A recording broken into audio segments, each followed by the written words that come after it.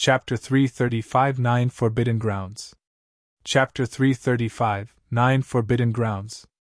According to Little Fatty, after the battle at Dongling Valley 3 years ago, Monkey fell into a frenzy and almost went insane, nearing causing a huge disaster. Thankfully, he was protected by Senior Crane. However, Monkey was disheartened and chose to leave Ethereal Peak with the Spirit Tiger following suit.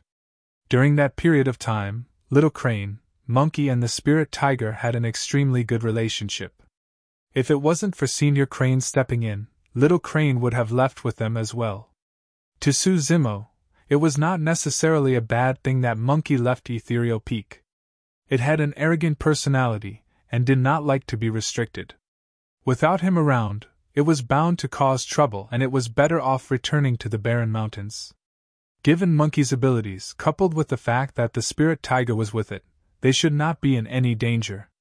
Zimo, Xiaoning, Little Fatty, Leng Ro and Xuantian were about to leave the palace when they caught sight of a girl in pink and wearing a veil standing at the entrance of the palace. She looked very quiet as though she was waiting for someone. Little Fatty and the rest had some impression of the girl in pink. She accompanied Chief Steward Gu Shi to watch the Sect competition, and seemed to have an impressive background. "Bro, she should be looking for you, right?" Little Fatty asked softly. Before the Sect competition ended, the Blood Crow King created trouble. Under the circumstances where even the Emperor of Great Zhou remained silent, Gu Shi stood out and protected Zimo. That was something everyone witnessed. Naturally, Zimo knew that the girl in pink was Demoness G, but he did not explain. Arriving before Demoness G, Zimo cupped his fists in a composed manner. "Help me thank Senior Gu for her life-saving grace." "Humph!" Demoness G snorted and rolled her eyes at Zimo, pretending to be angry. "I should be the one you should thank. If I didn't plead for you, do you think that Auntie Gu would have bothered about you?" Little Fatty and the others circled their gazes between Zimo and Demoness G with strange expressions. Demoness G's tone did not sound like she was blaming him. Instead, it was more like she was wheedling. Furthermore, from what she said, it seemed like the relationship between the two of them was not simple. Leng Ro frowned slightly and said nothing. "Thank you, Dem. Miss G." Zimo almost blurted the word Demoness and hurriedly changed. She giggled and pondered for a moment. "I'm here to tell you something. That man from Blood Crow Palace is someone Ethereal Peak can't afford to offend. After entering the ancient battlefield, you had better not return to Great Zhou. It'll be best if you can leave the Tianhuang North region entirely." Zimo frowned. Demoness G reminded. "Think about the Emperor's attitude today, and I'm sure there are some things you will understand." She was implying that even the Emperor of Great Zhou was unwilling to offend Blood Crow Palace.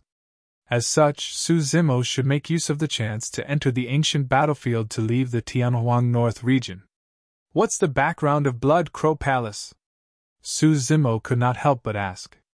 Demoness G replied. "There's a total of 9 forbidden grounds in Tianhuang mainland. Be it humans or demons, they will definitely die upon entering the forbidden grounds. 2 of them are located in the Tianhuang North region, and the founder of Blood Crow Palace should be from one of them. 9 forbidden grounds." Zimo and the rest were shocked. Even though this was the first time hearing of that term, all of them felt a chill run down their spines. What were the 9 forbidden grounds such that a single person from within could strike fear into the entire Great Zhou dynasty? How terrifying were the forbidden grounds? "That's all." Brushing past Zimo, Demoness G paused for a moment and sent a voice transmission. "If you take this opportunity to join the Fiend Sects, you can avoid this calamity." With that said, Demoness G left. Xuantian and the others had terrible expressions, frowning in deep thoughts. They were no fools. Even if Demoness G had not said anything, all of them could tell that Blood Crow Palace did not have a simple background. For people like Zimo, Little Fatty and the others who had not joined the sect for a long time and did not have deep feelings for Ethereal Peak, there was no need for them to stay in the sect knowing that it might be annihilated. "Bro, what do you think?" Little Fatty could not help but ask on the way back. Zimo did not say anything. The ancient battlefield was indeed a great opportunity for one to leave the territory of the Great Zhou Dynasty or the Tianhuang North region. Some time later, the various factions and sects of Tianhuang mainland would have experts opening up a passageway to the ancient battlefield using their supreme dermic powers. As long as Su Zimo and the others found other passages during that 1 year within, they could exit using a different path when it was time to return, and they would be teleported out of the Great Zhou Dynasty. In fact, they might even be teleported to the south and west regions or somewhere in the middle continent. However, Su Zimo was hesitant. He was different from others. It was not because he had deep feelings for Ethereal Peak. He was worried that his departure would implicate his older brother in Yan country, Su Hong.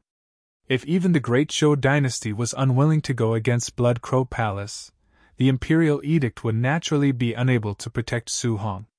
He was someone that Blood Crow Palace would definitely want to kill. The people of Blood Crow Palace were evil and capable of killing all living beings in a city. If they did not find him, Blood Crow Palace might find clues leading them to Su Hong in a fit of anger, and that was something Su Zimo did not want to happen.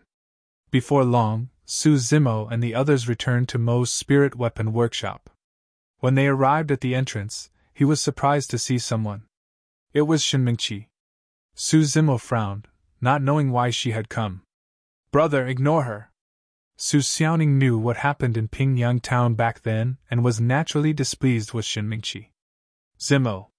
When she saw Su Zimo and the others walking over, Shinmingqi took the initiative to head up first. Looking uneasy, she revealed a smile and called out. "Yes?" Su Zimo asked calmly. "Zimo, it's like this." She hesitated for a moment before saying, "I see that you have obtained spots on both the weapon and spirit rankings. If that's the case, you have an additional one." Shinmingqi did not continue, merely looking at Su Zimo somewhat nervously in anticipation. He replied indifferently, "I already have someone in mind." "Ah?" Her eyes dimmed in disappointment. Forcing a smile, she asked, "Can I ask who it is?" "My spirit beast." Su Zimo did not choose to hide the truth. He had intended to take Night Spirit along for that spot. The reason why he did not choose Nianqi was because if he had to choose between the two of them, it would have to be Night Spirit. Even though Nianqi had been by Su Zimo's side for 3 years, comparatively, he had a deeper relationship with Night Spirit despite the fact that it was a spirit beast. Furthermore, Nianqi's current cultivation realm wasn't high and was only at late-stage foundation establishment. It might not be a good thing for her to enter the ancient battlefield. When she heard that, Shinmingqi was agitated and said in rage, "Su Zimo, you don't have to humiliate me like this even if you don't want to give it to me." "Did I humiliate you?" Su Zimo did not understand why Shinmingqi was so agitated all of a sudden. She questioned, "You'd rather give the spot to a spirit beast than me. Isn't that humiliating me?" "Foo." He shook his head and scoffed coldly. "Night Spirit saved my life, why can't I give it to it? Furthermore, why should I give it to you?" Shinmingqi opened her mouth as though she wanted to say something. However, nothing came out and she merely stood rooted to the ground in a daze, looking pale as a sheet. Su Zimo had already swept his robes and left. Chapter 336 Inheriting the Secret Skills. Chapter 336 Inheriting the Secret Skills. Mo's Spirit Weapon Workshop. Even though there had been some commotion, Ethereal Peak was the biggest winner of this sect competition. In the small courtyard beside Jishui River, everyone from Ethereal Peak along with Nianqi and Xiaoning had a hearty celebration. However, everyone had their own troubles. Late at night, everyone had dispersed. Under the hazy and cold moonlight, a green-robed cultivator sat by the side of Jishui River alone, staring at the glistening water surface in a daze. Beside him was a pitch-black and majestic beast sprawled on the ground. After growing up, Night Spirit was stalwart, and its limbs were extremely strong. Every single muscle it had possessed explosive strength, while its claws that were hidden in the gaps of its fingers were unusually sharp. Its head resembled a wolf, and it had a shocking bite strength. This was a perfect body that was born to kill. Right then, a series of footsteps appeared behind him. Zimo! Xian Yi's voice rang out. Su Zimo was about to stand up when Xian Yi pressed against his shoulder and sat down. I'm planning to impart the other 2 secret skills of Ethereal Peak to you tomorrow.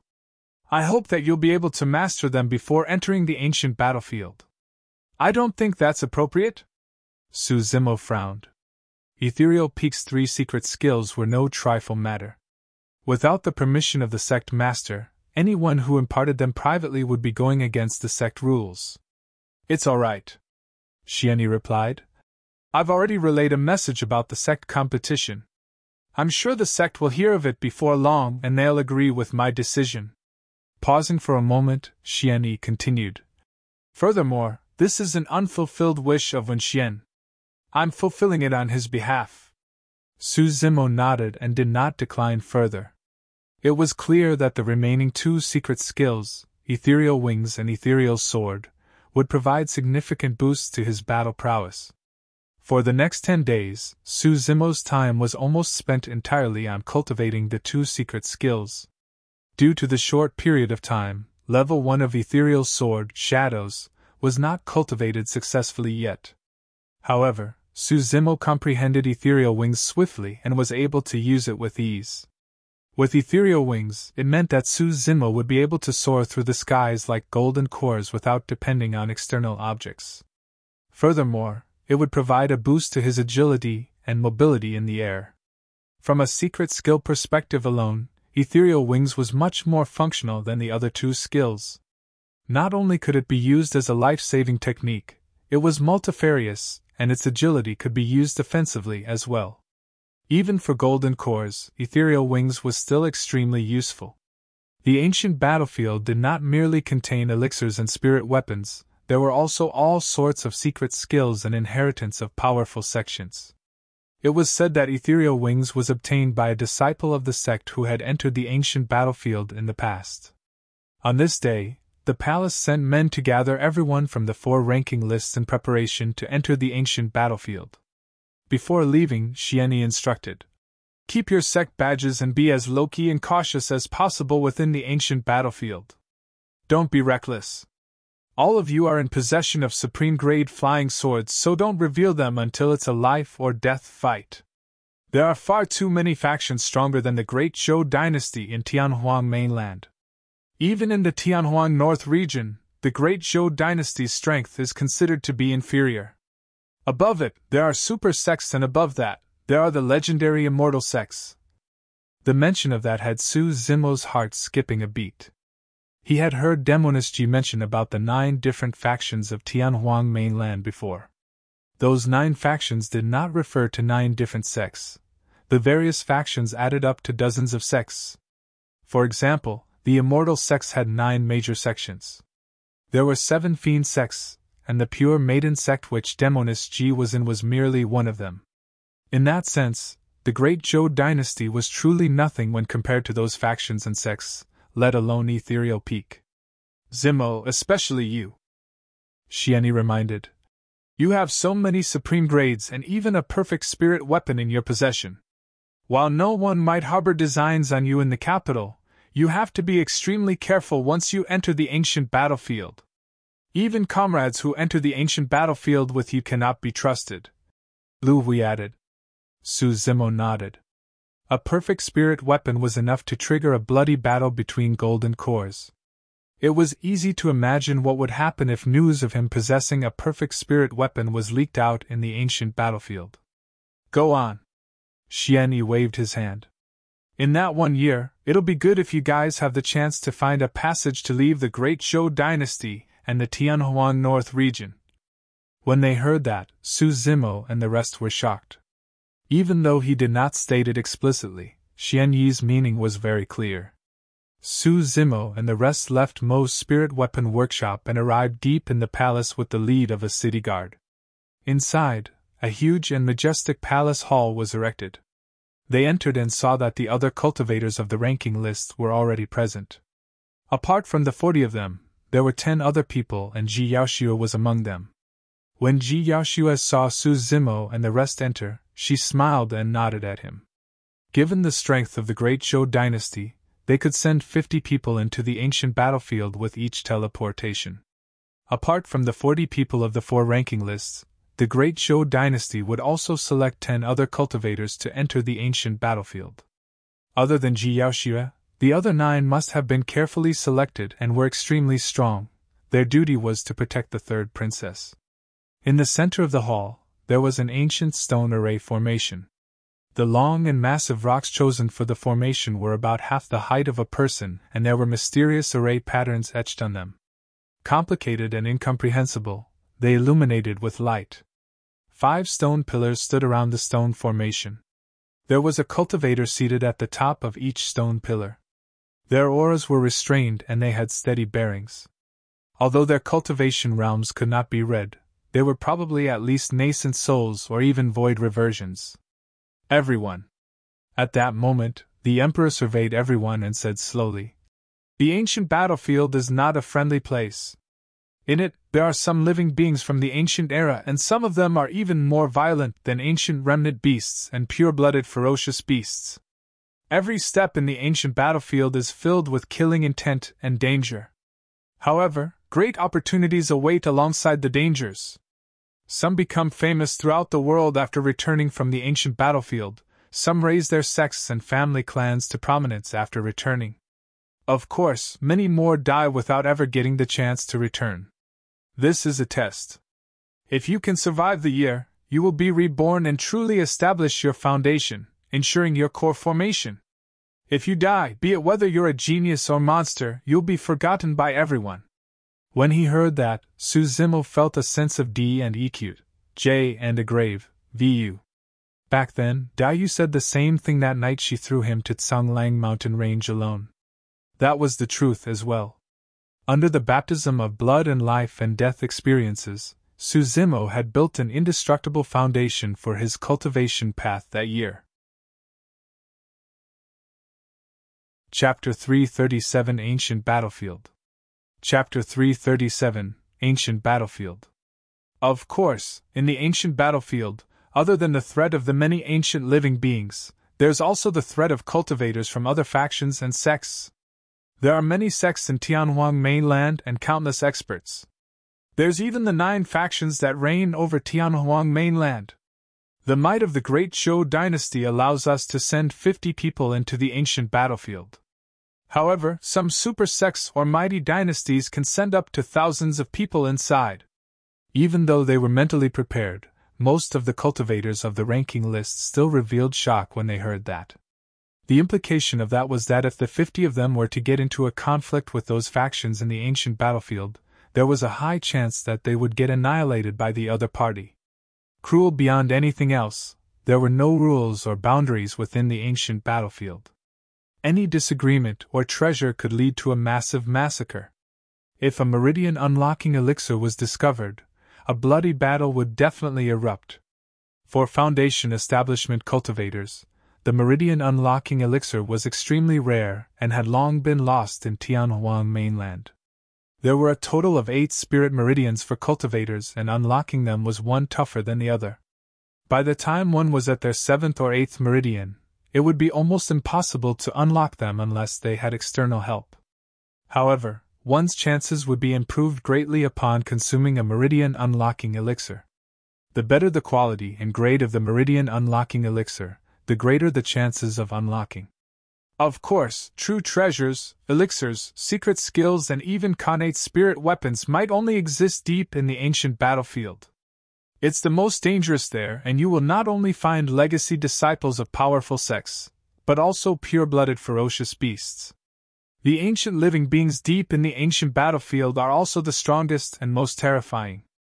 Do not venture deep into the ancient battlefield under any circumstances. Everyone heaved a sigh of relief. This meant that they would be safer as long as they did not venture deep into the ancient battlefield. Of course, that was only in a relative sense. The living beings in the ancient battlefield were normally asleep. However, once the ancient battlefield opens up, many of those ancient living beings would also awaken. For them, the cultivators that entered from the various parts of Tianhuang mainland were nothing but rare delicacies, and a massacre was bound to break out. There were 9 cultivators standing behind Ji Yaoxue, and the Emperor pointed to one of them. This is Jian Yu, a 6th Meridian Foundation establishment cultivator and the commander for your expedition. 10 years ago, he entered the ancient battlefield and returned alive. Be it in terms of experience or strength, he's stronger than all of you. Just listen to his instructions. Any questions? The Emperor looked around and asked. Someone asked, "How was the ancient battlefield formed?" The Emperor replied slowly. It's said that the ancient battlefield is a destroyed world left behind after a massive battle in the ancient era. Within it, countless sects, experts, ferocious beasts, and fiend celestials are buried.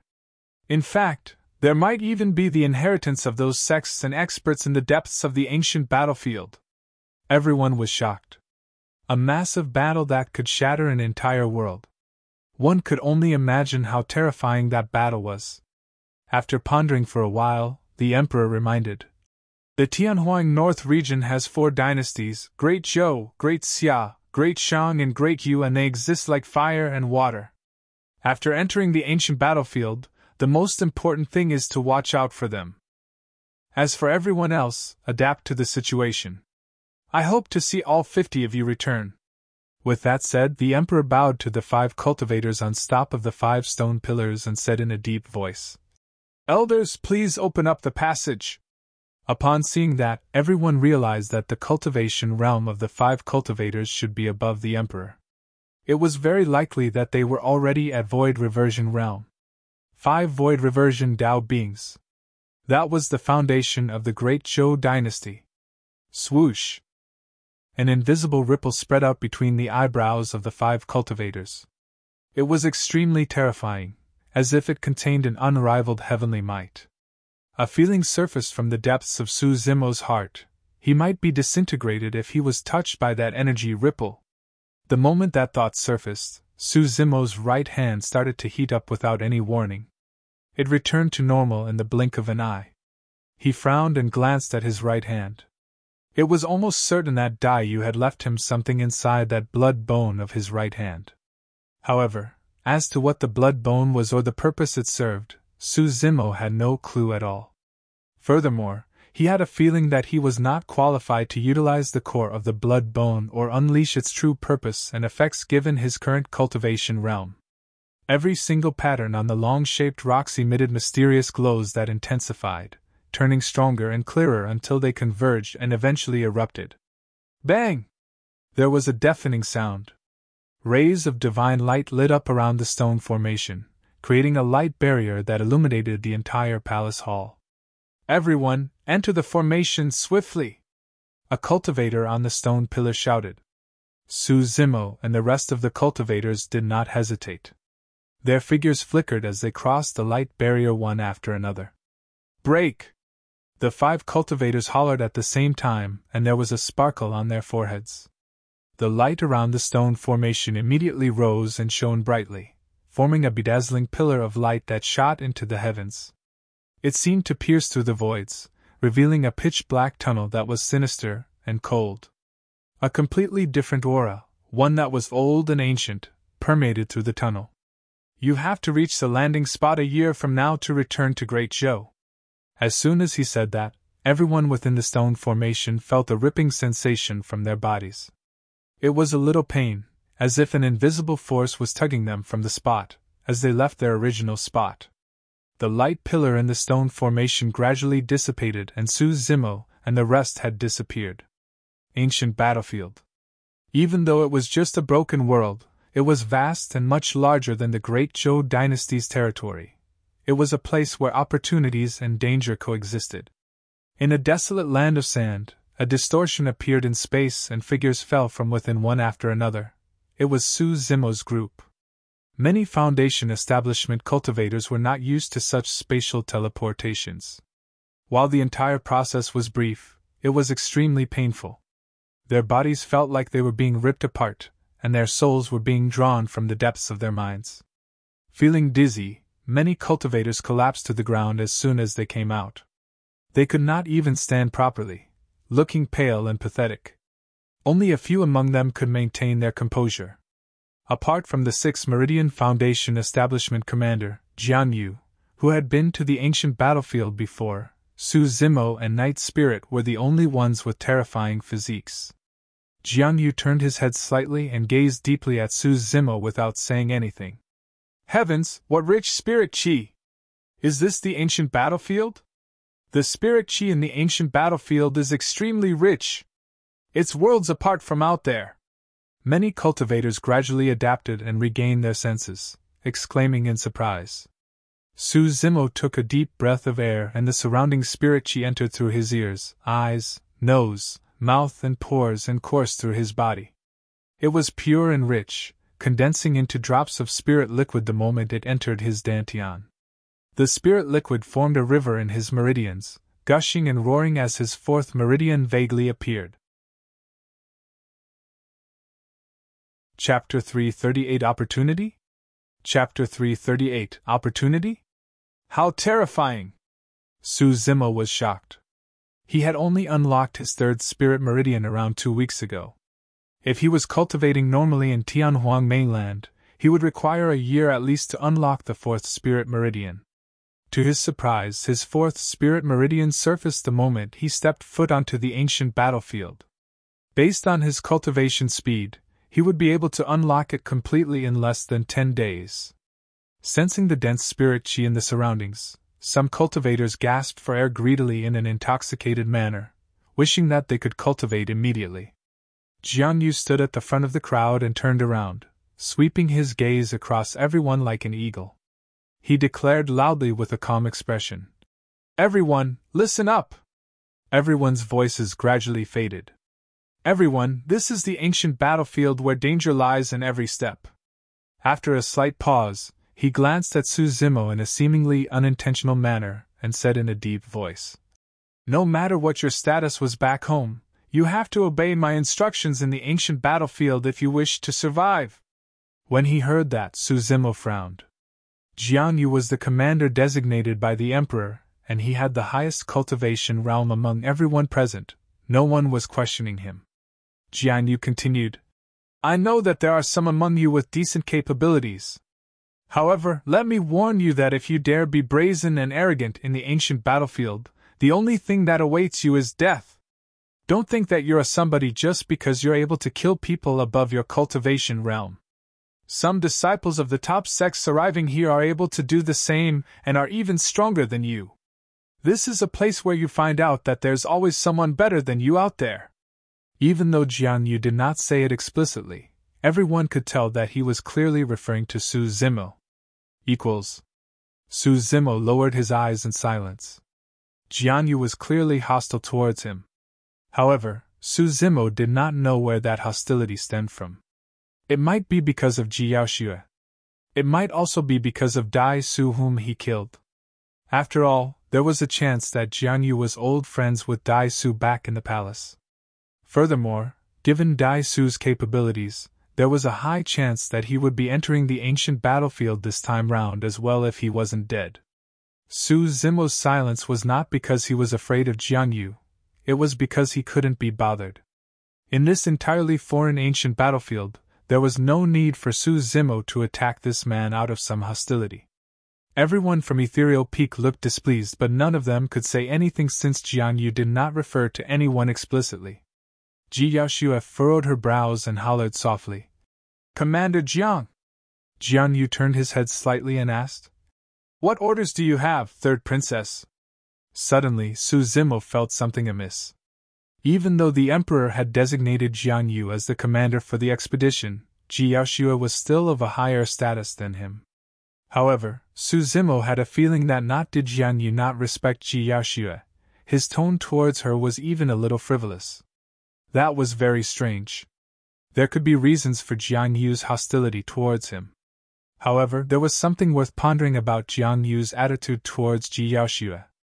Ji Yaoxue did not sense anything unusual and merely reminded, "Commander Jiang, we should hurry on and find a resting spot before it turns dark." "Yes," Jian Yu responded.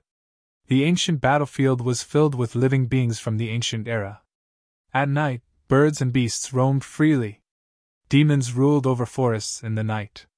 For the nights in the ancient battlefield, ancient living beings ruled over the place. If one lingered outside without exceptional strength, they would definitely be met with certain death. Typically, in areas like the depths of the ancient battlefield, there would be huge cities where many powerful cultivators gathered. However, there were no such cities on the edge of the ancient battlefield. Jiangyu retrieved a map from his storage bag and checked against it before standing before Ji Yaoxue. "Third Princess, we are here now. There's a mountain nearest to this place with a cave at its foot. We can settle down at that place temporarily." "All right, let's head there." Ji Yaoxue nodded. A map as such was sketched by cultivators who had returned alive from the ancient battlefield.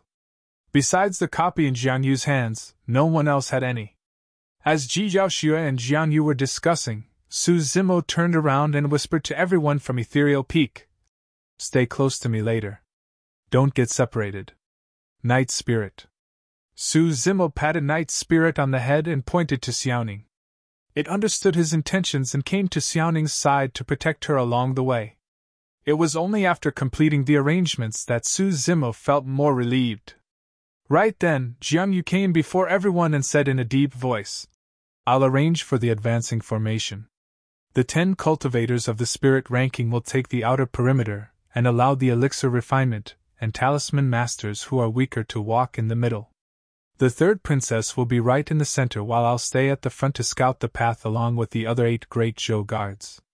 There was nothing inappropriate with the arrangement, and some elixir refinement and talisman masters expressed their thanks profusely. "Let's go." Jiangyu waved, identified the direction, and led everyone towards the destination. The surroundings were filled with barren land, gravel, and strange rocks. There was not a single bit of vegetation that could be seen, as dead silence shrouded them in a slightly repressing manner. Thankfully, they did not encounter any dangers along the way. After walking for about 2 hours, Jiangyu suddenly stopped and exclaimed softly. Out of curiosity, many cultivators looked forward. On the nearby gravel, there were pitch-black skeletons that had long dried up and had no flesh. A brief count revealed dozens of corpses, and there were storage bags beside each of them. The eyes of many cultivators lit up.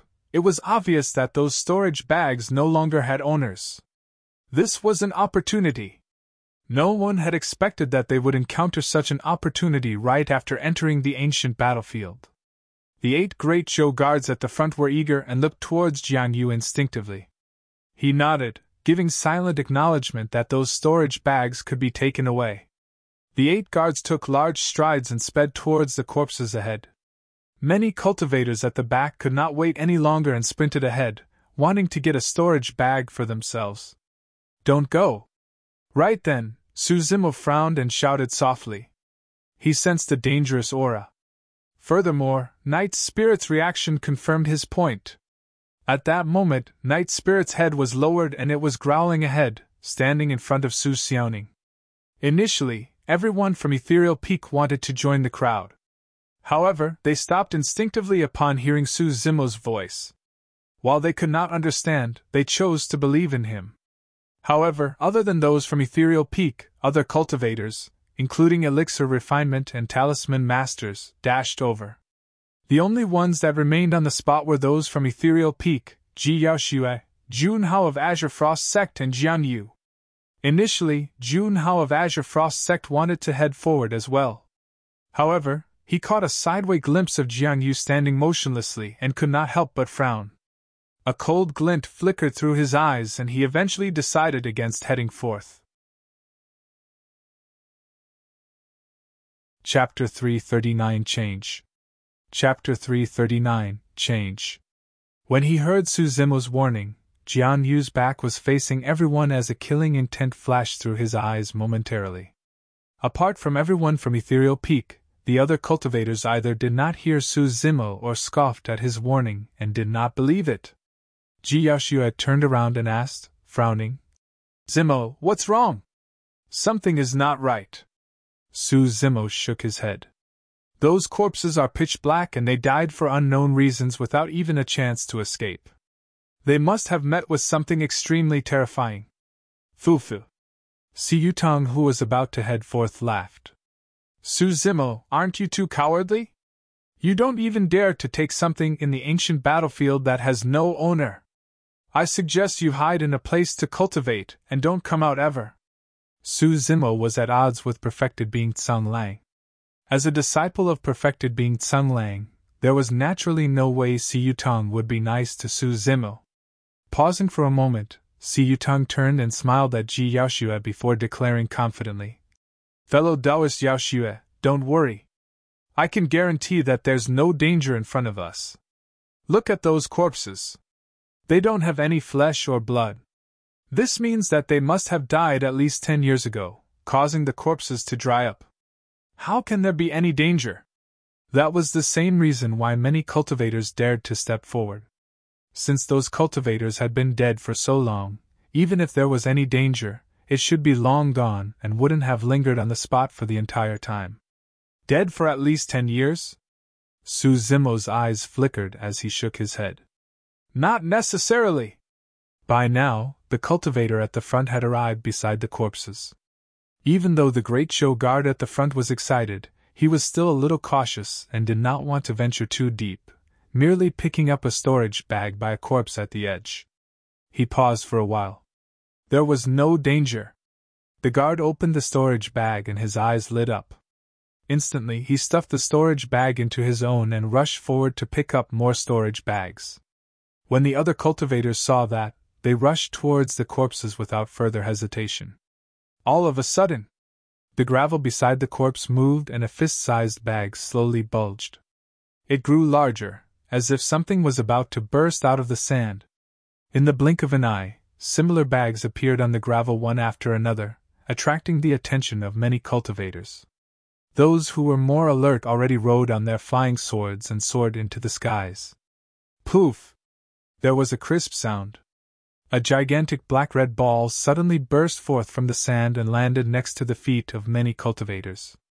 Before they could react, the black-red balls opened up, turning into worms with red heads and legs and black bodies. Densely packed, they swarmed towards the legs of the cultivators. Each worm was about the length of an arm and had 1,000 feet that shuffled across the gravel at the same time. They were extremely fast and instantly climbed onto the legs of many cultivators. Ah! Ah! Ah! A series of tragic cries rang one after another. Right in front of everyone, black fogs appeared on the faces of those cultivators one after another, as their eyes bulged out like dead fish, filled with terror. The blood vessels from beneath their skin gradually surfaced and suddenly exploded. Blood centipedes! Su Zimo's expression changed slightly. In order to find out more about night spirits' origins, he had browsed through many texts and ethereal peak about ancient living beings and knew about such savage beings. Blood centipedes were living beings of the ancient era and lived in groups. They were highly toxic and could turn flesh into a puddle of blood with a single bite before feeding in their groups. In a few breaths' time, they could devour a person till only a corpse was left. The toxic nature of the blood centipede was also the reason why the corpses were pitch black. It was said that they were long extinct in Tianhuang mainland, but who knew that they would exist in the ancient battlefield? It's the ancient blood centipedes! Hurry and retreat! Suddenly, Jiang Yu exclaimed and turned around hurriedly to stand beside Ji Yaoxue. There was a flash of panic in his eyes, as though he was stricken with fright as he panted. Hurry and leave, third princess! We can't linger here! But what about them? Even though she was a princess of Great Zhou, her face was somewhat pale from the sudden change in events. She pointed at the chaotic crowd in front of her, looking pained. We can't save them. If we stay here, we'll die as well! Jiang Yu shouted. In just a short while, many cultivators were already dead with their flesh gone. The only thing left behind were their pitch-black corpses with their storage bags at the side. It was the exact same way as when they first found the corpses. The 4 great Zhou guards at the forefront had all perished and lost their lives. Some cultivators at the back managed to avoid the tragedy, and some of them stood rooted to the ground, scared stiff. A cultivator at the front turned around with a look of horror on his face. His face was blackening as he reached out with his arm and grabbed the shoulder of a weapon refinement master behind him, calling out, Save me! Poof! The person who spoke suddenly turned into a mist of blood, splattering all over the face of the Weapon Refinement Master. The Weapon Refinement Master was so terrified that he snapped out of his senses and shrieked, turning around to flee immediately. However, he only managed to take a few steps when he paused and his face turned black. Turning into a puddle of blood, his corpse collapsed to the ground and a swarm of blood centipedes engulfed and swallowed it immediately. Pissed! When the surviving cultivators saw that, they gasped and their pupils constricted. The toxin was so poisonous that even if a Foundation establishment cultivator was not bitten by a blood centipede, he could die just by touching a few drops of blood from an infected cultivator. Ji Yaoxue realized that there was no way to save the cultivators bitten by the blood centipedes. All of them would die here if they tried to save the others forcefully. Siyu Tang was so scared that his face was pale as a sheet. He felt a lingering fear in his heart, thankful that he had argued with Su Zimo and was slower. This way! Everyone, ride on your flying swords! The blood centipedes can't fly! Jiang Yu ordered and leaped on his flying sword, speeding off in a direction with Ji Yaoxue and the remaining survivors. The survivors were already in a state of panic and summoned their flying swords subconsciously, soaring into the air and escaping behind Jiang Yu. The entire place was in chaos. Among everyone present, Su Zimo was the only one who could maintain his composure as he ran on the ground with Knight's spirit, following tightly behind everyone. Even though they were already far from the corpse area, the sense of danger in Su Zimo's heart intensified instead of disappearing. Be careful, everyone! Before he could finish his words, there was a loud bang. The gravel in front suddenly collapsed, forming a massive pit. A huge, hideous head popped out from the sand pit with 1,000 feet shuffling at the same time. Suddenly, it raised half of its body, facing everyone and emitting an extremely terrifying aura. A pair of sharp fangs that exuded a foul smell bit together, producing a clanging sound. Its bloodshot eyes were like blazing suns, fuming with killing intent. This was an incomparably massive blood centipede, and the half of its body that was revealed was already 100 feet long. Ah! Everyone exclaimed. Even though the blood centipede could not fly, the raised half of its body was a full 100 feet long and blocked everyone's path instantly. They were obstructed at the front and chased at the back. Chapter 340 Poison Immunity. Chapter 340 Poison Immunity. Faced with this huge creature that blocked their way, two cultivators' eyes were filled with madness. They wanted to circle around the blood centipede and continue running. Swash! Swash! The blood centipede swung the two feelers on its head that were like two long black whips. They tore through the void with a pungent smell, pulling the two cultivators back immediately. Ah! Ah!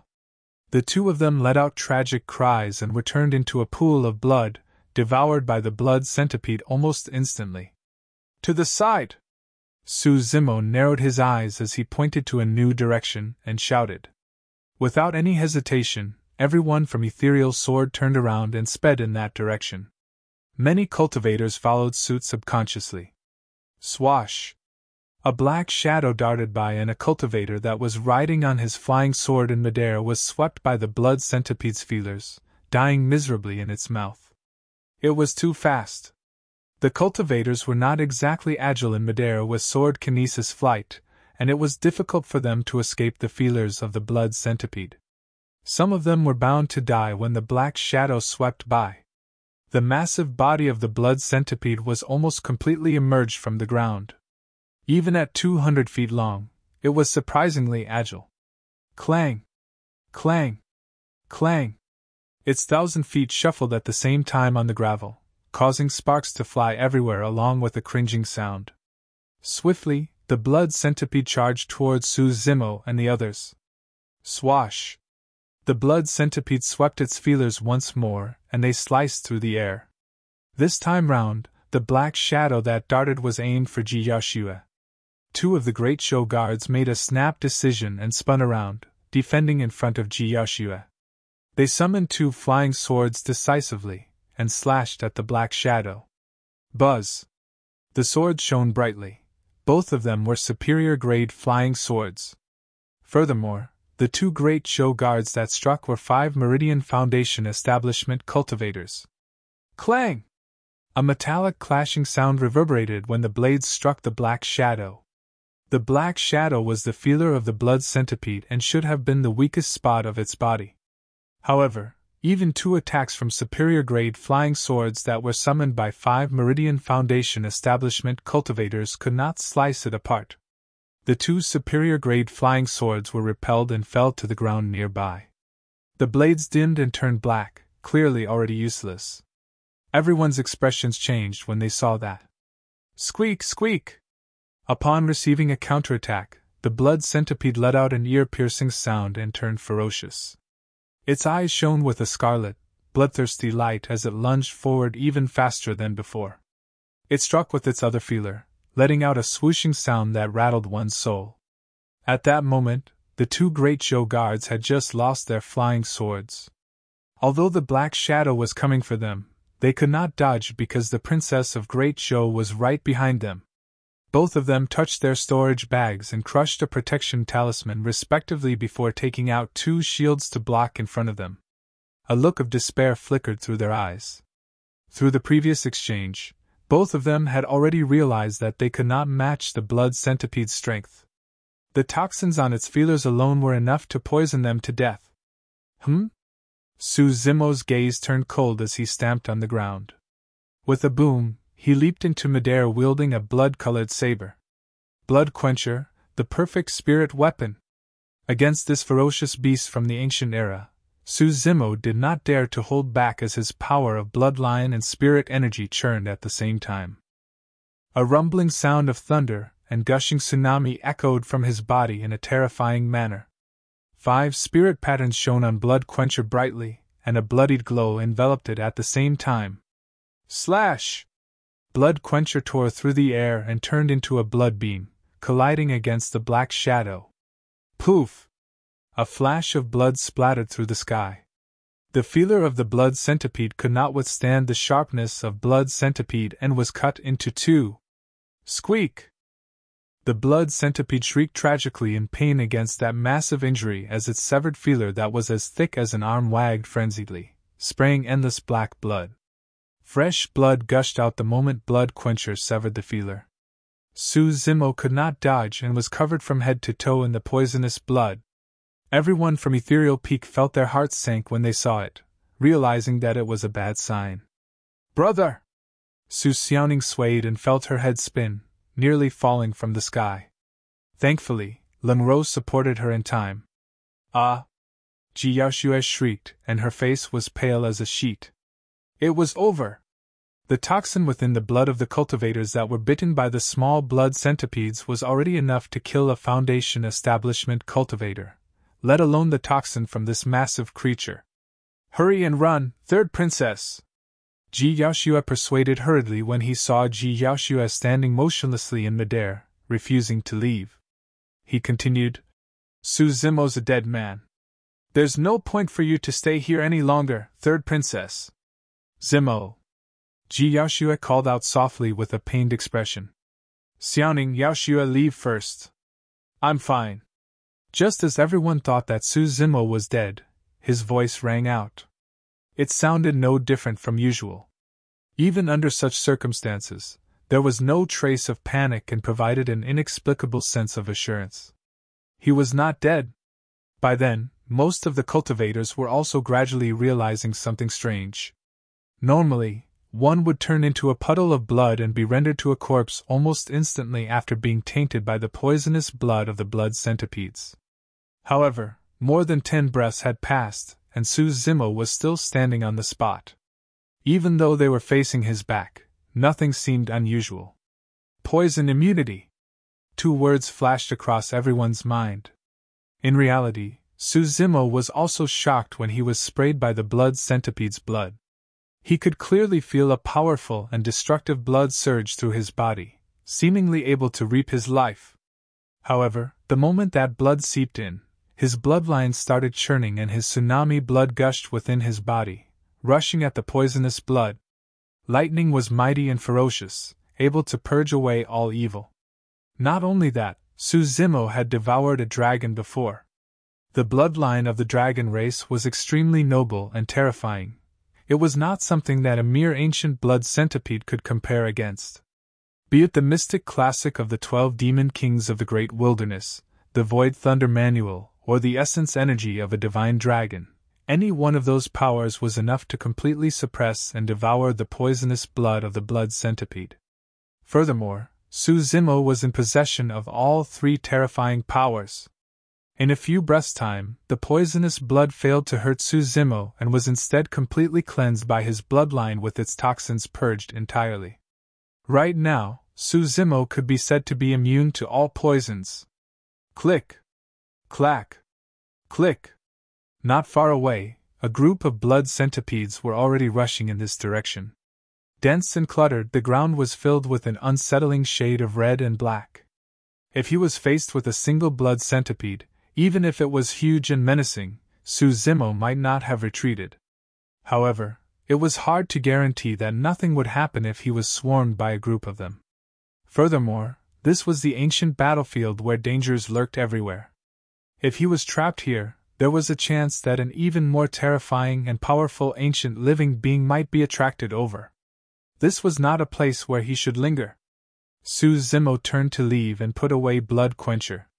Instead, he withdrew a gigantic bow that shone with 4 spirit patterns and shot an arrow backwards without looking at all. Naturally, a single arrow was not enough to kill the blood centipede king. However, it could impede its movement.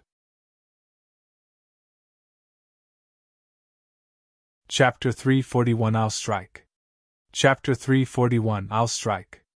Everyone fled in panic. Zimo hung around the back and was able to prevent the attacks of the blood centipedes. In reality, the moment the blood centipede king appeared, Night Spirit's eyes shone with a murderous killing intent, and it even harbored thoughts of turning around to fight the blood centipede king. However, Zimo did not wish to get entangled with those poisonous creatures at this place, and gestured for Night Spirit to just protect Xiaoning. Most importantly, it was because Zimo was wary about someone else. Jiang Yu. In theory, Zimo should not be suspicious of the commander that was designated by the Emperor of Great Zhou. However, through their interactions, Zimo was certain that there was something wrong with this person. Zimo ran on the ground. Under the gravel not far ahead, 2 big bags surfaced, and another swarm of blood centipedes were about to emerge.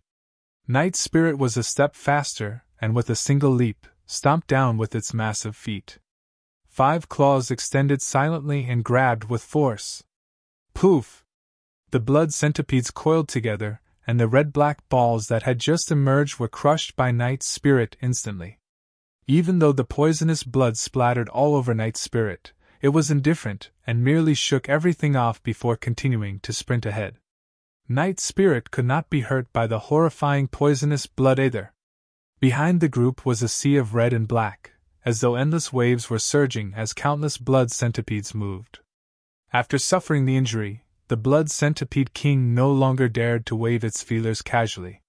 However, it found itself having to retreat due to Zimo's arrows each time it wanted to charge forth. The hunt continued for a long time before the group found a green shade of grass ahead. Within that desolate desert, green represented life and everyone was invigorated. When they flew above the grass, the red and black sea chasing them came to a gradual stop. Blood centipedes lived in the desert, and would not leave it that easily. Standing at the edge of the desert, the blood centipede king raised its massive body and shuffled its 1,000 feet, roaring in the direction of Zimo's group. Its bloodshot eyes looked indignant. When they saw that, everyone slowed down and eventually put away their flying swords to descend on the ground. Gasping for breath, all of them were rattled. The escape had taken a huge toll on everyone's spirit energy, and they were almost drained. They would not have lasted for much longer if they had to continue flying. Ji Yaoxue counted the crowd and she sighed gently as her eyes dimmed. In less than a day, the 50 people that entered the ancient battlefield were down to less than 20. The cultivators of the elixir and weapon rankings had lower cultivation realms, and most of them did not make it. Apart from 5 great Zhou guards, Jiang Yu included, Zimo, Su Xiaoning and the 3 from Ethereal Peak. A miserable few were left, and everyone was in low spirits, looking wretched. To think that the ancient battlefield would be this cruel. Initially, most of them harbored hopes of a fruitful expedition. In fact, they even dreamed about obtaining the Meridian Unlocking Elixir, Connate spirit weapons, or the inheritance of some fallen sects. But now, some of them were completely frightened by what they had just experienced. Apart from Jiang Yu, even the few remaining Great Show guards revealed traces of uneasiness and fear in their eyes. As should we find a place to stay and just cultivate there for an entire year without heading out anymore? A female cultivator asked timidly. In less than a day, more than half the cultivators were killed. If they were to continue roaming about in the remaining year, could they even get out alive? That's right. Siu Tong coughed gently. The spirit chi in the ancient battlefield is so rich. It won't be a wasted trip even if we were to just cultivate for a year here. With that said, he looked at Su Zimo, who was calm and indifferent, laughing dryly. If someone wants to die and wishes to continue heading out, go on ahead. However, don't expect us to follow you. The path of cultivation was something that defied the heavens to begin with. Every step was filled with thorns, and it was only natural that one would encounter countless dangers along the way. If one were to be fearful of advancing after meeting with some setbacks, their accomplishments in the future would be limited as well. Su Zimo ignored Siu Tong and swept his glance across the crowd, coming to an understanding.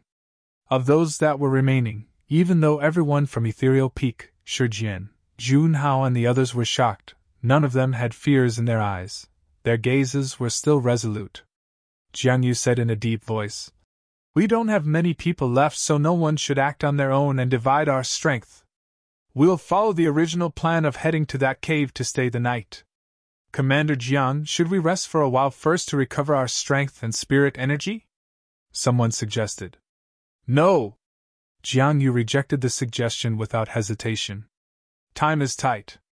We have to hurry and get there before night falls. He beckoned and determined the direction before walking in front to lead everyone.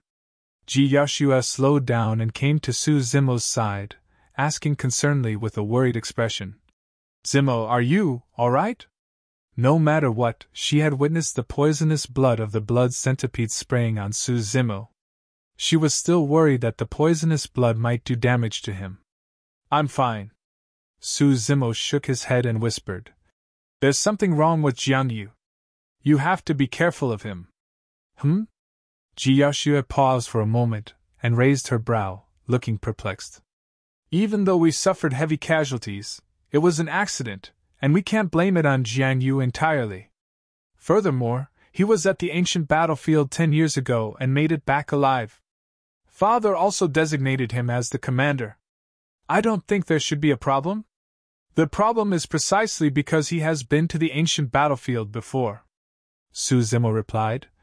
"Given his experience, there's no way he couldn't tell that there was something wrong with those corpses. However, he allowed the others to pick up the storage bags. Furthermore," pausing for a moment, he continued, "after discovering those corpses, he did not continue moving forward." Ji Yaoshua was extremely smart, and instantly realized that something was amiss as well. Su Zimo said in a low voice, "In fact, I'm suspecting that he was deliberately letting them die so as to weaken the strength of the team. But what motive does he have for doing that? What does he stand to gain from that?" Ji Yaoshua could not understand. Su Zimo shook his head. "I don't know either.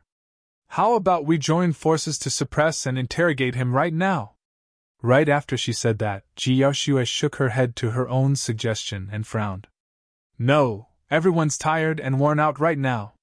Furthermore, Jiang Yu has the highest cultivation realm and we won't be able to restrain him even with our combined strength." Suddenly, Ji Yaoshua realized a horrifying fact. If there was truly something wrong with Jiang Yu, no one would be his match given his strength as a 6th Meridian Foundation establishment cultivator. "If you're agreeable, I'll strike to take him down." Right then, Su Zimo's voice rang out, his tone casual and indifferent.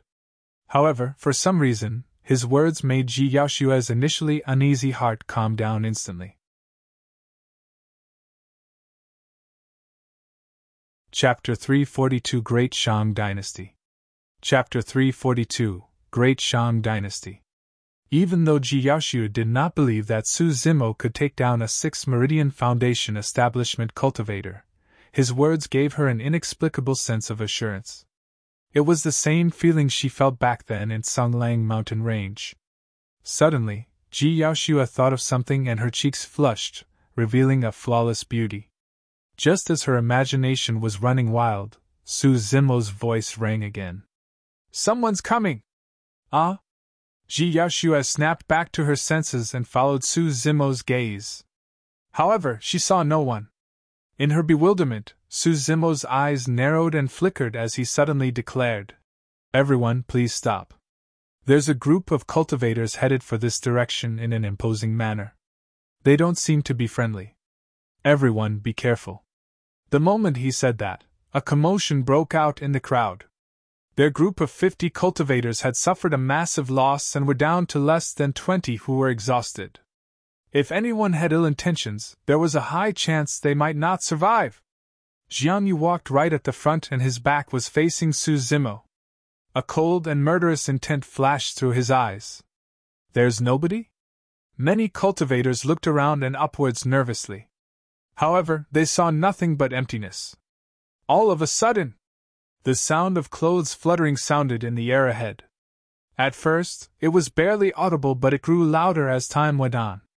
Before long, shadows appeared on the horizon and sped over at an extremely fast speed. "Commander Jiang, what should we do? Are they targeting us?" a fearful cultivator asked in a low voice. Jiang Yu did not reply and only smiled coldly. There were over 50 cultivators on the other side and they arrived in front of them in the blink of an eye.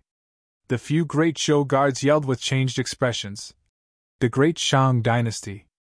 Upon hearing those words, everyone's heart sank. Jun Hao frowned, seemingly surprised. Ji Yaoshua's expression turned extremely terrible as well. The Tianhuang North region consisted of 4 great dynasties: Great Xia, Great Shang, Great Zhou, and Great Yu. There were always wars at the borders and the dynasties coexisted like fire and water. Under such circumstances, it was almost equivalent to the death penalty for them to encounter cultivators from the Great Shang Dynasty. Su Zimo's gaze landed on Jianyu and his heart stirred as he vaguely understood something. The appearance of the Great Shang Dynasty's cultivators was too coincidental and perfect. This was their weakest moment. Furthermore, the cultivators of the Great Shang Dynasty had located them with such precision in less than a day. It was as though someone was guiding them. None of it made sense. However, everything could be explained if Jianyu was someone from the Great Shang Dynasty. He had intentionally led everyone to the corpses previously because he wanted to make use of the blood centipedes to weaken their group. After escaping, Jianyu refused to let everyone rest and continued sprinting until their spirit energies were nearly depleted. At their weakest moment, the Great Shang Dynasty appeared. Everything was so logical and perfect. "I am Duan Mingda of the Great Shang Dynasty.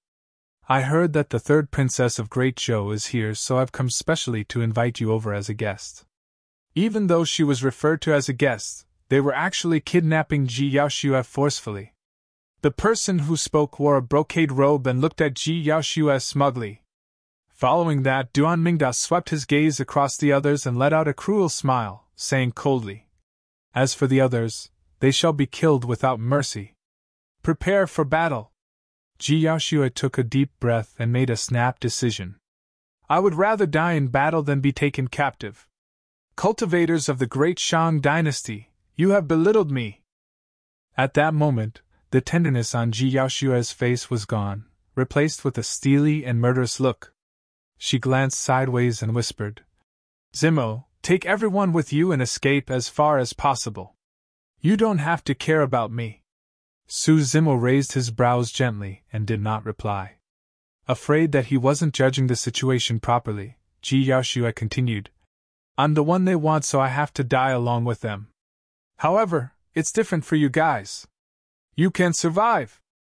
Zimo, promise me that you must live on and tell father about what happened today." Fufu. Right then, a cold laugh sounded. Ji Yaoxue took a couple of steps forward and turned around. He looked at Ji Yaoxue and Su Zimo mockingly, and shook his head. It's too late, third princess.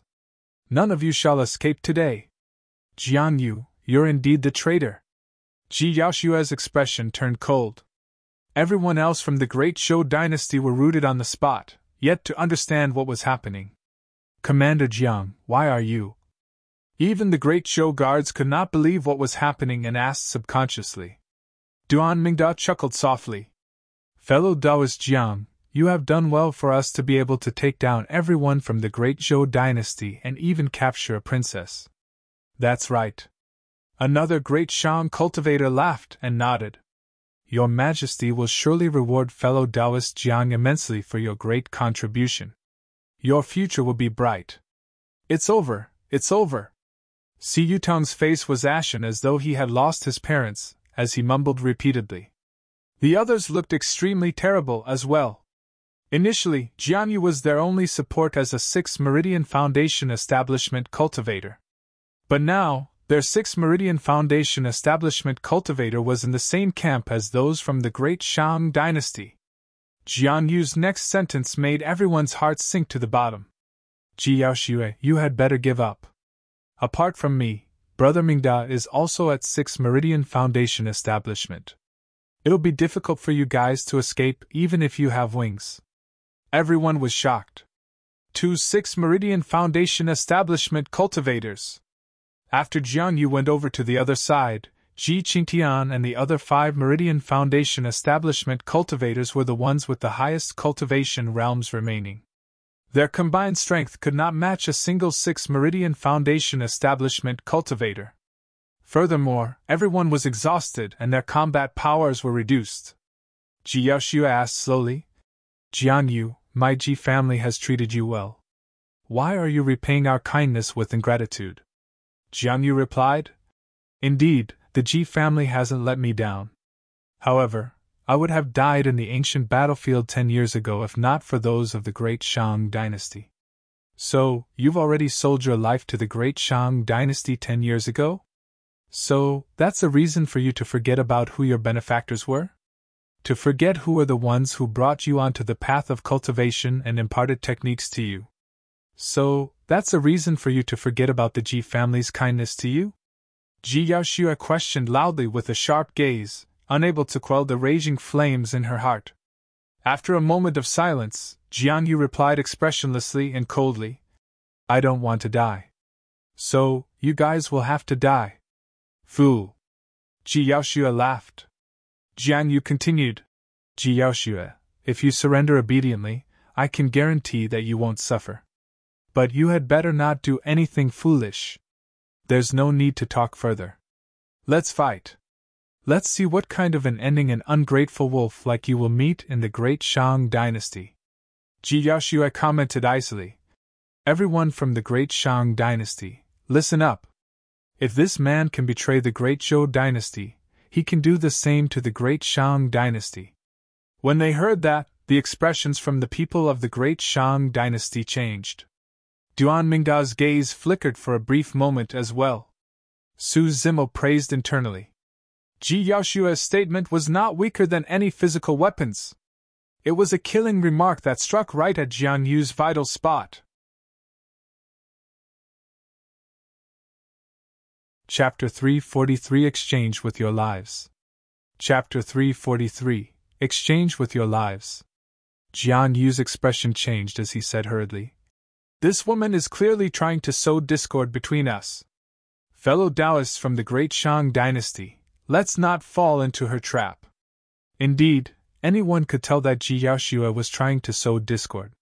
However, the amazing thing about her remark was that even if those from the Great Shang dynasty did not fall for the trap, it would be difficult for Jian Yu to gain their trust in the future.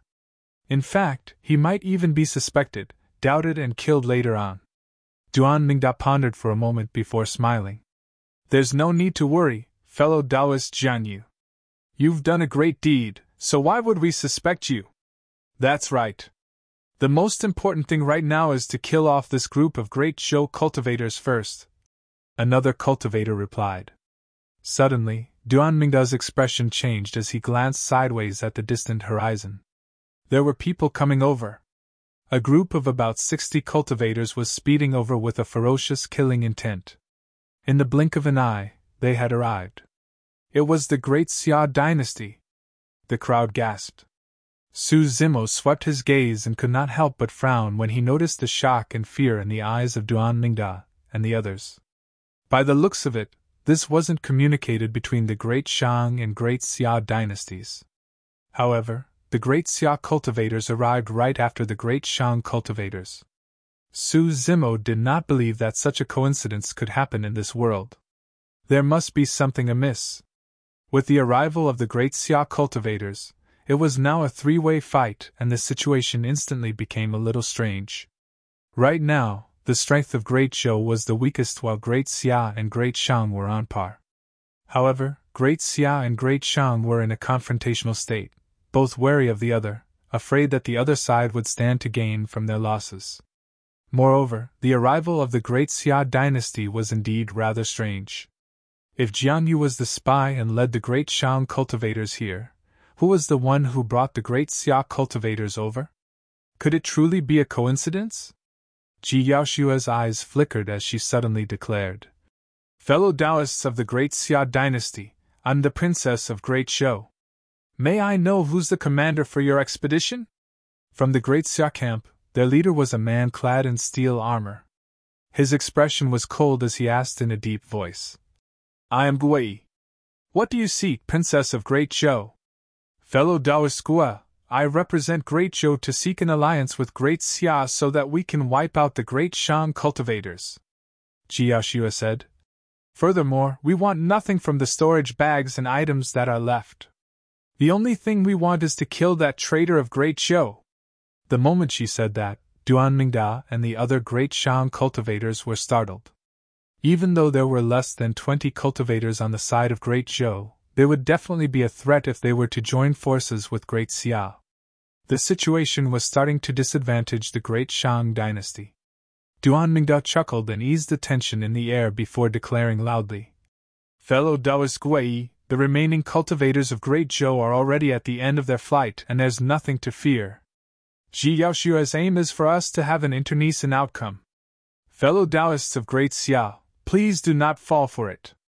Gui of Great Xia remained silent.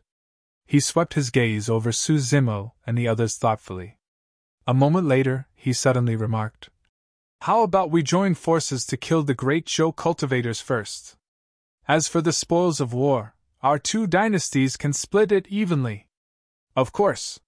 When they heard that, Duanmingda and the others agreed readily with bright eyes.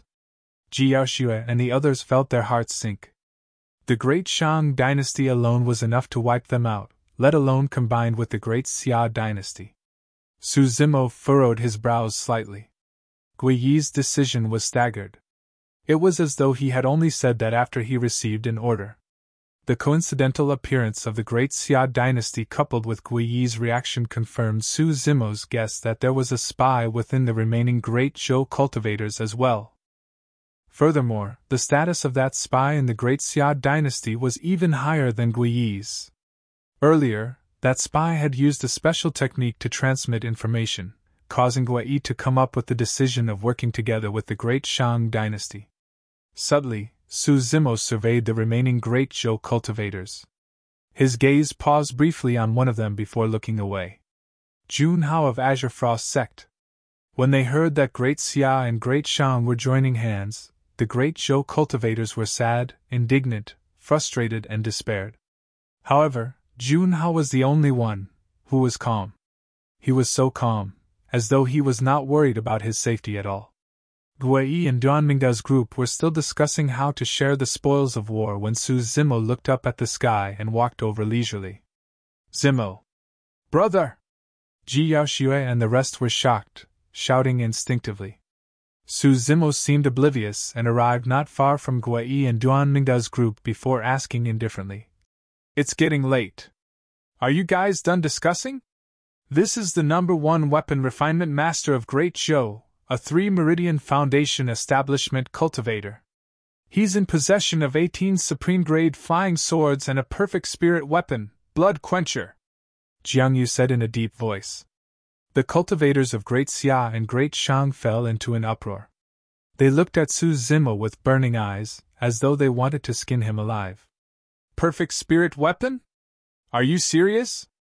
Duan Mingda narrowed his gaze and glared at Jiang Yu, enunciating every word. Absolutely. Jiang Yu nodded. He refined that blood quencher personally in front of everyone during the Great Zhou Dynasty Sect competition.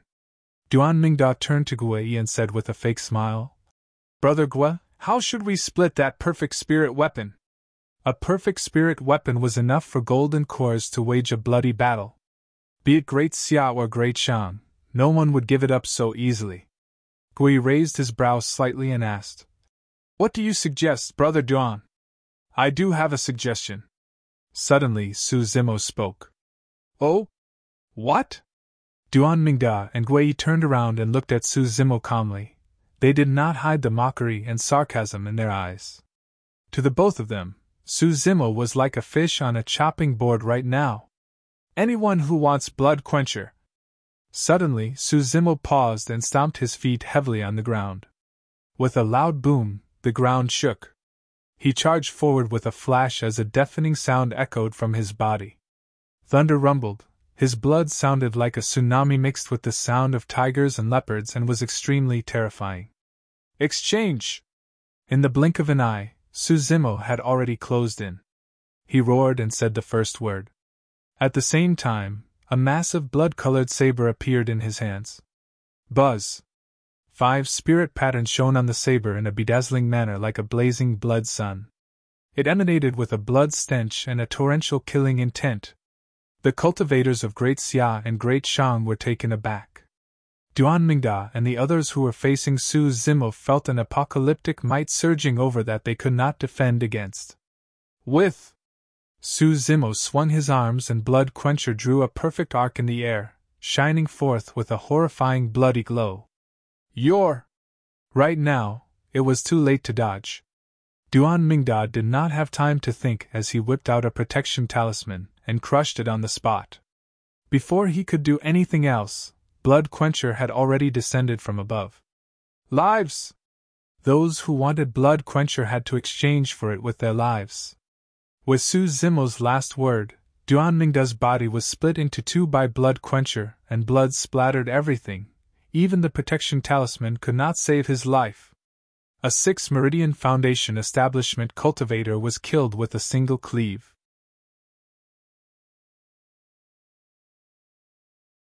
Chapter 344 Charging Ahead. Chapter 344 Charging Ahead. None of the cultivators of the 3 dynasties thought that Su Zimo would dare strike, let alone expect his strike. Furthermore, they were too close to one another and Duan Mingda was completely unguarded since he knew nothing about Su Zimo.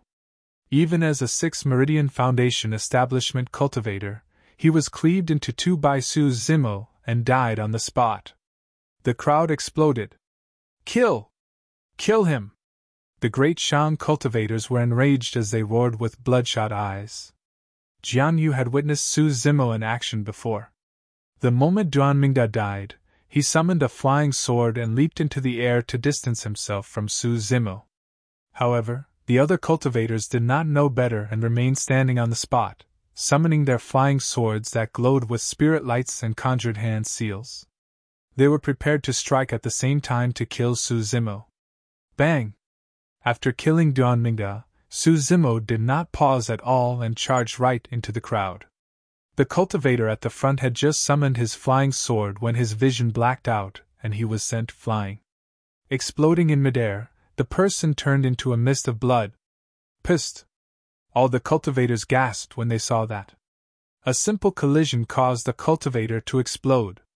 The terrifying power of his burst could compare to an ancient ferocious beast. After devouring the divine dragon, Su Zimo attained greater mastery of the organ's refinement section. Every single punch and kick possessed a strength of 5,000 kilograms. The body of an ordinary cultivator would not be able to withstand his might in a clash. While he sent that person flying, Su Zimo swung Blood Quencher and slashed horizontally. Poof! A flash of blood appeared and a huge head flew up. blood splattered from the broken neck, forming a terrifying sight. Blood Quencher was blood-colored to begin with. After touching blood, the shade on its blade grew brighter and more blindingly red. Everyone, watch out! That person is extremely strong in melee combat. Don't let him get close to you! Jiang Yu rode on his flying sword and shouted from midair. The remaining great Shang cultivators were fear-stricken and wished that they could curse out loud. What's the point of saying it only now? Their commander for the expedition, Duan Mingda, who was at 6 Meridian Foundation establishment, was already dead. As for Su Zimo, he was rampaging through the crowd and many cultivators were chopped down by Blood Quencher before they could even soar into the air. Even without Blood Quencher, those people would most likely die if Su Zimo closed in on them. Now that he had that perfect graded Blood Quencher in his hands, he was just like a tiger who had grown wings. Even if Su Zimo did not use all his strength, ordinary 4 and 5 Meridian Foundation establishment cultivators would not be able to withstand the might of a single slash from that heavy saber. Instant thunder! Su Zimo pointed forward and hollered softly. Instant thunder! Snap! A deafening sound rumbled from the skies as a thunderbolt as thick as an arm descended instantly. It struck the crowd, turning it into a sparkling sea of lightning. Many cultivators conjured spirit arts instantly to defend against it. Seizing the opportunity, Su Zimo entered the crowd once more and flickered left and right. Everywhere his saber was pointed, broken limbs would fly as no one could defend against him. The great Shang cultivators at the outer circle summoned 2 flying swords, scurrying into the air on one while pointing the other at Su Zimo. Swoosh! Swoosh! Swoosh! Instantly, spirit lights danced the air as beams of light streaked through the air as though there were 1,000 rays. Lowering his body, Su Zimo sprawled on the ground and slithered through the grass like a snake at an extremely fast speed. The grass swayed, leaving a trail as Su Zimo's figure was barely discernible. He had dodged more than half of the flying swords. Behind him, mud flew all over as the flying swords left their marks. The remaining dozen or so flying swords were hot on his tail. Suddenly, Su Zimo's eyes lit up as he rose and channeled his bloodline, causing the sound of tsunami surging to echo from his body. Crackle! As his bloodline churned, his bones shifted endlessly while his tendons twitched and sounded in unison. Instantly, Su Zimo's body swelled up. Break! He hollered, gripping Blood Quencher tightly as his muscles expanded and knotted together, bursting through his sleeves in an instant. 2 thick arms exerted strength, raising Blood Quencher and cleaving down heavily against the dozen or so incoming flying swords. Cling! Clang! The sound of metal clashing echoed. Right in front of everyone, the dozen or so superior-grade flying swords were snapped into 2 by a single slash of Blood Quencher as they scattered to the ground without luster. Ah! Gasps could be heard from the Great Shang and Great Xia factions. It was way too savage. This was a complete suppression in terms of brute strength, and there was no way to resist at all. Su Zimo's moves were too swift and decisive. In a mere 10 breaths, more than 10 great Shang cultivators had been killed by Blood Quencher, a 6 Meridian Foundation establishment cultivator included. Everyone from Great Xia stood rooted to the spot, a hint of fear appearing in the depths of their eyes. As for Ji Yaoxue and everyone else, they felt their morales rise instantly. Waving her arm, Ji Yaoxue said in a deep voice, "Everyone, this is a life and death battle. Kill the enemies with me and take down the traitor! Kill! Kill! Kill!" Everyone from Ethereal Peak, the 4 great show guards and Xuantian were all feeling invigorated and pumped as they roared and charged forward. Night Spirit's gaze was cold as it surveyed its surroundings. It did not make a move and stayed by Su Xiaoning's side the entire time. 7-star plum! Purple slash! Duality smoke gathering sword! Countless spirit arts collided in midair as the Great Zhou and Great Xia dynasties finally clashed. Little Fatty rode on his flying sword with a gigantic axe in his hand, working with Xuantian of Southern Mountain Sect in sync. The 4 great Zhou guards stayed close to Ji Yaoxue's side and did not dare to leave her alone, merely dealing with the enemies with their flying swords. Explode! Ling Rose shouted softly as her sleeves shook and more than 10 talismans appeared. Thrown into the crowd, they exploded instantly, turning into a gigantic sea of flames that engulfed a few cultivators. Although she was only at 3 Meridian Foundation establishment, Ling Rose's attainment in talismans was truly brilliant. Otherwise, she wouldn't have gotten the number 1 spot of the talisman ranking. Even Su Zimo would not be willing to take on someone like her who could throw out a large number of talismans with every attack. The few great Shang cultivators did not die on the spot. However, they were severely injured as their skins tore in a bloodied mess while they shrieked endlessly in the sea of flames. Shoo! Shoo! Ji Qingtian of Ethereal Peak released ethereal wings and his flying sword that was at the void level. Unpredictable streams of seemingly imperceptible ripples crossed the sea of flames, killing the shrieking great Shang cultivators. In the blink of an eye, the situation had reversed. The great Zhou faction now had the upper hand and were ferocious. In truth, there was another strong faction on the battlefield that had yet to interfere. Right from the beginning, most of the great Xia cultivators had been eyeing the situation from the sidelines coldly. Guiyi's gaze was fixed on a cultivator of great Zhou the entire time. Suddenly, in the chaotic battlefield, Jun Hao of Azure Frost Sect glanced askance at the direction of the great Xia faction and made a few continuous hand gestures. The gestures were extremely subtle and Guiyi was the only one who noticed them. Understanding what it meant, Guiyi raised his arm and shouted, "Go forth and eliminate the remaining survivors of the great Zhou dynasty!" Chapter 345 3/. Chapter 345 3/. Buzz! Su Zimo was charging through the crowd when he heard a sword slash. His mind throbbed vaguely with a sharp pain as a warning flashed in his heart. The attack was extremely fast and sharp. It could definitely pose a threat to him. A 6 Meridian Foundation establishment cultivator had struck. Clang! Without time to look back, Su Zimo slashed in reverse and blocked the incoming flying sword. An ear-piercing sound of metal clashing screeched as sparks flew. That attack was extremely strong and Su Zimo shuddered, killing intent surging into his eyes. There was only a single person who could attack him from that angle, the traitor of the great Zhou dynasty, Jian Yu. Sidestepping, Su Zimo dodged a couple more flying swords and spun around swiftly. He glared at Jian Yu, who was not far away in midair, and said with a cold voice, "You have a death wish. Everyone, don't panic. As long as we keep our distance, that person is of no threat," Jian Yu declared loudly. "I'll hold him back while you guys join forces to kill him. Someone like you?" Su Zimo laughed coldly and ignored the flying swords and spirit arts coming at his back. Stomping on the ground heavily, he leaped into the air like a rainbow. In midair, Su Zimo conjured hand seals and suddenly, a gigantic pair of wings spread out behind him. They surged with spirit light and were lifelike. That was one of Ethereal Peak's 3 major secret skills, ethereal wings. With ethereal wings, Su Zimo could soar through the skies like golden cores without the need for external objects. His combat skill in the air was now the same as on the ground. Swoosh!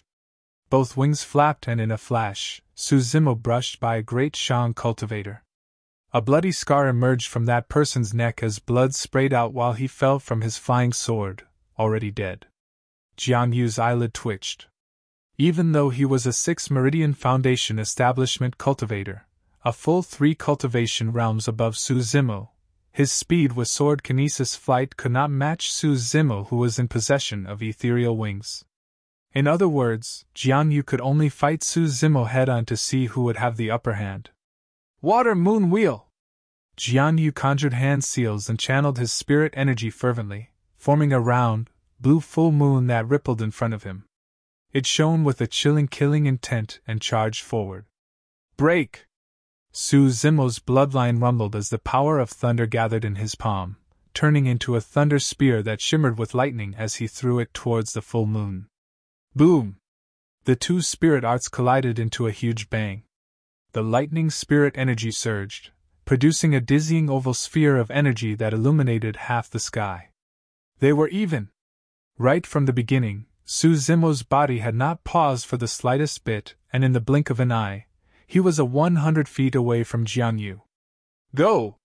Seeing that his spirit art was useless, Jianyu controlled his flying sword and pointed forward hurriedly. The sword quivered, turning into a beam of light that shot towards Zimo's face. At the same time, Jianyu rode on his flying sword and retreated furiously. His attack was not meant to injure Zimo. It was for Zimo to deal with it head-on. That way, Zimo's speed would naturally decrease and the both of them would be able to maintain a safety distance. No matter how strong Zimo was in melee combat, he would never be able to touch Jianyu. To begin with, the speed of a flying sword shot by a 6th Meridian Foundation establishment cultivator was extremely fast.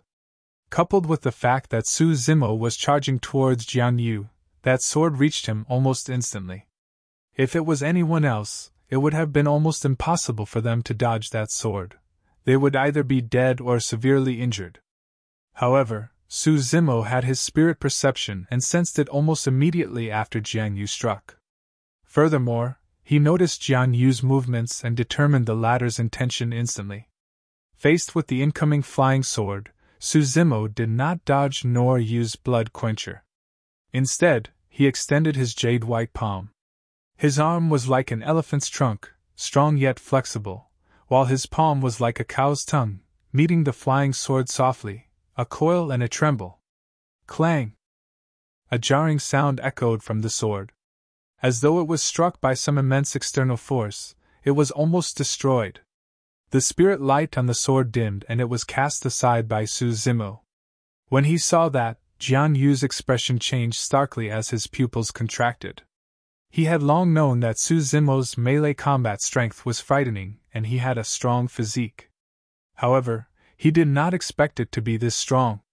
Zimo could actually come forth unharmed while defending against a superior-grade flying sword with his bare hands? That was probably something that only a spirit demon at peak Foundation establishment, or a pure-blooded ferocious beast could achieve. How could a 3 Meridian Foundation establishment cultivator be in possession of such a strong physique? The entire process seemed very slow upon narration, but in fact, it occurred in the split of a moment. Zimo reached out and tossed the flying sword aside with a coil and a tremble. His wings flapped as the wind howled, but he did not slow down at all and was already 10 feet away from Jianyu. At this distance, Jianyu was already a dead man in Zimo's eyes. If he was against the mighty fiend heir of Overlord Palace, Pengyu, who was similarly skilled in melee combat with an unparalleled physique, Zimo would not have the confidence to kill the latter. However, this cultivator of the great Zhou dynasty was dead for sure. Ah! Jianyu's heart skipped a beat. When he saw that he could no longer escape, he hurriedly withdrew a defensive gear from his storage bag and strapped it on his arm. It was a pair of steel bracers. Injecting spirit energy into them, the bracers shone with 3 spirit lights. They were superior-grade spirit weapons. Zimo's gaze flashed like lightning as he strode forward. Blood Quencher that was in his hands sounded loudly and quivered.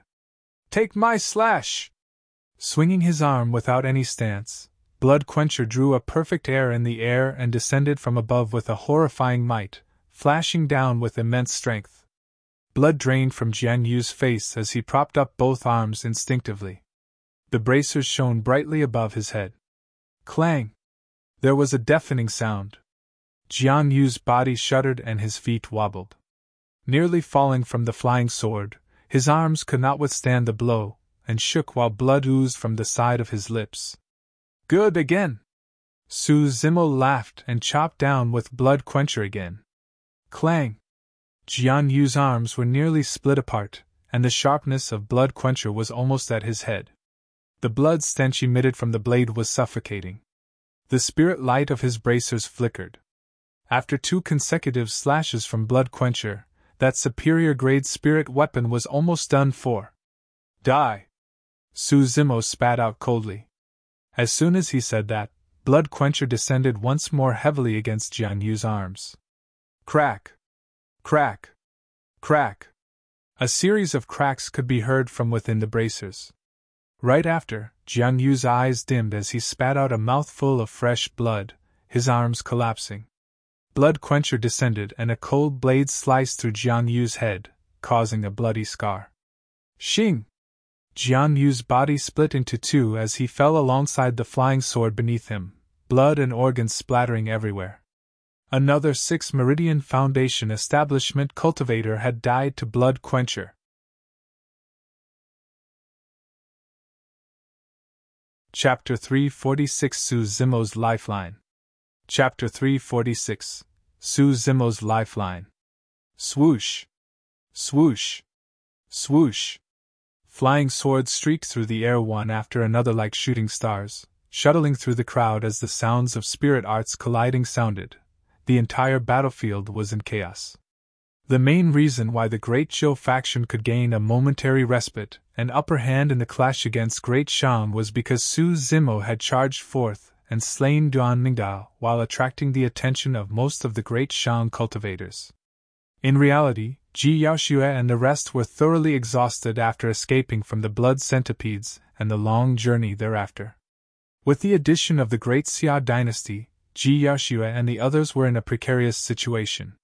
The 6 Meridian Foundation establishment cultivator of the Great Xia dynasty, Gui, had his sights fixed on Ji Qingtian of Ethereal Peak right away.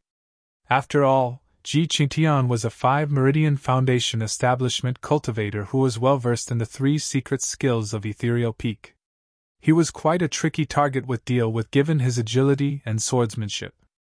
The moment Gui attacked, spirit arts and flying swords were thrown out at the same time, unleashing a flurry of attacks as he wanted to kill Ji Qingtian as quickly as possible. Swash! A beam of light streaked across the air, piercing towards Ji Qingtian who was in midair. Gui was a skilled swordsman and possessed strong spirit energy. As such, the speed of his flying sword was extremely fast and not inferior compared to Ji Qingtian who had cultivated Ethereal Sword. Ji Qingtian's expression changed. If he was in his peak condition, he could attempt to dodge the attack using ethereal wings. However, by the time he sensed the sharpness of the sword chi, it was already too late to dodge. He could only wave his robes and summon flying swords to defend against the incoming attack. Clang! 2 flying swords revealed themselves as they exchanged sharp blows, gliding against the other's blade while letting out a jarring sound and a stream of sparks. Ji Qingtian's flying sword was a supreme-grade flying sword that Su Zimo had gifted him. However, he was weaker than Gui in terms of cultivation realm. Coupled with the fact that he was in an exhausted state, it was only natural that he was disadvantaged against Gui. At the same time, Gui's flying sword was a little strange. Unlike ordinary flying swords, it was 3-pronged. The 3-pronged sword had 2 holes that could hold down flying swords, sabers, and the likes. Right now, Ji Qingtian's flying sword was locked down by Gui's 3-pronged sword and quivered immensely, unable to break free. Hee hee! Gui scoffed coldly as 6 spirit meridians appeared vaguely discernible beneath his shirt, and spirit energy gushed rapidly like a river. With a clang, Ji Qingtian's supreme-grade flying sword was repelled by Gui's 3-pronged sword and fell to the ground not far away. The 3-pronged sword continued stabbing with the momentum. In a hurry, Ji Qingtian flapped his ethereal wings hastily to sidestep the attack, but he was a step too slow.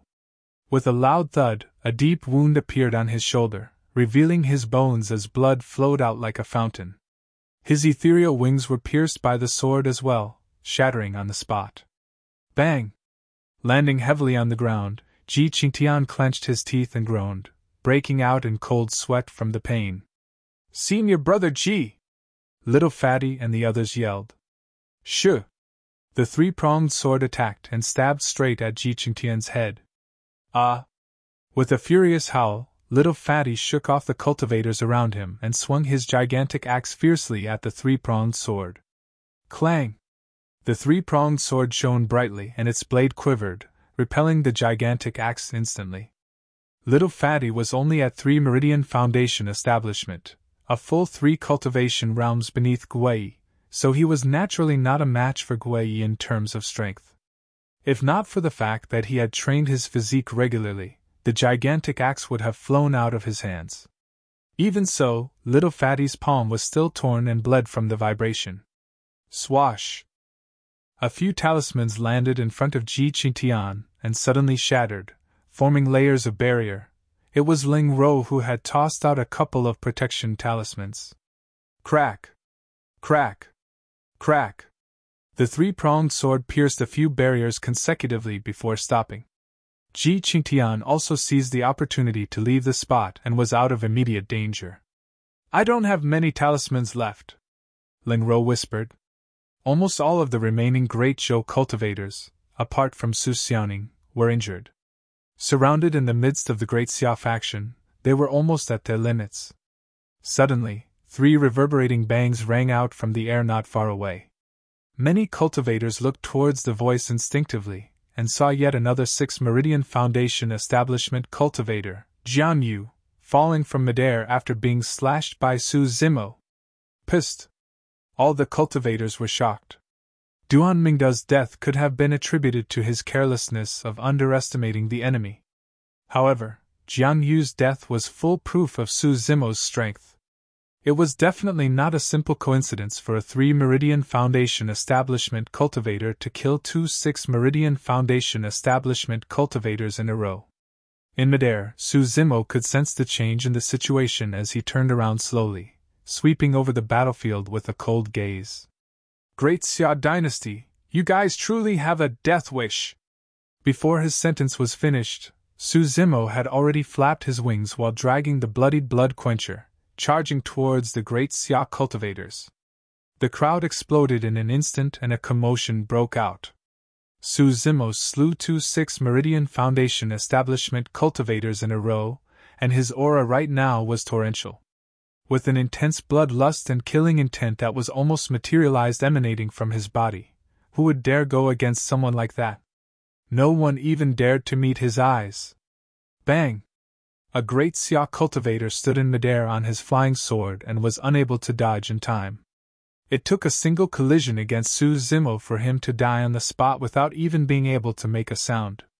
In the blink of an eye, Zimo arrived before Gui. Swoosh! Blood quencher descended from above, and the massive blade seemed as though it wanted to rip the void apart. Its monumental aura was unstoppable. Gui looked terrible as he waved both hands to hurriedly maneuver his 3-pronged sword over as a defense. Clang! The saber and sword collided, and the whole of the 3-pronged sword held down blood quencher. Gui's eyes lit up as he channeled spirit energy fervently.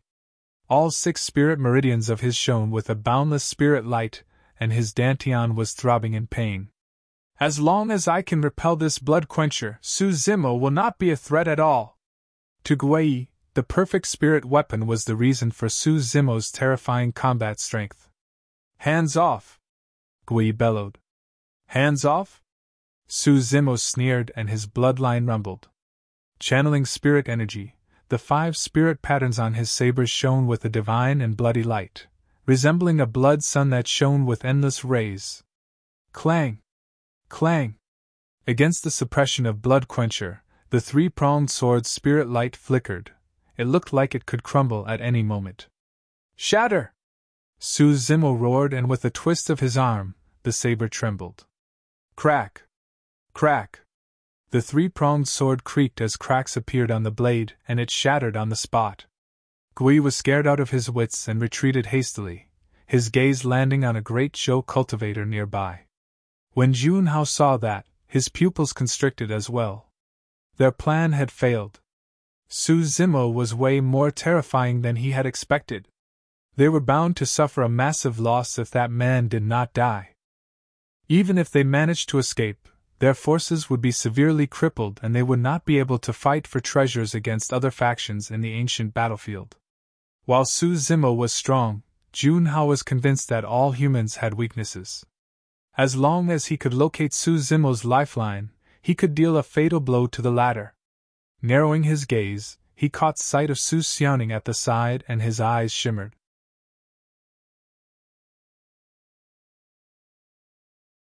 Chapter 347 Direct Death. Chapter 347 Direct Death. Hidden in the crowd, Junhao gestured towards the direction of the Great Xia faction before pointing at Su Xiaoning beside him. 10 armored cultivators from the Great Xia faction understood his intentions and exchanged glances before nodding in secret. The 10 of them separated and mixed into the crowd. 5 of them wore light armor and controlled their flying swords while releasing spirit arts to attract the attention of everyone else. The other 5 cultivators wore heavy armor and were fully geared from head to toe. The armor alone weighed around 500 kilograms. It was obvious that those 5 on the ground were body-tempered cultivators. They wielded daggers and split up in different directions, approaching Su Xiaoning stealthily. In midair, Su Zimo swung Blood Quencher and tore into the crowd, ripping a bloodied path by chopping up all cultivators who stood before him. Even 5 Meridian Foundation establishment cultivators could not withstand a single slash from Su Zimo. Throughout the entire process, Su Zimo's eyes were fixed on Gui. That was the only 6 Meridian Foundation establishment cultivator on the battlefield.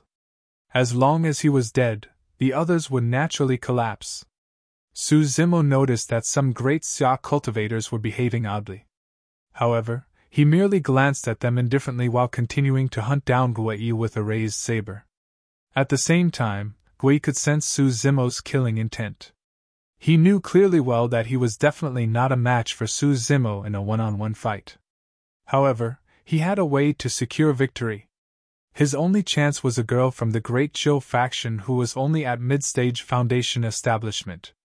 If that girl met with danger, Su Zimo would naturally be distracted and reveal openings. At that time, it would be easy to take advantage of his weakness and kill him on the spot. If they could capture that girl alive, the situation would be even simpler.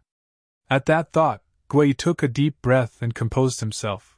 A look of conviction flashed in his eyes. It depended on who was faster. If Su Zimo killed him faster, there was nothing he could complain about. However, if that mid-stage Foundation establishment girl were to land in their hands first, Su Zimo would be doomed and the Great Zhou dynasty was bound to fall as well. To Gui, the girl was already a bird in a cage. Most of the Great Zhou cultivators around here had already been lured away, leaving a mere black wolf-like demon beast that was of no threat. Come on! Gui was confident and no longer retreated. He retrieved a protection talisman from his storage bag and crushed it on the spot. At the same time, he summoned a glistening glass mirror and held it above his head. Swoosh! Blood Quencher came at him in a clean cut. Gui's expression was resolute as streams of rich spirit energy rippled out of his fingertips, entering the glass mirror. The glass mirror expanded rapidly in a shade of dazzling gold like the sky, covering Gui's head. Clang! A distant sound echoed when Blood Quencher struck the glass mirror, resembling the bell of an old temple. Gui managed to block that slash momentarily with the glass mirror. However, his body shook violently and the power of the protection talisman dispersed in the aftershock.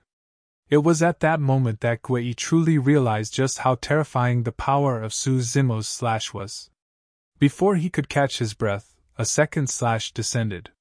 A bloody glow crashed down, as though it wanted to split the sky above him. Gui was horrified as he glanced askance. Suddenly, his eyes went wild with joy when he caught sight of a scene on the other side of the battlefield. They made their move. The 5 Great Xia cultivators had already made their move. Ha! Su Zimo, take a look! Your sister is about to die! Gui was laughing in a maniacal manner, and his features were almost contorted. Right after, his laughter stopped and his heart sank. Su Zimo's Blood Quencher did not stop at all. His eyes were calm and there was no trace of panic or worry in them at all. In fact, Su Zimo did not even turn to look. How could that be? What went wrong? Gui looked to the other side of the battlefield instinctively. The next moment, his eyes were widened in shock, as though he had just witnessed the scariest thing in the world. His mouth opened up but he could not say a single word. It was as if someone had grabbed his throat. The 5 heavy-armored Great Xia cultivators formed an encirclement around Su Xiaoning and were less than 10 feet away. All 5 of their gazes were subconsciously fixed on the demon beast beside her. It was covered with a cold, indestructible scale armor from head to toe, and its tail was like a steel whip, carrying a sharp spike that shone with a chilling aura at its tip. Ever since the start of the battle, the demon beast had been by the girl's side and had never made a move. Right now, it was sprawled on the ground motionlessly. Even after a long time, its eyes seemed like they were closed, as though it was lazily asleep. The 5 of them glanced at the demon beast. Junhao gave a subtle nod. "Attack!" One of them shouted softly, and the 5 of them split up in different directions. Charging forward at the same time, they arrived before Xuantian within a couple of steps. Junhao, who was watching at the side, pretended to be shocked and exclaimed, "Watch out!" In truth, it was too late even if the cultivators nearest to Xuantian jumped in to assist her. A smug look flashed through Junhao's eyes. All of a sudden, Night Spirit, who was initially sprawled beside Xuantian, opened its eyes, letting out 2 cold rays of light. Instantly, the temperature of the battlefield seemed to have dipped. It rose and with a single leap, extended a pair of front paws to welcome 2 incoming cultivators. Sharp claws extended stealthily from the gap between its fingers and shone with a cutting glint and a cold aura. A ferocious aura that was asphyxiating burst forth. Night Spirit was way too fast. The 2 of them merely felt their visions blur before one of them died on the spot with blood gushing out of his ripped throat. There were 5 holes in the steel helmet of the other person. Night Spirit had ripped through it, and the person collapsed limply on the ground with brain juice flowing out. A black shadow streaked through the void. It was like a snake in the night, coiling around the throat of a cultivator before ripping forcefully. Crack! Crack! Crack! The person's throat was snapped on the spot. Immediately after, the black shadow continued darting around. Poof! One of the cultivators seemed to have been pierced by a steel whip as a cold light shone from his back. It was Night Spirit's tail. Heavy and steel armors were akin to paper against Night Spirit's claws and could not withstand a single blow. Snap! At the same time, Night Spirit opened its mouth and lunged forward, biting at the throat of the 5th cultivator. Tilting its head slightly, the person's head was snapped, and fresh blood splattered everywhere. Everything had happened too quickly. It took less than a breath of time since Night Spirit took action. Furthermore, everything seemed to have been done at the same time. Even Zimo could not accomplish something like that. Every single part of Night Spirit's body was built to kill. In the blink of an eye, 5 great Xia cultivators were dead on the spot. All of them had widened eyes that were filled with confusion. Even at the last moment, they did not know what they had just encountered.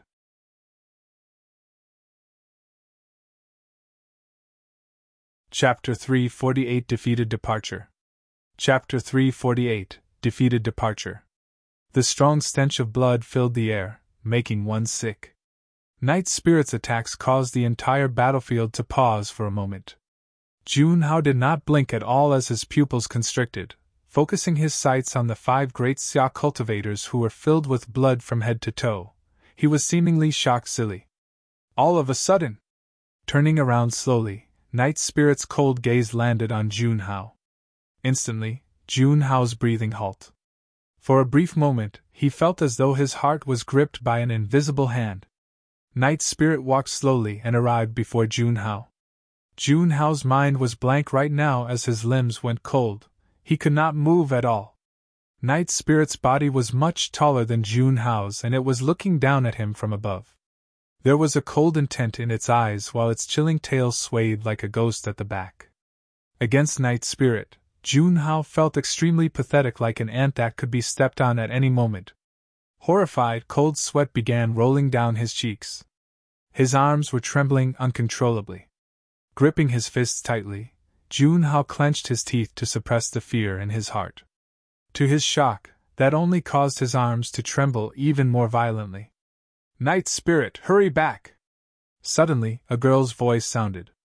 Pausing for a moment, Night Spirit looked at Junhao indifferently. There was a hint of warning and a tinge of disdain within its eyes. It then turned around and slowly returned to the girl's side. The departure of that terrifying demon beast had Junhao feeling as though he had just brushed by the gates of hell.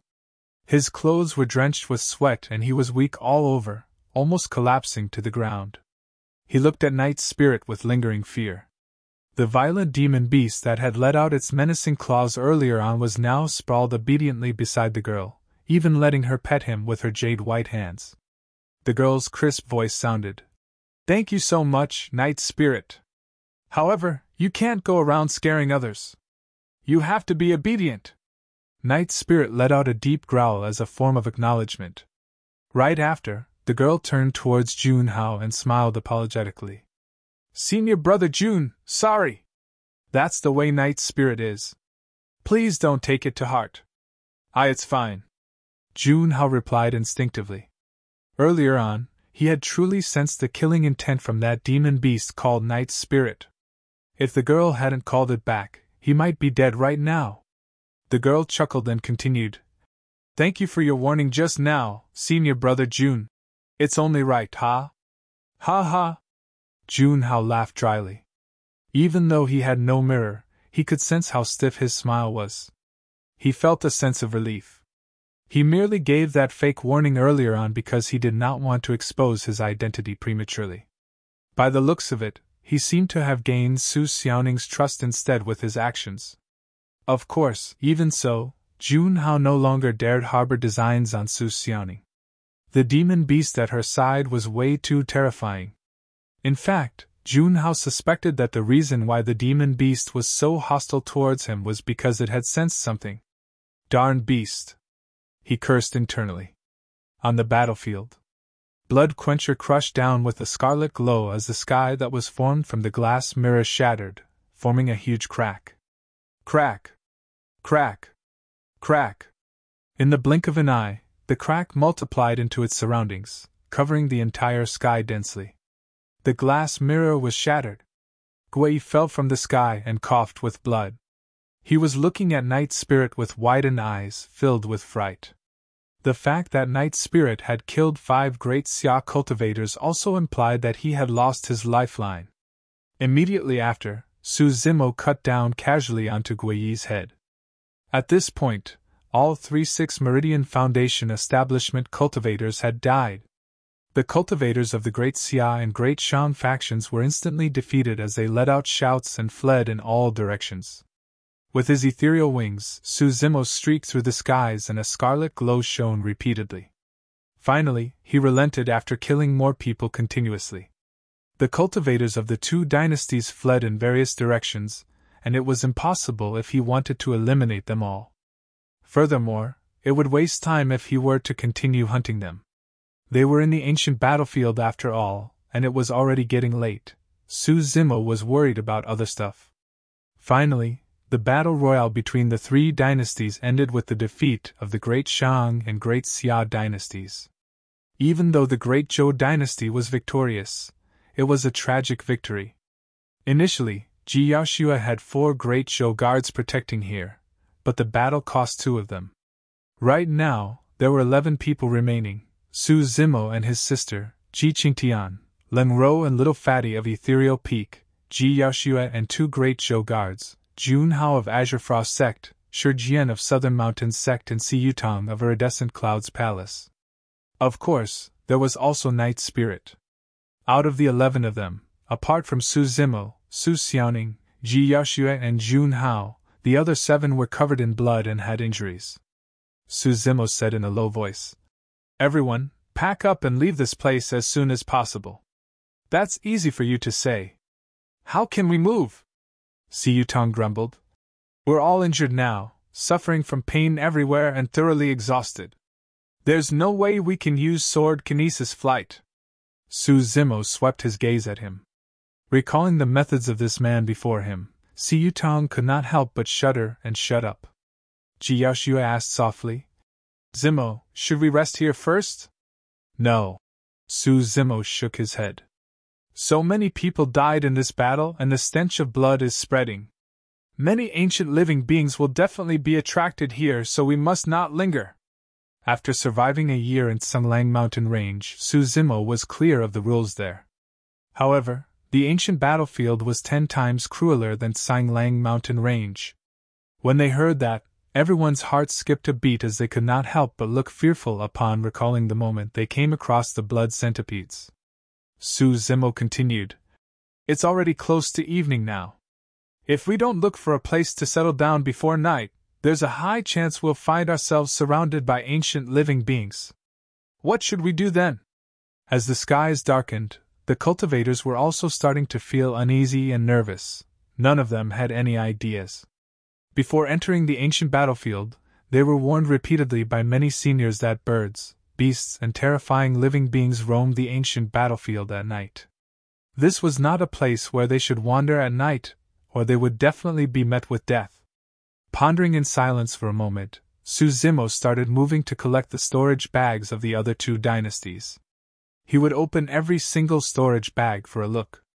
Humph, someone was in a hurry to leave, but he's already busy collecting the spoils of war now. Xuantian could not help but remark softly. Little Fatty said coldly.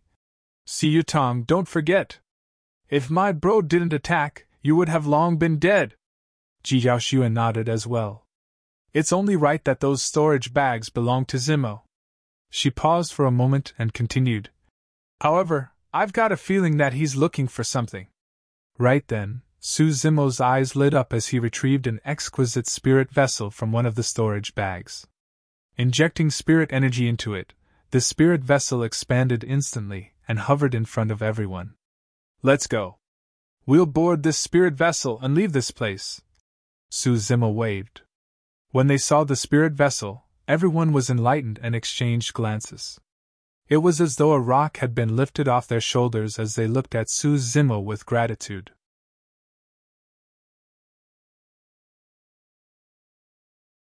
Chapter 349 Clues of the Ruins. Chapter 349 Clues of the Ruins. At the borders of the ancient battlefield, a spirit light streaked through the air at an extremely fast speed. If one focused their gaze, they would be able to make out faintly a spirit vessel carrying 10 cultivators and a demon beast.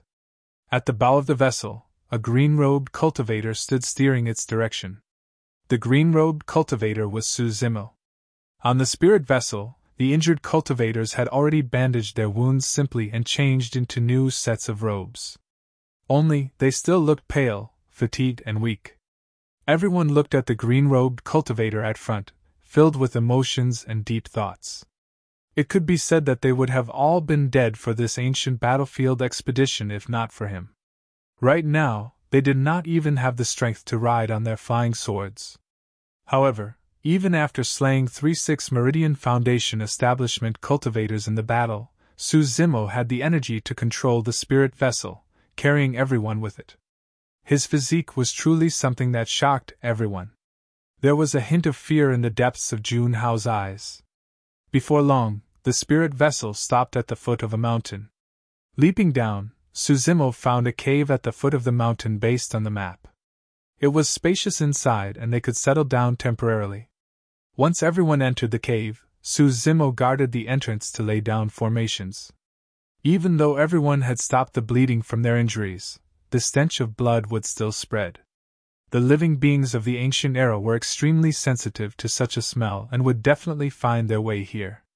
Therefore, Zimo had to lay down some simple array formations at the entrance of the cave to isolate the sounds and auras within before adding concealment formations. It was only then that they could be considered safe. These were all support formations and were relatively simple. Before night arrived, Zimo was already done with them.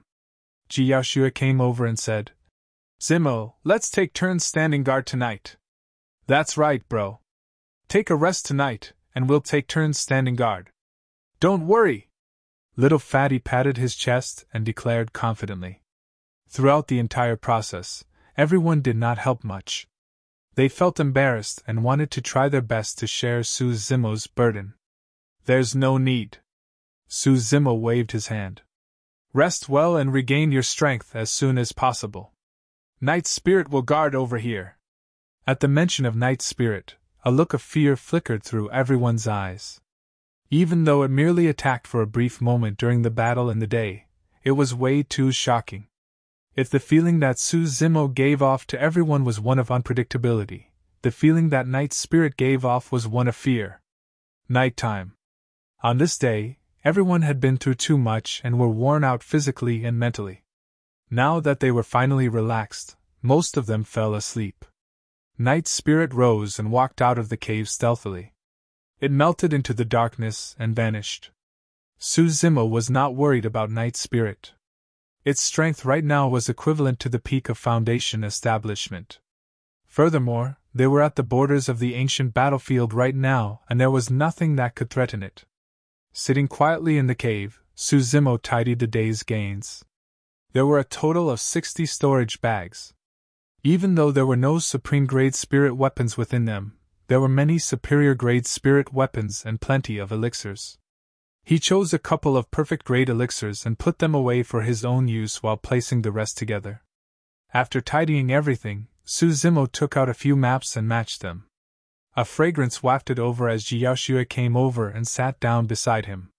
"What's wrong? You can't get to sleep?" Zimo turned his head slightly and asked in a soft voice. In the darkness, Jiaoxue pursed her lips and whispered, "Zimo, thank you for today. It's fine." He smiled. Jiaoxue relaxed at the sight of Zimo's smile and asked curiously, "What are you looking at? You came at the right time. Do you know of any clues to the ancient ruins?" he asked. Cultivating in the ancient battlefield was only one aspect. More importantly, it was obtaining the Meridian Unlocking Elixir along with other treasures and inheritances. All of those items only existed within the ruins of the ancient battlefield. "No." Jiaoxue shook her head. "Most of the ruins around the borders of the ancient battlefield have been looted entirely, and there are few that are undiscovered. Take a look at this."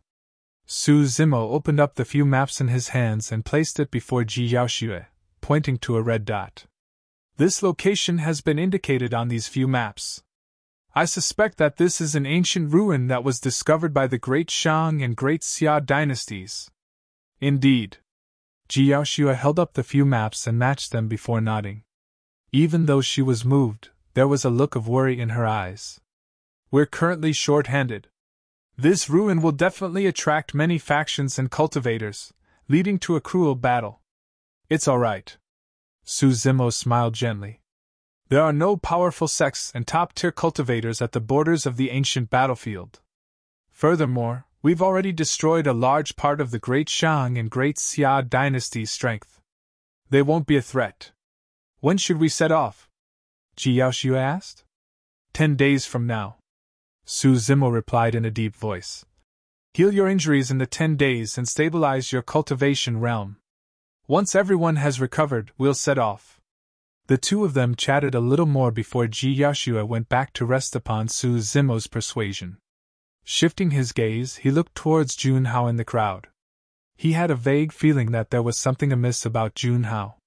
However, he could not kill the latter just because he looked strange without concrete evidence. However, Zimo was certain that there was a great Xia dynasty spy of high status among the people remaining. Retracting his gaze, he smiled gently. No matter who the spy was, that person would not dare to behave recklessly from today on. Those tricks were nothing but a joke in the face of absolute strength. Late at night, a dark shadow entered from outside the cave stealthily without alerting anyone. Sensing something, Zimo opened his eyes and glanced at Night's spirit. He could sense a blood stench emanating from Night's spirit's body, and it was somewhat familiar. It was the Blood Centipede King's aura. In that 6 hours, Night's spirit had returned to that desert and killed the Blood Centipede King. Zimo chuckled. He was the only one who could guess what Night's spirit was thinking. In the day, Night's spirit had to protect Xuantian and could not venture too far. It was most likely fed up that it could only run from those blood centipedes. Now that Zimo was guarding this place at night, Night's spirit went over and killed that blood centipede king straight. Rising, Zimo nodded to Night's spirit. The two of them had a tacit understanding. Now that Night's spirit had returned and was guarding the cave, Zimo left the place. Due to the soundproof formation, it was quiet within the cave. The moment he left the cave, Zimo heard the roars of beasts and the cries of birds. The world shook, the trees swayed and the grass rustled. It was as though there was some terrifying existence nearby that was absolutely frightening. It was a completely different world inside and outside the cave. Despite being in such an environment, Zimo did not show the slightest trace of fear. Instead, he looked slightly excited and his blood was rumbling. At night, the world belonged to the ancient demon beasts. However, it also belonged to Zimo. After all, from a certain perspective, Zimo was a demon.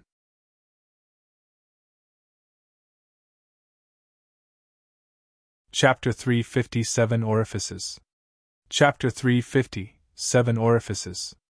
After many years of cultivation, Zimo had already made it a habit to only cultivate the mystic classic of the 12 demon kings of the great wilderness at night. He had already attained greater mastery of the organs refinement section and had been cultivating the orifice clearing section for some time now. The orifices referred to the 7 on a person's head. For the majority of races, their heads were the most mysterious, important, and sensitive part of their bodies. Most beings would die instantly if their heads suffered immense damage. Legend has it that the Purple Residence, Heavenly Palace, and Immortal Stage acupoints were located on the head. Even the essence spirit of the immortal Tao and the Yin spirit of the mystic classic of the 12 demon kings of the great wilderness were located in the depths of the head. However, that was a point Zimo had not reached given his current cultivation realm. In the mystic classic of the 12 demon kings of the great wilderness, the cultivation of the head came after cultivation of the skin, flesh, tendons, bones, marrow, and 5 organs. It was also a clear indication of the importance of the head. The 7 orifices of the head referred to the eyes, ears, nose, mouth, and tongue. The mystic classic of the 12 demon kings of the great wilderness had to be cultivated one after another without any mistake in the order. If the 5 organs were not in harmony, the 7 orifices could not open up. One could only clear their orifices after refining their organs. By refining their organs, one could produce the essence chi of their organs, the so-called demonic chi. Once the 5 organs resonated with the 7 orifices, demonic chi would naturally pass through the orifices as well. Between the 5 organs and 7 orifices, the liver corresponded to the eyes, the kidney to the ears, the lungs to the nose, the spleen to the mouth, and the heart to the tongue. In other words, the essence chi of the 5 organs would clear through their corresponding orifices. The nurturing of demonic chi to flow through the orifices would allow one to attain lesser mastery of the orifice clearing section. At that point, they would be able to reach the realm of universal sight and hearing. Prior to this, the skin, flesh, tendons, bones, and marrow would correspond to the 5 organs and form a minor heavenly cycle within the body. After clearing the 7 orifices, the skin, flesh, tendons, bones, and marrow, 5 organs and 7 orifices will tri-correspond and form a major heavenly cycle within the body. At that point, greater mastery of the orifice clearing section will be achieved. By cultivating to that point, it would also mean that one would be able to form a demon inner core. Orifice clearing did not merely mean that one would be able to strengthen their vision, hearing, and the 5 senses. More than that, it was for the 7 orifices to connect through to the skin, flesh, tendons, bones, and marrow as well as the 5 organs, raising the strength of one's physique. Furthermore, after one attained greater mastery of the orifice clearing section, a major heavenly cycle would be formed in their body. That way, Zimo's body would be more coordinated and harmonious. He would be agile as a swallow while carrying the weight of a bear. His movements and stability would coexist, melding toughness and gentleness. Meek as a virgin, he could burst like a rabbit. Every single movement of his 4 limbs would gather his entire body's power into a single spot, causing his strength to rise immensely. At the end of the orifice clearing section, Daiyu left a sentence. At this point of your cultivation, you would have perfected your technique and cultivated universal sight and hearing. With the help of the spirit perception, you will be able to avoid danger without seeing or smelling it. Be it whether you're moving, sitting, or lying down, your heart will be able to sense, and you will be able to defeat your enemies within 10 feet with your bare hands. Each time he saw the statement Daiyu left behind, Zimo felt his blood boil. In other words, that sentence meant that he was invincible within 10 feet. Furthermore, Zimo believed that the mystic classic of the 12 demon kings of the great wilderness truly did possess such a capability. Although he had not attained greater mastery of the orifice clearing section, if he were to release his blood chi without hiding his demonic cultivation, there were truly not many cultivators who could go against him in an all-out battle within 10 feet. Zimo arrived at the slope above the cave and swallowed a perfect-grade blood-flesh elixir. Assuming a lotus position, he closed his eyes and rich demonic chi gushed out from his breathing and exhalation, gathering around his body. Before entering the ancient battlefield, Zimo had already cleared 4 of the 7 orifices, his ears, tongue and nose. Right now, he was cultivating on clearing his mouth. For demon beasts like the heaven spirit lizard and the essence-devouring frog, their tongues were their greatest killing weapons. They could kill their enemies in a single breath, and their strength would naturally increase immensely after clearing their tongue orifice. However, Zimo was a human after all, and the increase to his combat strength after clearing his ears, nose and tongue orifices was not that obvious. But the mouth orifice was different. Zimo had cultivated a sound secret skill, Thunderclap Kill. Even though it was an incomplete version, Zimo's breathing was long, and his lungs were strong. Once he cleared his mouth and nose orifices, the might of Thunderclap Kill was bound to increase further. That was a true killing technique, and it was also a trump card for Zimo. On the slope, demonic chi surged into the sky, emanating a terrifying aura.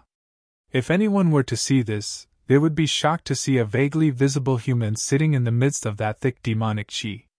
At the borders of the ancient battlefield, there were almost no ancient living beings or demon beasts that could injure Night Spirit.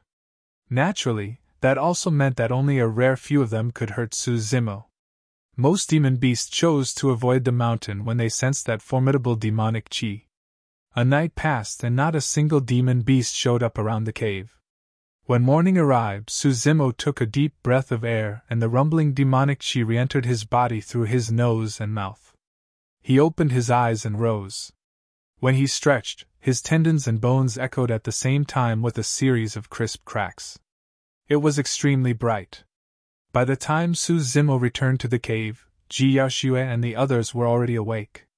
I told everyone else about our decision. We'll head out 10 days from now. Ji Yaoxue came forward and said. All right. Zimo nodded. The cultivators grabbed some food casually and hurried to make good use of time to cultivate. It was the same for Zimo as well.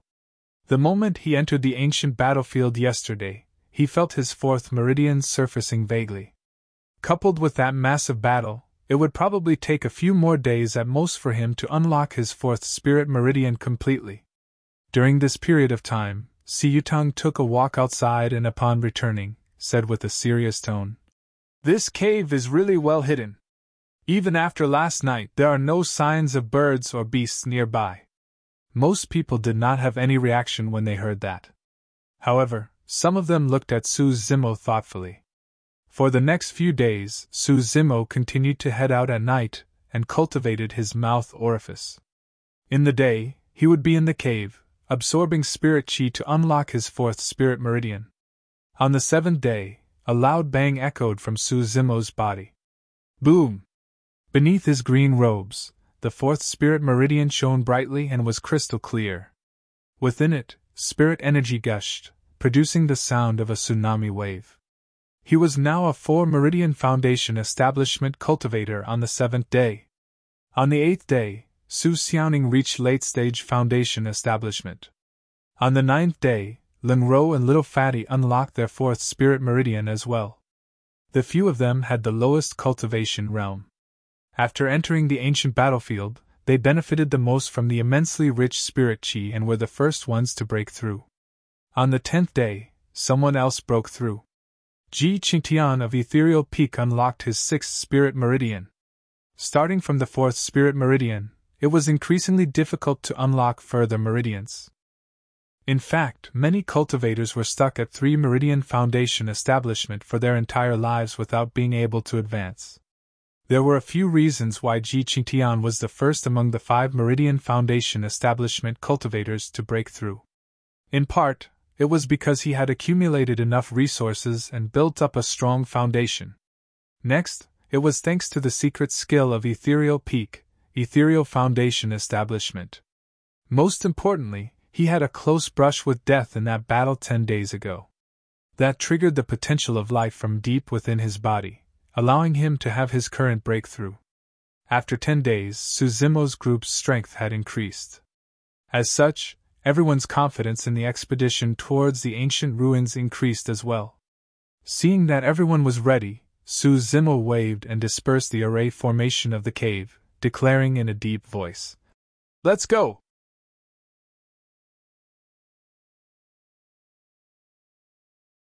Chapter 351 Great Yu Dynasty.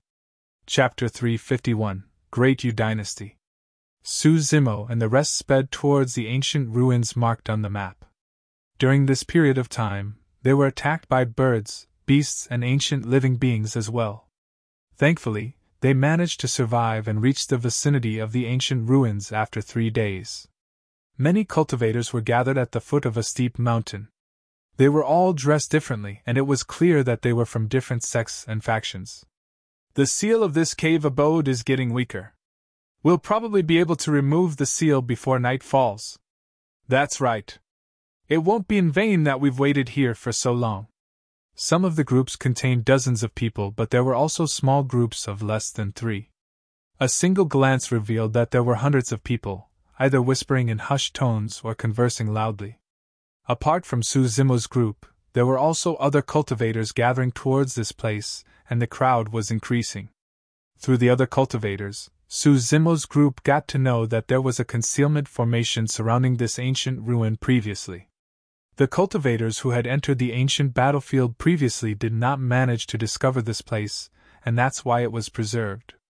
As time passed by, the concealment formation could no longer hold out and dissipated, revealing signs of the ruin. As such, the number of cultivators that discovered it increased. However, there was still a sort of seal surrounding the ruin that no one was able to dispel. Hence, they could only wait for it to dissipate on its own. "By the looks of it, this should be a cave abode left behind by a golden core. I wonder what treasures are inside. Hopefully, there's a meridian unlocking elixir. Of course, it'll be even better if there are supreme-grade spirit weapons. Perhaps there's even a perfect spirit weapon. Yes, looking at the seal outside this cave abode, this golden core wasn't someone weak in the ancient era. There's a possibility that he may have left behind a perfect spirit weapon." There were different types of ruins in the ancient battlefield.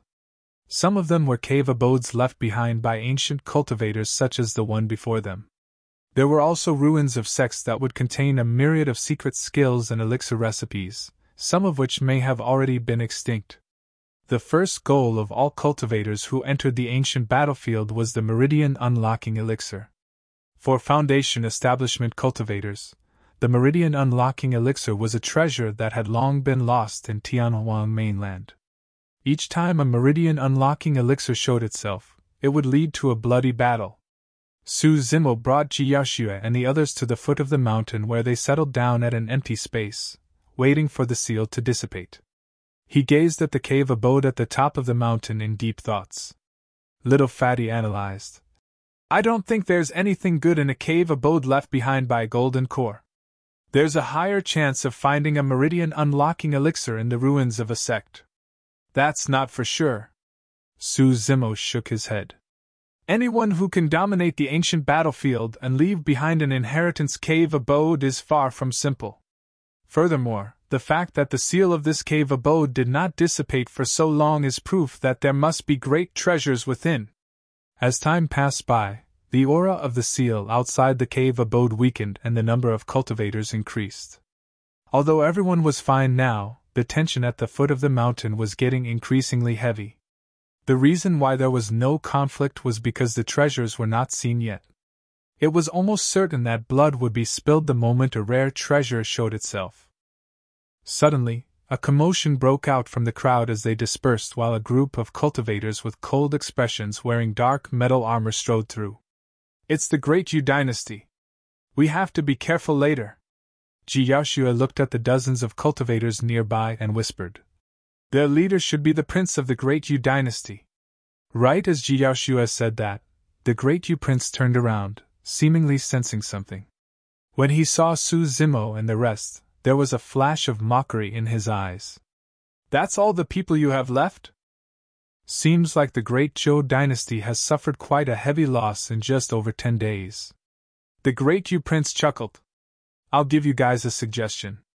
Stay away from this mess and you might be able to return to Great Zhou alive. Otherwise, foo-foo. Don't worry about it. Ji Yaoshua's tone was calm. The great Yu Prince's eyes lit up when he caught sight of Ji Yaoshua's appearance. A strange glint flashed in his eyes as he laughed evilly. How may I address you, beauty? Right after, he looked around and caught sight of Ling Ro and Su Xiaoning, causing the evil glint in his eyes to intensify. Not bad, not bad. The great Yu Prince laughed as he rubbed his hands together. You guys come in all shapes and sizes and each has your own merits. I like it, foo-foo. Insolent. Junhao bolted upright and shouted with a sullen expression. This is the princess of Great Zhou. How dare you speak such filthy words? Su Zimo frowned. Although Junhao seemed like he was chiding the Great Yu dynasty, he was exposing Ji Yaoshua's identity at the same time. It was hard to tell if his action was justified. No wonder. The great Yu Prince burst into laughter and stared at Ji Yaoshua's flawless face with darkened eyes. His gaze seemed illusory as he said, That's an aura that only a princess can possess. For some reason, Ji Yaoshua felt her head spin when she met with the great Yu Prince's gaze. She felt drowsy and was losing her consciousness. All of a sudden, a figure appeared in front of Ji Yaoshua, blocking her from the great Yu Prince's gaze. Ji Yaoshua shrugged her head and took a deep breath, regaining clarity in her eyes. There was a hint of regret in the depths of the great Yu Prince's eyes. Su Zimo said indifferently, Just a word of advice, don't seek trouble for yourself. The great Yu Prince frowned as he looked at the scholarly green-robed cultivator standing between the both of them. Narrowing his gaze, he commanded coldly, Get lost. Focusing his gaze, the aura around Su Zimo changed all of a sudden. It was as if a strong stench of blood was being exuded from Su Zimo, causing one's heart to palpitate. To the great Yu Prince, the frail scholar in his eyes had suddenly turned into a mighty fiend celestial that had emerged from hell, trampling over mountains of corpses and bloodied oceans with a repressive aura. His heart almost popped out of his throat from the shock of meeting Su Zimo's gaze. Clang! Clang! The guards beside the great Yu Prince stood forward instinctively, unsheathing the sharp blades around their waist as they glared at Su Zimo nervously and cautiously. Suddenly, the mountain that they were standing on quaked and an ancient aura dissipated, revealing a cave abode on the middle of the mountain. The eyes of many cultivators lit up.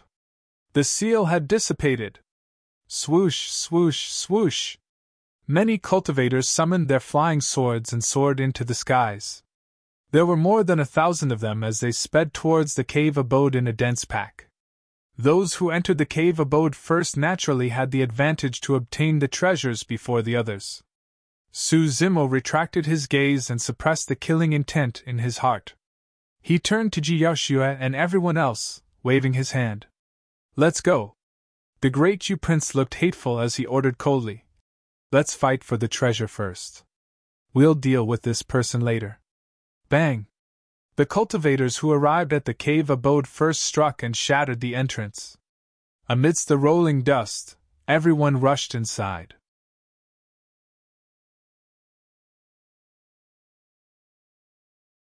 Chapter 352 Quasi-Connate Spirit Weapon. Chapter 352 Quasi-Connate Spirit Weapon. Inside the cave abode, an ancient aura gushed out, and the only things that could be seen were 5 dark tunnels leading deep into the unknown. The cultivators who entered the cave abode paused, looking hesitant. All 5 tunnels looked identical, and nobody knew which one would lead to a meridian unlocking elixir or other treasures at the end. They could only try their luck. However, if they chose the wrong tunnel, there was a high chance they would return with nothing. They only had one chance. Many cultivators hesitated for a moment before choosing a tunnel to rush inside. The great Yu cultivators entered, marching neatly and disciplined, A single look could tell that they were iron-blooded warriors. Split into 5 teams and enter the different tunnels. Return here immediately if you find nothing. The Great Q Prince's voice rang. Understood. The Great Q cultivators replied in unison. Ji Yaoxue and the others instinctively looked at Su Zimo. Unknowingly, he was long regarded as the commander of the expedition by everyone. The safest way would naturally be to split up like the Great Q Dynasty. That way, the chances of them finding treasures would increase as well. However, there were only 11 of them. Once they separated, their strength would be divided, and they could be easily killed given the chaotic situation. A look of determination flashed through Su Zimo's eyes as he said in a deep voice. We'll split up. I'll take the second tunnel from the left alone while the 10 of you choose another tunnel. Even if he was alone, Su Zimo was confident that he could escape unscathed. Among the 10 people of Ji Yaoxue's group, most of them were at 5 Meridian Foundation establishment, and Ji Xuantian was at 6. Furthermore, Night Spirit would be with them and they would be able to defend themselves if they met with danger. Su Xiaoning closed her eyes and sensed her surroundings before saying suddenly, Let's take the 4th tunnel from the right. Along the journey, Su Xiaoning rarely spoke nor gave suggestions. Her sudden decision surprised everyone. Ji Yaoxue pondered for a while before nodding. We'll listen to Xiaoning. She's the only elixir refinement master among us. She paused for a moment before turning to Su Zimo with a worried expression. Be careful too, Zimo. Don't worry. I'll look for you guys as soon as possible. After saying that, he patted Night Spirit on the head and sped towards the second tunnel in a flash. Ji Yaoxue and the others followed suit and rushed towards the 4th tunnel. In the blink of an eye, the hall of the cave abode was empty, leaving only a mess. Even though the cave abode had 5 tunnels, there were even more cultivators who had entered and each tunnel had more than 200 cultivators in them. Condensing his ethereal wings, Su Zimo sped forward and overtook a group of cultivators before long. Bang! Boom! Bang! There was a loud crash ahead. Su Zimo looked over and saw that there was a stone chamber at the end of the tunnel. The cultivators who had arrived first were already working together to break the door. However, the stone door was extremely thick and shone with a metallic luster. Even after countless years, it did not corrode and was still indestructible. Against the impact of many spirit arts and weapons, the stone door shook endlessly and dust fell. However, it refused to go down. Splash! Bang! Boom! Boom! Suddenly, the sound of a tsunami wave mixed with rolling thunder could be heard above the heads of the cultivators, echoing in a terrifying manner. Right after, a figure flew past their head and crashed against the stone door heavily. Bang! There was a deafening noise. Under countless frightful gazes, that thick stone door was shattered by that figure and crumbled on the spot into a pile of rubble. Psst! The cultivators gasped. Was that even a human? After smashing the stone door, Su Zimo entered the chamber without hesitation. It was a spirit weapon chamber. The stone chamber was extremely spacious, and there was a crack as thick as an arm on the ceiling. It crossed the entire room, and one could see the skies outside that was gradually darkening. There were many spirit weapons in the stone chamber. Most of them were flying swords, but there were also armors, shields, and other defensive spirit weapons. They were mostly scattered on aged stone racks. At a glance, there were hundreds of them. When the cultivators rushed in and caught sight of the spirit weapons, their eyes reddened slightly with greed. Snatch! Without any hesitation, the cultivators started fighting for the spirit weapons on the stone racks. 3 superior-grade spirit weapons! Ha! This is a supreme-grade flying sword! The heavens are on my side! Su Zimo was calm and unhurried. His eyes were clear and shone with a glint as he swept his gaze across the spirit weapons on the stone rack. To be fair, he did not have much of an interest towards spirit weapons. That was unless they were perfect grade or the legendary Connate spirit weapons. However, the chances of him coming across a Connate spirit weapon in a cave abode at the borders of the ancient battlefield was extremely slim. Su Zimo was merely looking around to see if there were any perfect spirit weapons. All of a sudden, his gaze landed on a gigantic dark bow. The bow was placed in a corner and looked extremely ordinary and inconspicuous. However, it was almost night outside and the moon was hanging high in the sky. The cool and gentle moonlight shone through the crack on the ceiling and spilled onto the gigantic dark bow. A ray of moonlight slid down the curve of the bow, revealing that there was no dust on it at all. Zimo's eyes lit up. Swash! With a swift motion, he sprinted towards the corner. Lifting the gigantic bow in the blink of an eye, he injected spirit energy into it. Bam! The bow quivered and let out a trembling sound that rattled one's heart. 5 beams of spirit light shone on the gigantic bow. 5 spirit patterns. It was a perfect spirit weapon. Zimo was elated. There were 3 small words etched inside the bow. Moon Concealment Bow. Right after, Zimo's heart stirred as he exclaimed softly. Behind the 3 words was a faint spirit pattern that emitted a soft glow. It was barely discernible against the 5 spirit patterns. This is a Connate spirit pattern. Zimo was shocked. He finally understood the crack on the ceiling of the stone chamber existed. The direction of the crack was aligned to the moon's trajectory. Every night, moonlight would spill onto this gigantic bow, nourishing it. In the ancient battlefield where the spirit chi was so rich, there could only be a single reason why the owner of the cave abode did this. He was trying to make use of the moon essence and the ancient spirit chi to create a Connate spirit weapon. However, it was a pity that the Connate spirit pattern was not fully formed and could only be considered as half-nourished. The moon concealment bow could only be considered as a quasi-Connate spirit weapon. Suddenly, Zimo felt a sense of danger, as he sensed scorching gazes piercing his back. The stone chamber seemed to have gone quiet all of a sudden. The 5 spirit lights emanating from the moon concealment bow were completely exposed to the other cultivators, attracting everyone's attention. A perfect spirit weapon! A treasure that even golden cores would bleed for. No one spoke and everyone's breathing became heavier.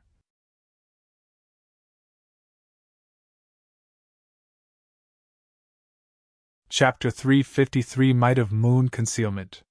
Chapter 353 Might of Moon Concealment. Kill! Finally, some of the cultivators could not hold back anymore and struck, conjuring hand seals and pointing towards Zimo. Swoosh!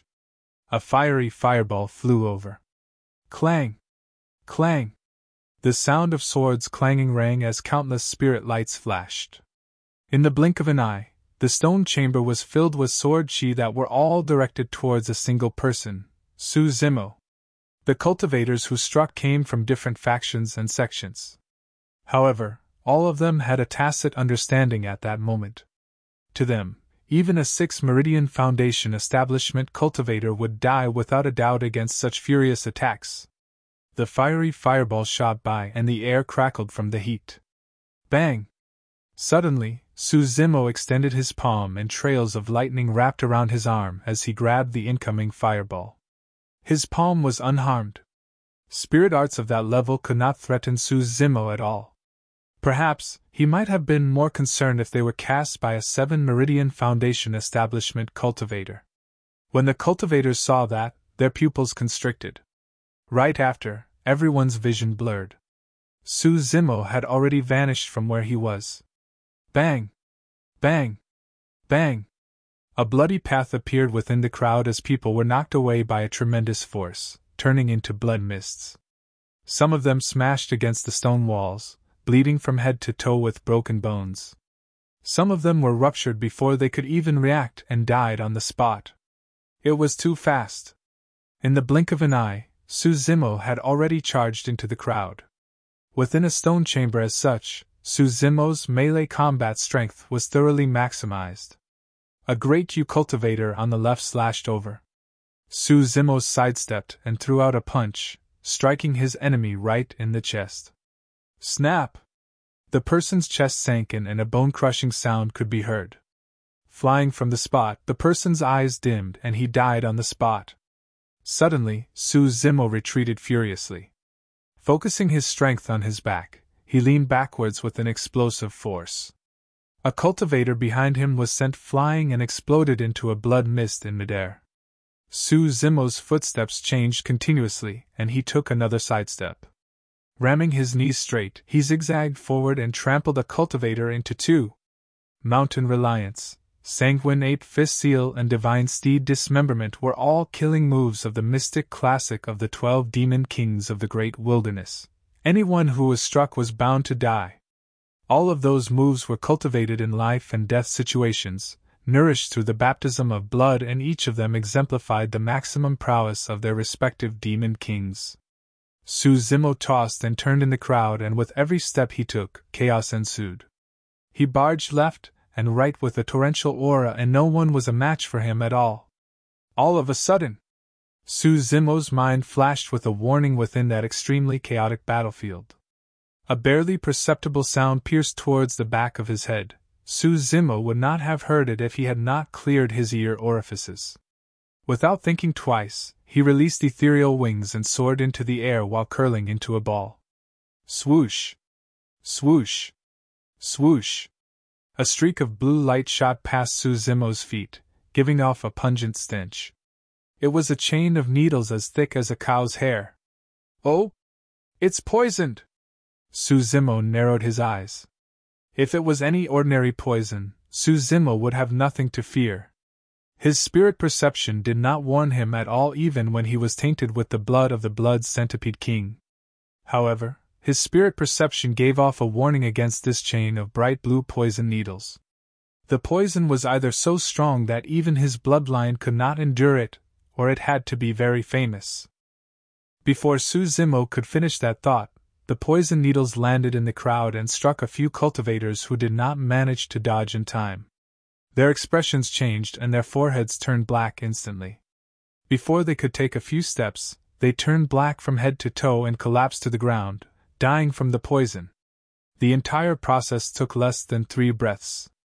What a strong poison! Zimo swept his gaze across the crowd and could not help but frown when he could not find the perpetrator. Mystify! Suddenly, he extended his arm and a ball of lightning condensed in his palm. The ball exploded in front of everyone in a blinding manner. Thunder rumbled and echoed back and forth within that stone chamber, turning increasingly clear and deafening. The thunder art of the Void Thunder Manual could make use of the explosiveness of thunder to blind the 5 senses of a cultivator. Worried about the safety of Ji Yaoxue and the others, Zimo had no intention of getting held back by the cultivators in the stone chamber. Furthermore, there was even a cultivator that was like a viper hidden in the midst. With the help of Mystify, he charged out of the stone chamber in a flash and sped out the tunnel he came from. Chase! He has a perfect spirit weapon! We can't let him run just like that! Many cultivators adapted through Mystify and shouted together, riding on the flying swords as they chased through the tunnel. In the crowd, a skinny man that looked extremely ordinary glared at Zimo's back view. A cold light flashed through his eyes and he followed the others in the pursuit. Within the tunnel, flying swords and spirit arts were shot out continuously. Zimo was extremely annoyed. Suddenly, he recalled the Quasi-Connate spirit weapon he had just obtained and retrieved the moon concealment bow from his storage bag. Arrow, load and strung bow like a full moon. The entire action was done in one go, and the 5 spirit patterns on the moon concealment bow shone with a cold and gentle gleam, resembling a full moon. Shoo! 3 arrows shot out in succession, but there was only a single sound streaking through the void. The cultivator at the front of the chase was a 6 Meridian Foundation establishment cultivator. When he saw Zimo load the arrow, he was already prepared and crushed a protection talisman instantly. Poof! There was a crisp sound. The moment the protection talisman was formed, it was pierced by an arrow. That person's head was pierced as well and exploded on the spot. A cultivator behind the person was totally unprepared and was struck by the arrow, which still had momentum, falling from midair. Confident of his heavy armor, a great Q cultivator did not reduce his speed while injecting spirit energy furiously, causing his armor to shine with 3 spirit lights. It was a superior grade defensive spirit weapon. Poof! An arrow tore through the air and pierced the person's armor instantly. The person's heart-protecting mirror shattered and a bloodied hole appeared in his chest where blood spurted out. Taking a few more steps forward, that person landed heavily on the ground with widened eyes, unable to die in peace. Zimo was secretly shocked at the sight. The might of the moon concealment bow was astonishing, and it could even destroy the defense of a superior-grade spirit weapon with ease. Its killing potential was even greater than Blood Quencher.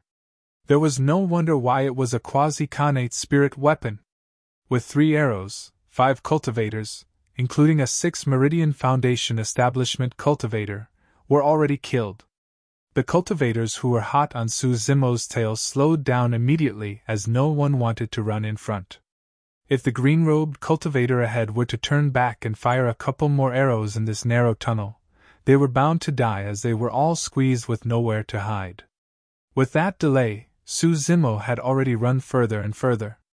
Returning to the hall of the cave abode, Zimo looked around, but he did not find Jiaoxue and the others. Instead, he saw quite a number of cultivators coming forth from the other tunnels, heading into the 4th tunnel from the left. That was the tunnel that Jiaoxue and the others had chosen.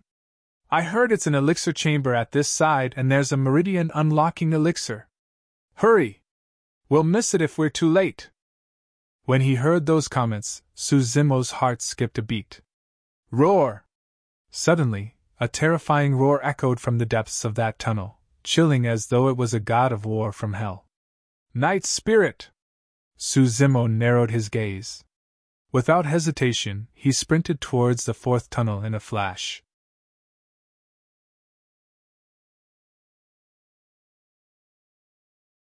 Chapter 354 Let's see who dares to move.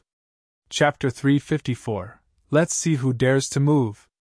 Cultivators rushed into the 4th tunnel continuously, all of their eyes red with excitement. The Meridian Unlocking Elixir was only effective when consumed for the first time.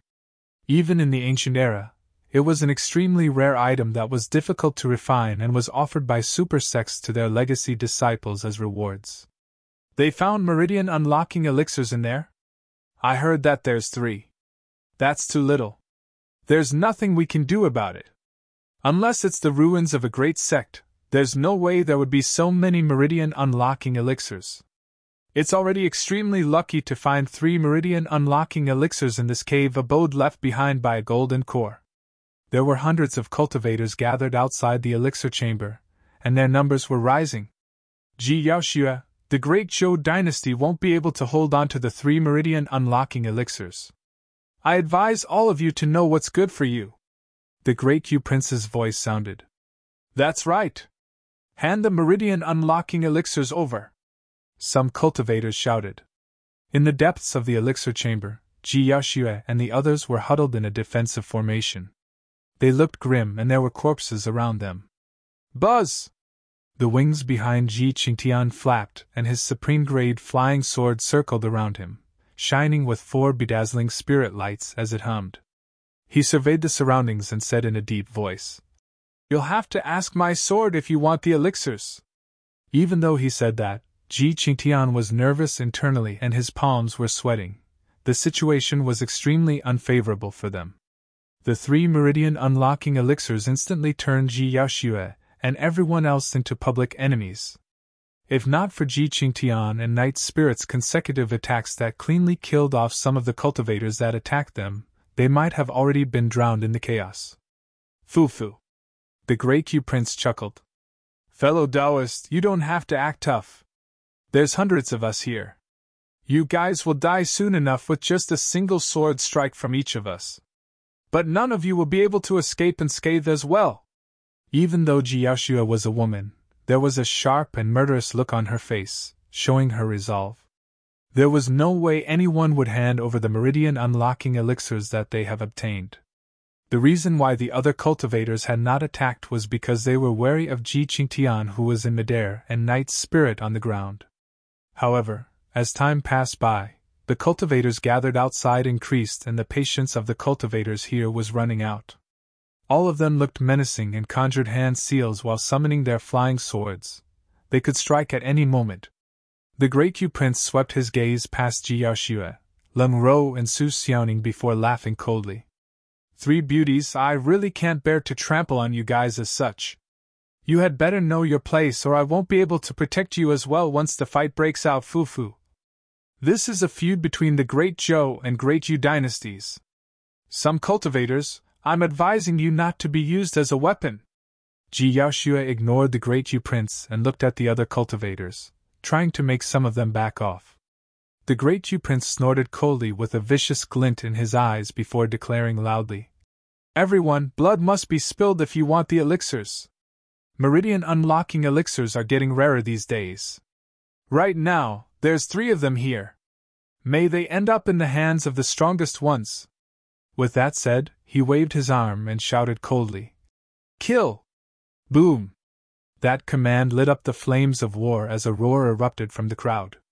Hundreds of cultivators conjured hand seals and pointed their fingers towards Ji Yaoxue and the rest. The spirit arts rained down like a torrential rain, sweeping over in an encompassing blanket of light. The spirit chi within the elixir chamber surged instantly, almost turning corporeal. Swoosh! Swoosh! Swoosh! Sword chi tore through the air and came one after another. Hundreds and thousands of sword lights flashed, beaming forth with an endless brightness as the temperature within the elixir chamber dipped all of a sudden. These were absolutely devastating attacks. At that moment, even Ji Qitian, who was at 6 Meridian Foundation establishment, looked somewhat pale. The situation before him was much more treacherous than when they were surrounded by the Great Xia and Great Shang dynasties 10 days ago. Ji Yaoxue and the others hurried and crushed their protection talismans. Ling Ro poured out all the defensive talismans from her storage bag and cast them out at one go. Dozens of talismans formed layers of barriers around them. This was the strength of a talisman master. While they were not considered strong in head-on combats, if they had sufficient talismans, they could kill foes of even higher cultivation realms by overwhelming them with offensive and defensive talismans. Bang! Bang! Bang! The spirit arts slammed against the talisman barriers and let out a huge boom. With hundreds of cultivators attacking at the same time, the amount of burst power was too much, and Ling Ro's talisman barriers disintegrated one after another. Dozens of Great Yu cultivators clad in heavy armor rushed towards Ji Yaoxue's group, wielding steel sabers. In the crowd, some body-tempered cultivators were rapidly approaching as well. All of a sudden, a shadow darted by, dashing towards the incoming Great Yu cultivators like a ghost in the night. It was Night's Spirit. 10 sharp claws extended silently, shimmering with a cold glint as they reached out for the throats of 2 cultivators. With a thud, their throats were mangled and filled with blood. They fell dead on the spot. Night's Spirit's whip-like tail waved around the crowd, ripping apart the bodies of a few cultivators, and the sharp spike on its tip only stopped after it penetrated the heads of 2 cultivators. Roar! Lowering its head, Night's Spirit opened its bloodied mouth and let out a deafening roar. It revealed its ferocious fangs and looked like it was ready to pounce. The entire elixir chamber shook as dust drifted down. Ah! Ah! Ah! Many cultivators cried out in pain as they stopped to cover their ears subconsciously. Some of the cultivators laid out protection talisman barriers beforehand, but everything shattered from the sound. A row of cultivators standing closest to Night's Spirit had their eyes bulge out with veins as fresh blood seeped from their eyes, ears, nose, and mouth. They were bleeding from all orifices. The light in the eyes of those cultivators dimmed as they collapsed limply on the floor. They were shocked to death by Night's Spirit's voice. Many cultivators were shocked when they saw this. Right after, Night's Spirit returned to Su Xiaoning's side and surveyed its surroundings coldly, guarding her carefully. Buzz! An imperceptible ripple appeared in the void, as though it was the surface of a shimmering lake, and pierced into the crowd. Ethereal sword void level. Poof! A cultivator's head was pierced, and he died on the spot. Ji Yaoxue, Little Fatty, and the others struck as well. In the blink of an eye, the Great Yu dynasty lost dozens of cultivators, and a look of hatred flashed through the prince's eyes. However, he gathered his spirits and yelled, "Everyone, hold steady! There's only 10 of them. There's no need for us to fear that demon beast if we work together." In that exchange of blows, Ling Ro's dozens of talisman barriers were already disintegrated. Although Ji Yaoxue and the rest were fine and they managed to get some counter kills with the help of Night Spirit, the number of opposing cultivators was increasing. As long as their enemies worked together, they were bound to be severely injured or dead. Against such intense attacks, even Night Spirit might not be able to protect Xuantian completely. "Kill them!" The Great Yu Prince raised his hand and hollered. "Let's see who dares to move!" Suddenly, a frosty voice sounded from behind the crowd. Immediately after, the sound of clothes fluttering through the air at an extremely fast speed arrived as a chilling aura that rattled one's heart accompanied it.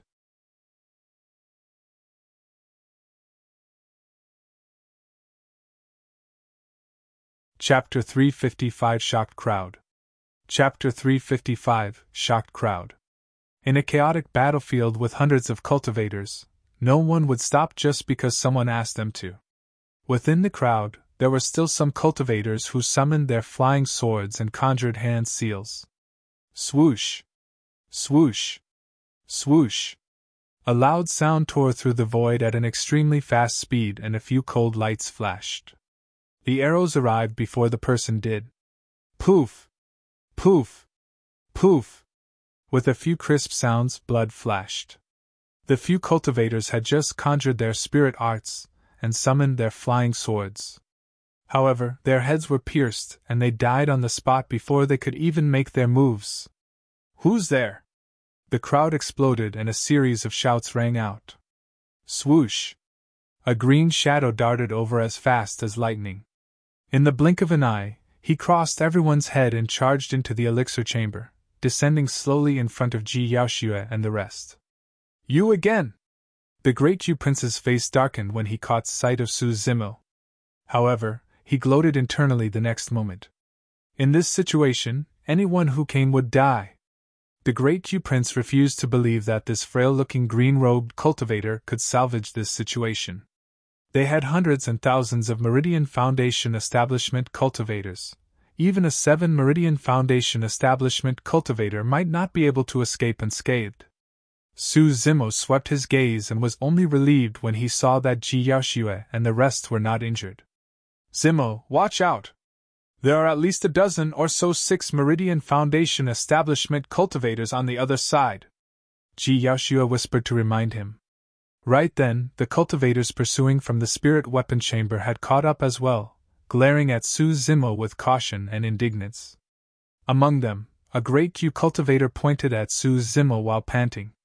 "Your Highness, that person took away a perfect spirit weapon from the spirit weapon chamber. It's that bow in his hands. A perfect spirit weapon." Upon hearing those words, the eyes of many cultivators lit up, and countless gazes locked onto the long bow in Zimo's hands greedily. "Good, good! 3 Meridian unlocking elixirs and a perfect spirit weapon." The Great Yu Prince clapped and smiled. His smile turned increasingly sinister, and his voice was chillingly cold. "Let's see how many lives the Great Zhou Dynasty has to spare." "What a coincidence!" Zimo smiled indifferently.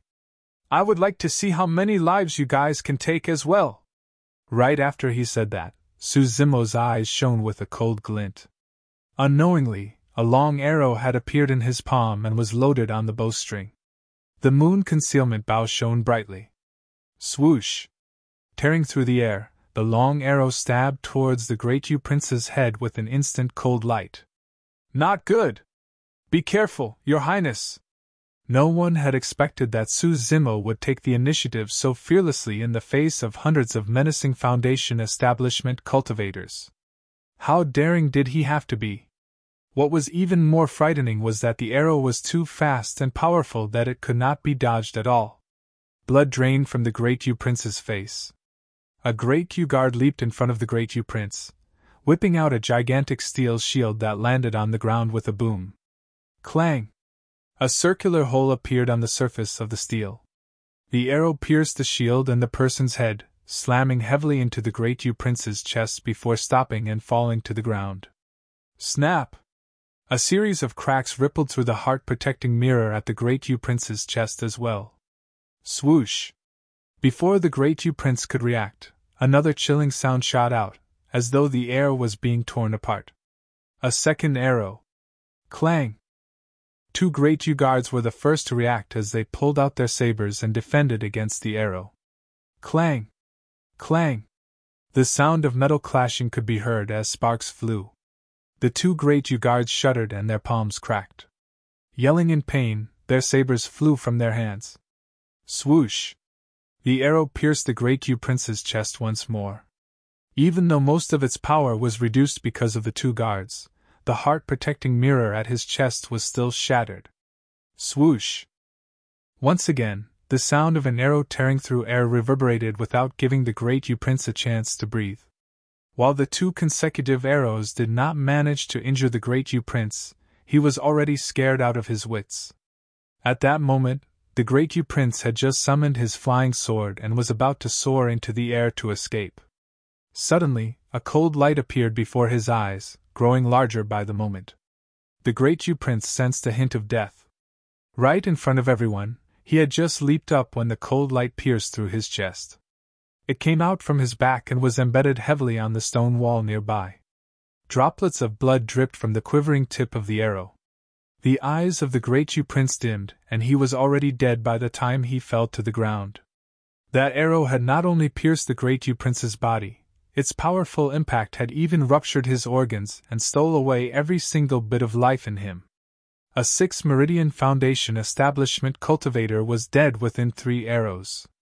Bastard, how dare you! Another great Yu cultivator spun around with reddened eyes, wanting to charge forward with all his might. However, Zimo said nothing and had already loaded another arrow. With a swoosh, the man fell to the ground as the arrow pierced his body as well as 2 great Yu cultivators behind him. Another 3 men were dead. You! Another great Yu cultivator had just spoken. Raising his head, Zimo fired another arrow. That person was prepared and crushed a protection talisman instantly. Poof! The barrier formed by the protection talisman dispersed, and the person fell to the ground with a hole on his face. He was dead on the spot. In the blink of an eye, almost all the great Yu cultivators were killed by a few arrows from Zimo. Standing at the front, Zimo wielded the moon concealment bow with his left hand and scanned his surroundings. His gaze burned furiously as he commented indifferently. "I'll take the life of anyone who moves!" Psst! All the cultivators gasped, and their gazes flickered as their impression of Zimo changed slowly. Everyone thought that the green-robed cultivator seemed extremely frail and weak. However, he was merely standing among the crowd with a gigantic bow right now, and yet, hundreds of Foundation establishment cultivators did not dare to move recklessly at all. "I'll take the life of anyone who moves." His tone was calm, but it was unquestionable. The cultivators understood that if they attacked at the same time, the green-robed cultivator wouldn't be able to kill everyone no matter how accurate his arrows were, and how strong he was. That man would definitely die. However, everyone also realized that the green-robed cultivator possessed the strength to kill each and every one of them. Even 6 Meridian Foundation establishment cultivators might not be able to escape unscathed. No one dared to make the first move. Hundreds of Foundation establishment cultivators were shocked, and none of them dared move against a single man and his bow. Right then, a cultivator yelled, "That person has another perfect spirit weapon in his possession. It's a blood-colored saber." "That's right. We saw it with our own eyes," someone else replied. 2 perfect spirit weapons. The crowd was in an uproar. Zimo turned his gaze to those who spoke and understood instantly. They were cultivators of the Great Shang and Great Xia dynasties. 10 days ago, the 2 dynasties were defeated. These were the cultivators who had managed to escape, and they were here as well, separated and hidden among the crowd. "Fellow Taoists, there's a few hundred of us here. How strong can that bow in his hands be?" "That's right. We don't have to be frightened by him. I heard that he's the #1 weapon refinement master of Great Zhou, and there are many supreme-grade spirit weapons in his storage bag. If we kill him, everything will belong to us." Upon hearing those words, the cultivators who were initially hesitant and wanted to retreat were once again filled with murderous intent. The crowd turned restless.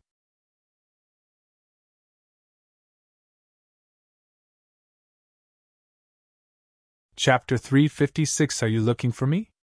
Chapter 356. Are you looking for me? 2 perfect spirit weapons, 3 meridian unlocking elixirs, and many more supreme-grade spirit weapons were more than enough for the cultivators to lose their minds. If we take action, there will definitely be cultivators who will perish under his bow. As long as it's not me, I'll have a chance to obtain the perfect spirit weapon and the meridian unlocking elixirs. That bow can load up to 10 arrows at most, while we have hundreds and thousands of cultivators. How many can he kill? The cultivators were all tempted and harbored designs. A skinny cultivator was hidden in the darkness, glaring at Zimo with a venomous gaze. A blue glint shimmered between his fingers. A murderous intent started spreading through the stone chamber. Kill!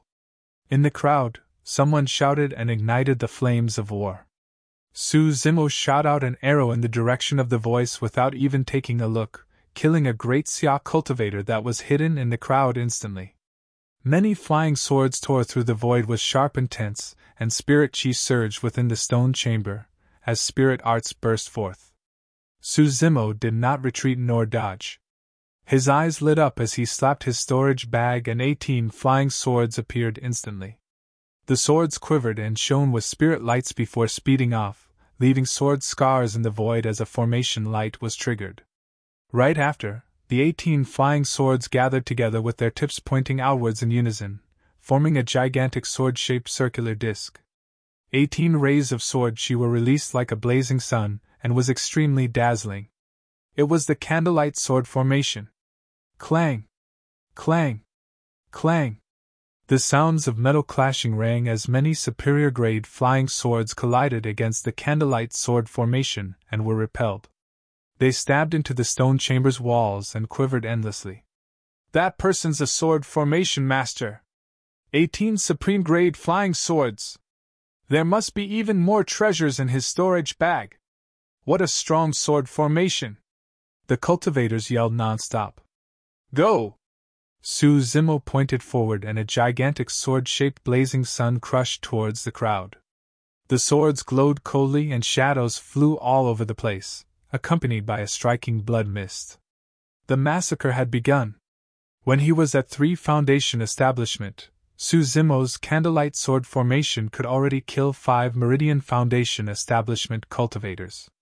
Now that he had unlocked his 4th spirit meridian, his spirit energy was even richer, and the might of the candlelight sword formation was even stronger. Although the cultivators before him were the geniuses from various sects and factions within Tianhuang mainland, none of them could withstand the might of candlelight. Ah! Ah! Ah! Tragic cries sounded from the crowd. Clang! At the same time, Zimo put away his moon concealment bow and retrieved a gigantic blood-colored saber from his storage back, slashing in reverse. Clang! Clang! Clang! The incoming flying swords were shattered by Blood Quencher on the spot, scattering to the ground. Supreme-grade spirit weapons were the only items able to defend against Blood Quencher's sharpness right now. Splash! Bang! Boom! Boom!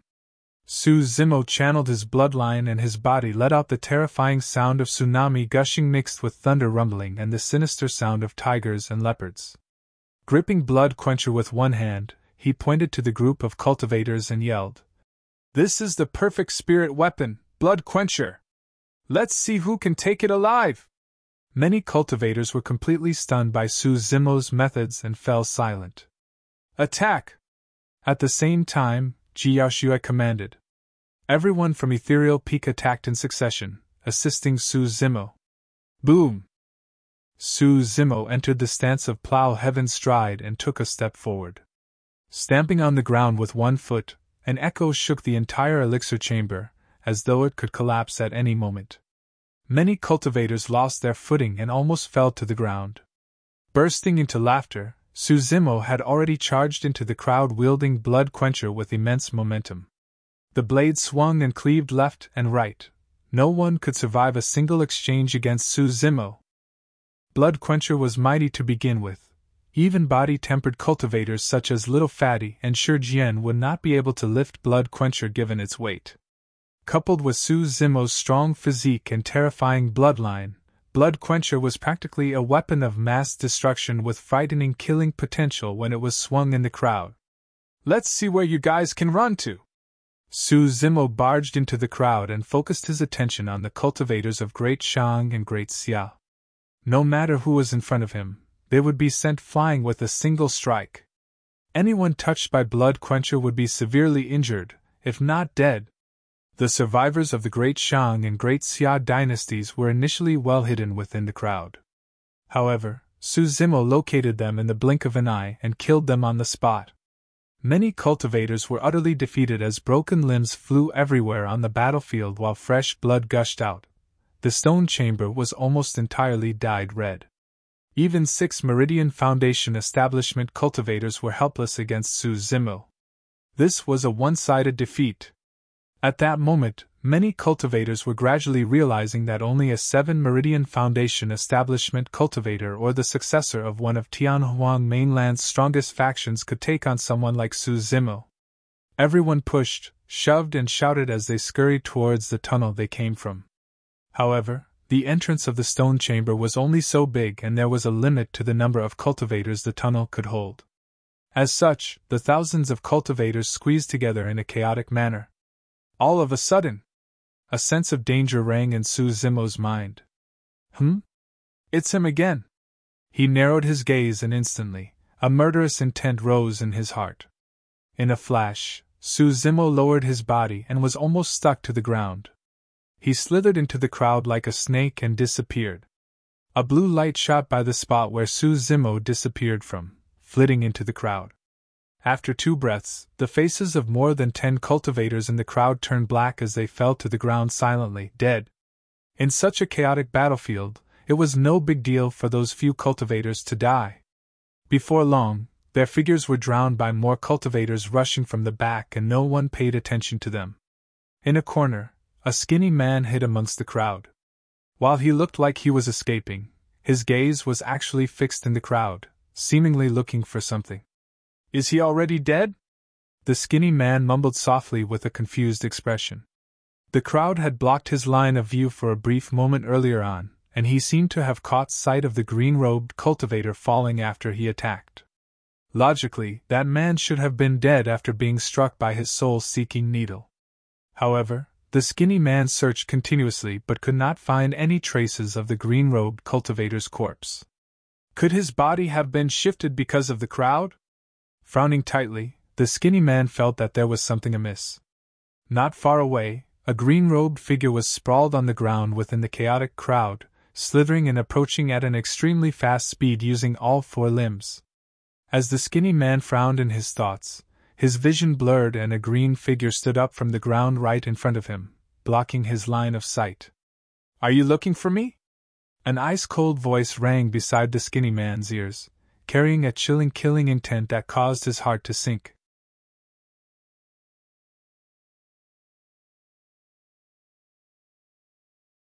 Chapter 357 Poison Sect. Chapter 357 Poison Sect. A look of panic flickered through the skinny man's eyes. However, he returned to normal in an instant and spirit energy surged furiously within him as he raised his palm, revealing 6 spirit meridians that shone beneath his robes. A blood-red powder was thrown out, spreading instantly with a refreshing fragrance. Zimo felt his head spin and his heart skipped a beat. He activated his bloodline which churned rapidly inside him, and the spinning sensation disappeared immediately. At the same time, a warning flashed in his mind. Squatting down, he curled into a ball right away. The moment Zimo squatted down, a cold light flashed above his head. He saw everything clearly. It was a long pitch-black steel needle that was hidden within the blood-red powder and was completely undetectable. In reality, the blood-red powder was extremely toxic by itself and most cultivators would not have been able to survive it. No matter how strong and terrifying their physiques and bloodlines were, their heads would spin and they would lose their consciousness soon after breathing it in. During that period of time, the steel needle that was hidden in the powder would be more than enough to pierce the head of the other party. That was the skinny man's killing move. In fact, he had already predicted that the blood-red powder would not have been able to hurt Zimo. However, he did not expect Zimo to snap out of it so quickly and squat down the moment he was sobered to evade the killing move. That single exchange of blows was already filled with peril within. Right after squatting down, Zimo moved in and killing intent shone in his eyes. He was in a pseudo-knelt stance with his arms propped up, as though he was making a fruit offering.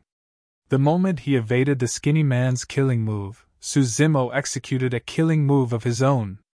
The skinny man's expression was unchanged as he leaped backwards while sending his heel forth to kick against Zimo's hands. Zimo frowned internally. Usually, he would definitely be fearless if his opponent chose to meet him head-on. Given his physique, he had absolute confidence of smashing the skinny man's feet with a single punch. However, for some unknown reason, Zimo felt uneasy the moment the skinny man kicked out. Swoosh! Ethereal wings spread out behind Zimo and he soared into the air before the move was completely unleashed. All of a sudden, a faint green blade poked out from the man's heel, emitting a pungent smell with poison tainting its tip. While Zimo could have destroyed the skinny man's soul with a single punch earlier on, he would have to be damaged by the poisoned blade in return. Zimo realized that the man was filled with poison from head to toe and must not be touched. Clang! Hovering in midair, Zimo retrieved Blood Quencher from his storage bag. Descending from the skies like a god, he hollered with a torrential killing intent. Die! Swash! Blood Quencher slashed through the air, and its massive blood beams seemed to cut the entire elixir chamber in half. The skinny man was shocked as his vision was shrouded by the blood beam, and he could barely see anything else.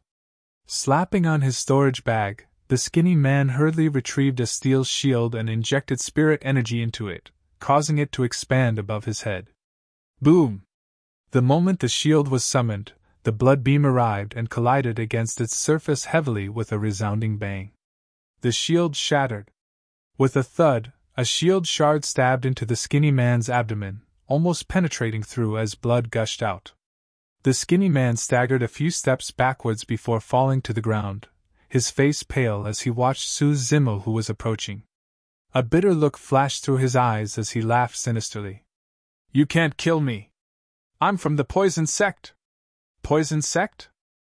Zimo arrived in front of the skinny man and looked down with a cold expression.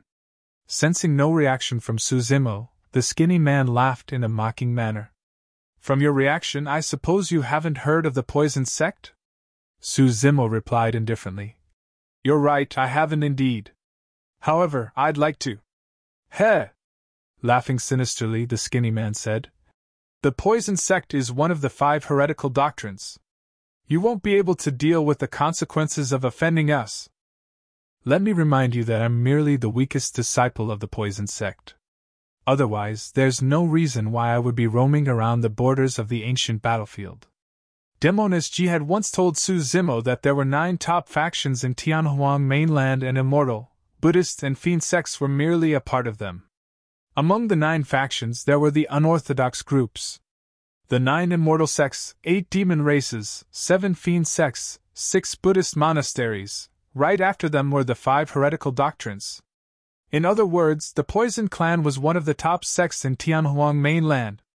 Typically, legacy disciples of these 9 great factions would not be found at the borders of the ancient battlefield. However, what the skinny man had said should be true. Even though his cultivation realm was not high, his methods were sinister, and he was filled with poison. Zimo could die on the spot if he was careless given his current strength. 5 heretical doctrines, so what? Zimo asked differently. The skinny man's expression changed. He could sense killing intent from Zimo's calm voice. I'll kill someone even if they're from the immortal sects. Zimo laughed coldly and swung his saber. The skinny man let out a miserable howl. If you kill me, all of you will have to die on the ancient battlefield. The moment he said that, the skinny man's head was lopped into the air with blood gushing out. In that short while, the elixir chamber was left with nothing but corpses on the ground and the pathetic back views of all the other cultivators who had escaped. Although Ji Yaoxue and the rest had expended a lot of energy for another intense battle, they could not conceal the excitement in their eyes. The rewards of this battle were too great. Notwithstanding the hundreds of storage bags, they had even retained the 3 meridian unlocking elixirs. Ji Yaoxue handed a jade bottle to Su Zimo with a smile. Zimo, there are 3 meridian unlocking elixirs inside. Take one of them. Since Xiaoning was the one who discovered their existence initially, it's only right that she gets one. As for the last one, we'll give it to fellow Taoist Ji Qingtian. I'm sure no one has any objections towards the distribution. Su Zimo received the jade bottle and opened it to take a look. A bitter herbal fragrance wafted out, causing the spirit energy in his meridians to rumble. The 3 meridian unlocking elixirs were not of high grades, 1 inferior and 2 middle grades. Pushing the jade bottle back, Su Zimo said, "Put it away first. We'll talk about this later. First, let's tidy up our gains and leave this place." "All right." Ji Yaoxue nodded. Before long, everyone tidied everything and left the elixir chamber with Su Zimo, returning to the hall of the cave abode. Su Zimo looked at the 5 tunnels and pondered. If those 2 tunnels led to the spirit weapon and elixir chambers, the other 3 should lead to spirit arts, talismans, and secret array formation manuals. That's right, that should be the case. Ji Qingtian nodded in agreement. Ji Yaoxue frowned slightly. If that's the case, the other treasures should have been swept cleanly with so many cultivators rushing in at the start. There should be nothing left. Let's take a look. Su Zimo said and led the way. As he had expected, the other 3 tunnels led to spirit art, talisman, and array formation chambers. The spirit art and talisman chambers were swiped cleanly by the many cultivators. However, it was very likely that the formation chamber was still intact. After all, there was an ancient formation set up at its entrance that had no signs of being dispelled.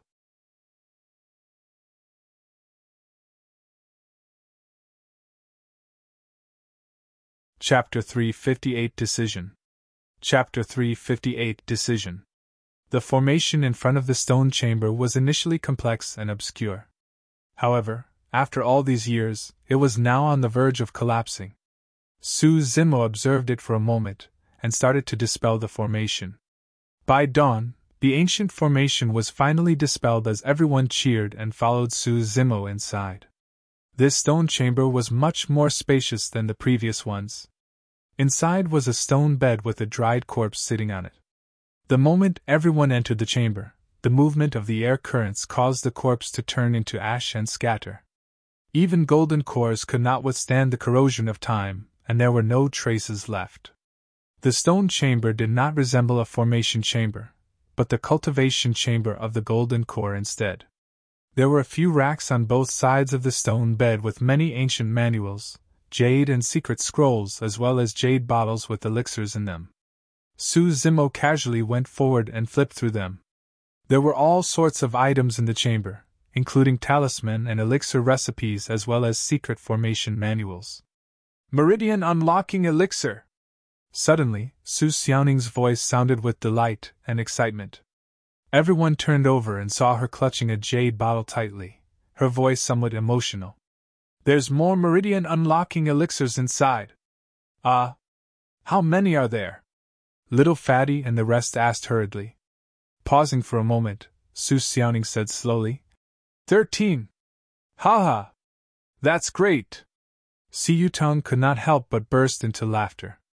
If there were only 3 meridian unlocking elixirs, he would not have been in line for one of them. Now that there were 13, he would get one no matter what.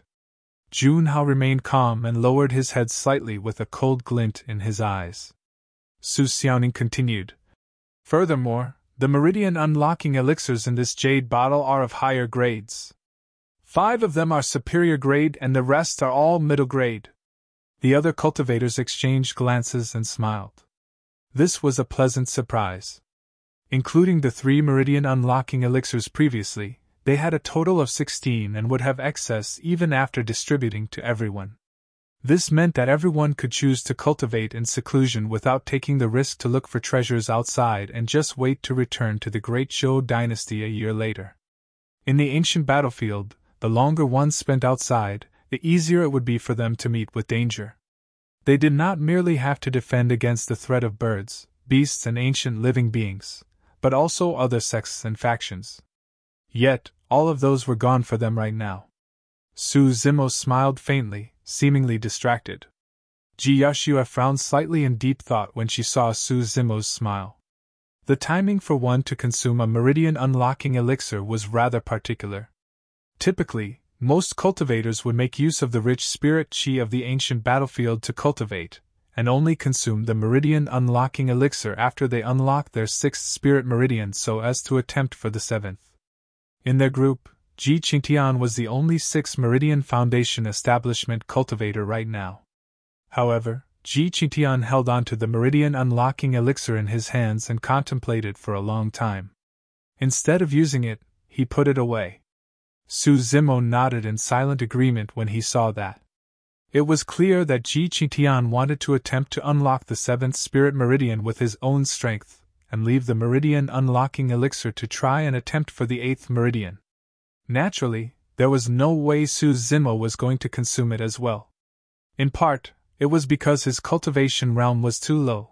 It would be a waste of such a treasure if he were to consume it at 4 Meridian Foundation establishment. At the same time, it was because the grade of the Meridian Unlocking Elixir was too low. Ever since he started cultivating, Zimo had rarely consumed elixirs and they were all at perfect grade. Before entering the ancient battlefield, Zimo had already made up his mind that not only would he have to look for a Meridian Unlocking Elixir, he had to look for one at perfect grade.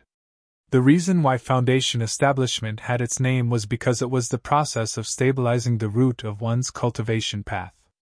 The finer the Foundation Establishment, the slimmer the chances of one encountering issues in the future of their cultivation. Zimo was an immortality and demonic cultivator to begin with, and his path was fraught with difficulties. He was not going to allow any blemishes to appear on it. The group had not slept for an entire day. Coupled with the fact that they had just experienced another intense battle, they were finally feeling the fatigue now that things had calmed down. Without a word, little Fatty looked for a corner to sleep. Xuantian scratched his head and looked for a corner to rest as well. Take a rest first if you're tired. Zimo nodded and turned to leave. Looking at Zimo's back view, Xuantian pondered for a moment before following along. He left the cave abode and surveyed his surroundings before soaring into the air, only returning after circling the surroundings. Xuantian stood by the entrance of the cave abode and looked at Zimo, who had just returned. "What are you doing, Zimo?" Xuantian asked. Zimo smiled. "I took a look around and saw that this cave abode is located halfway up the mountain and the slope is rather steep. As such, it's easy to defend and hard for anyone to attack us. There's even scars of formation patterns left behind which I can repair. This is an excellent place for cultivation and seclusion, and you guys can stay here in peace." Suddenly, Xuantian asked, "Zimo, where are you going?" "Ah?" Zimo froze for a moment. He had not expected Xuantian to notice something amiss with his casual remark. She did not say anything, merely looking at Zimo silently with a slightly lowered head. After pondering for a moment, Zimo gave a bitter smile. "I want to check out the depths of the ancient battlefield. We've got sufficient meridian unlocking elixirs and can stay here to cultivate before returning to Great Zhou a year later. It's too dangerous to head into the depths of the ancient battlefield." Xuantian frowned. "Zimo, birds and beasts are not the only ferocious things in the depths of the ancient battlefield. The cultivators there are extremely strong, and they can kill people beyond their cultivation realms. Furthermore, there are many top factions and successors of super sections. If you're alone..." Although Xuantian did not continue, deep worry could be seen from her eyes. Zimo faked a relaxed smile. "It's fine. If I can't defeat them, I'll be able to escape given my strength." The matter about the meridian unlocking elixirs was not something he could explain simply. Moreover, Zimo could vaguely sense that he would still head into the depths of the ancient battlefield even without the allure of the meridian unlocking elixirs. His nature was not that of a scholar, and his bloodline was filled with restlessness, a fearless bravado to continue moving forward. He wanted to check out how the so-called successors and legacy disciples of immortal, Buddhist and top faction sects were like. Rather, Zimo wanted to have a good fight with those people. "I'll accompany you then," Jiaoxue said. "I'll be able to provide you with some help no matter what." "No." Decisively, Zimo shook his head and rejected her. "Yaoxue, there's no need for you to take the risk and head into the depths of the ancient battlefield with me. Cultivate here and I'll return a year later." "Really?" Jiaoxue pouted slightly in disbelief. "Of course." Zimo smiled. "When are you leaving?" "A few days later, after I repair the ancient formation surrounding this cave abode." Pausing for a moment, Zimo retracted his smile and turned around with a stern expression. "There's one more thing I have to remind you. There's a spy remaining among us." Jiaoxue's expression changed slightly. "Who?" "It might be Junhao." No matter what, Junhao had not done anything bad right from the start, and Zimo could not kill him out of mere suspicion. Furthermore, Junhao had a special identity. He was Jiaoxue and Xiaoning's senior brother of the same sect. He just had to inform Jiaoxue about this so that she could watch out for him.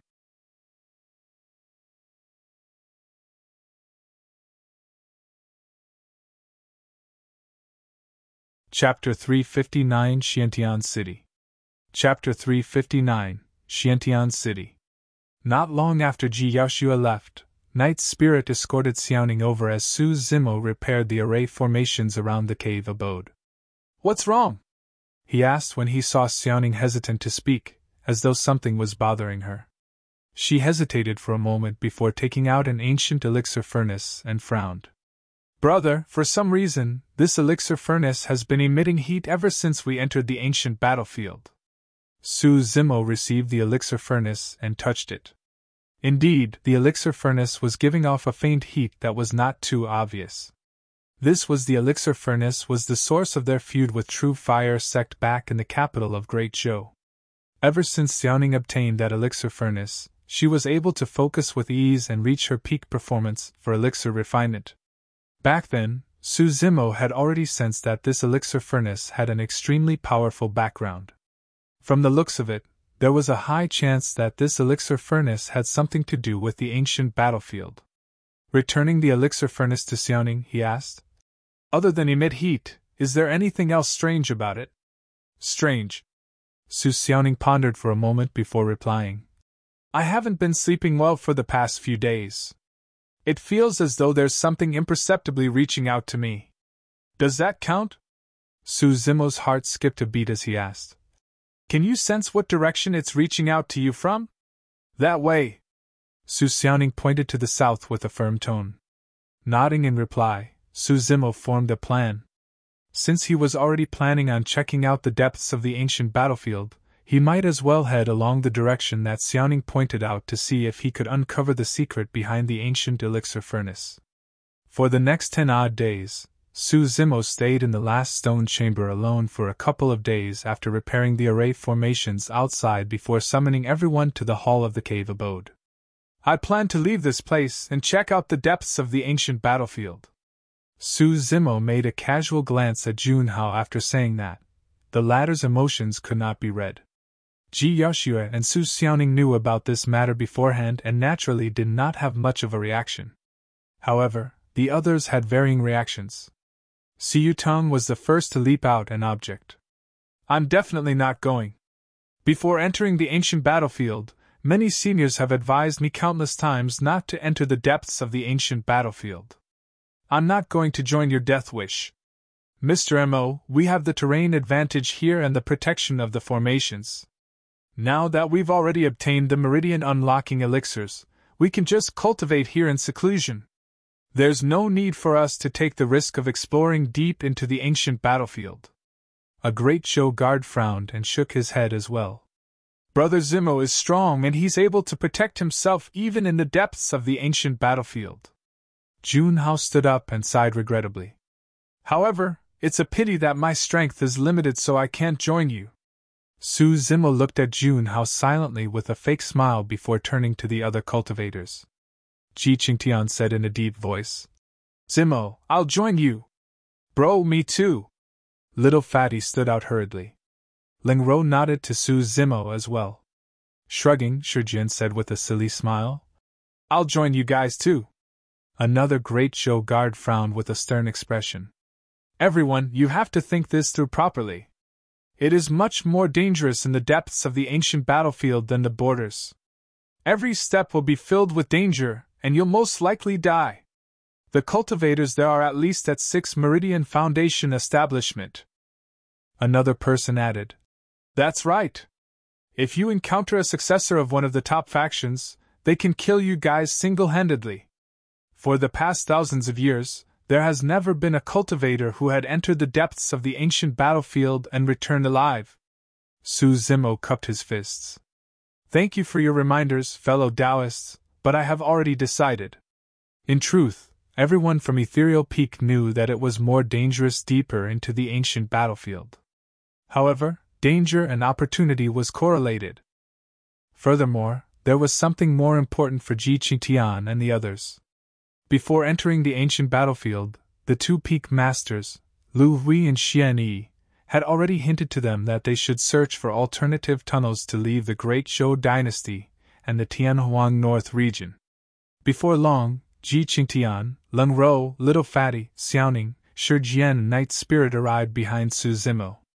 The team of 11 people were now left with Ji Yaoxue and 2 Great Zhou guards along with Junhao and Si Yutong. I've already repaired the array formations outside and there are sufficient stone chambers. You guys can split up to cultivate.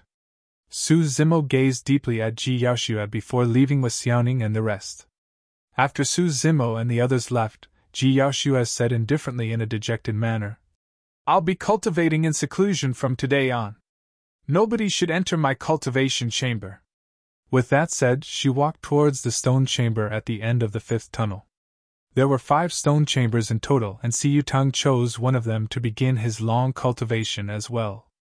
Junhao gazed at Ji Yaoxue's back view and a cold glint flashed through his eyes as he smirked.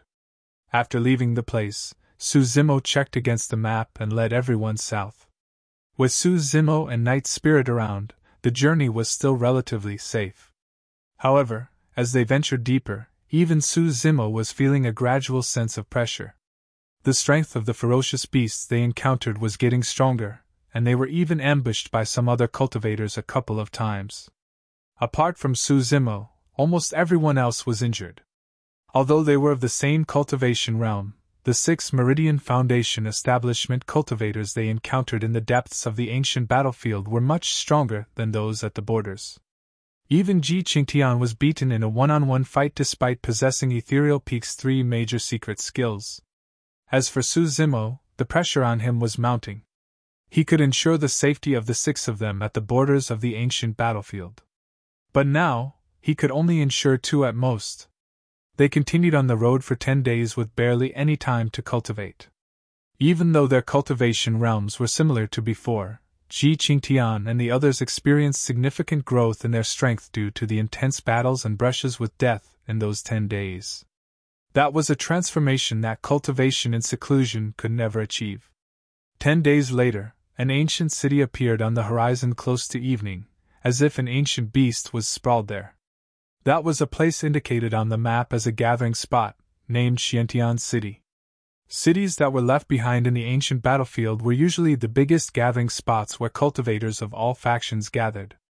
Everyone heaved a sigh of relief. They were worn out physically and mentally after being on the road for 10 days. Apart from Su Zimo, who was still brimming with energy without any signs of fatigue, the others bore injuries and were already at their limits. If they could not find a place to settle down before the sky turned dark, that would have been an arduous night for them. Along the way, Xuantian and the others gradually viewed Su Zimo with increasing curiosity and respect. Be it at the borders of the ancient battlefield or deep inside, nobody could read Su Zimo's limits. That seemingly frail body of his seemed to possess limitless energy, and his vigor and endurance were shocking. The few of them knew that if not for Su Zimo, they would have died on the journey before they even saw Xuantian city.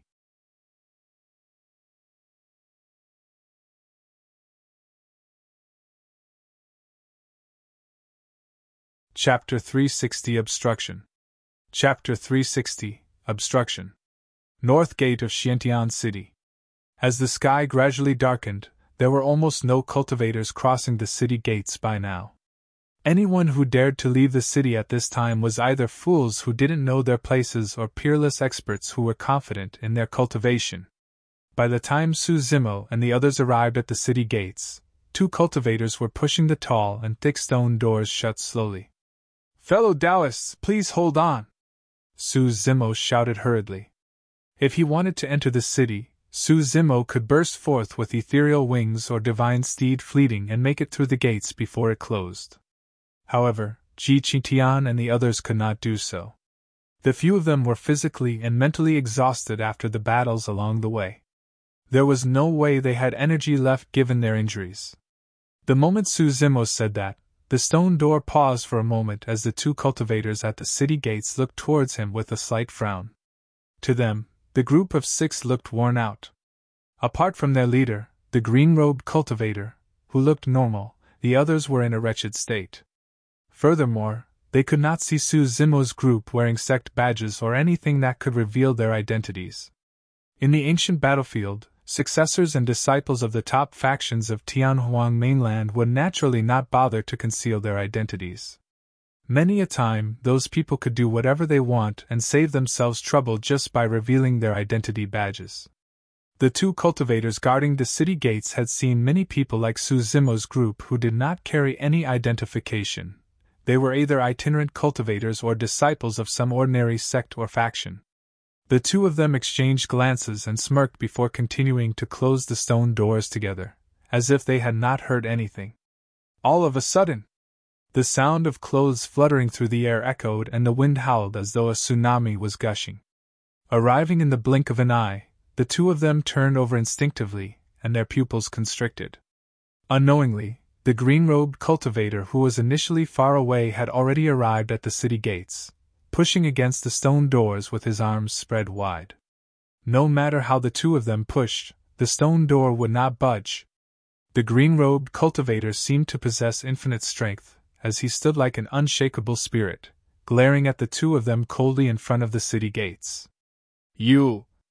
Gulping, the 2 of them looked on with panic. "Why are you closing the door?"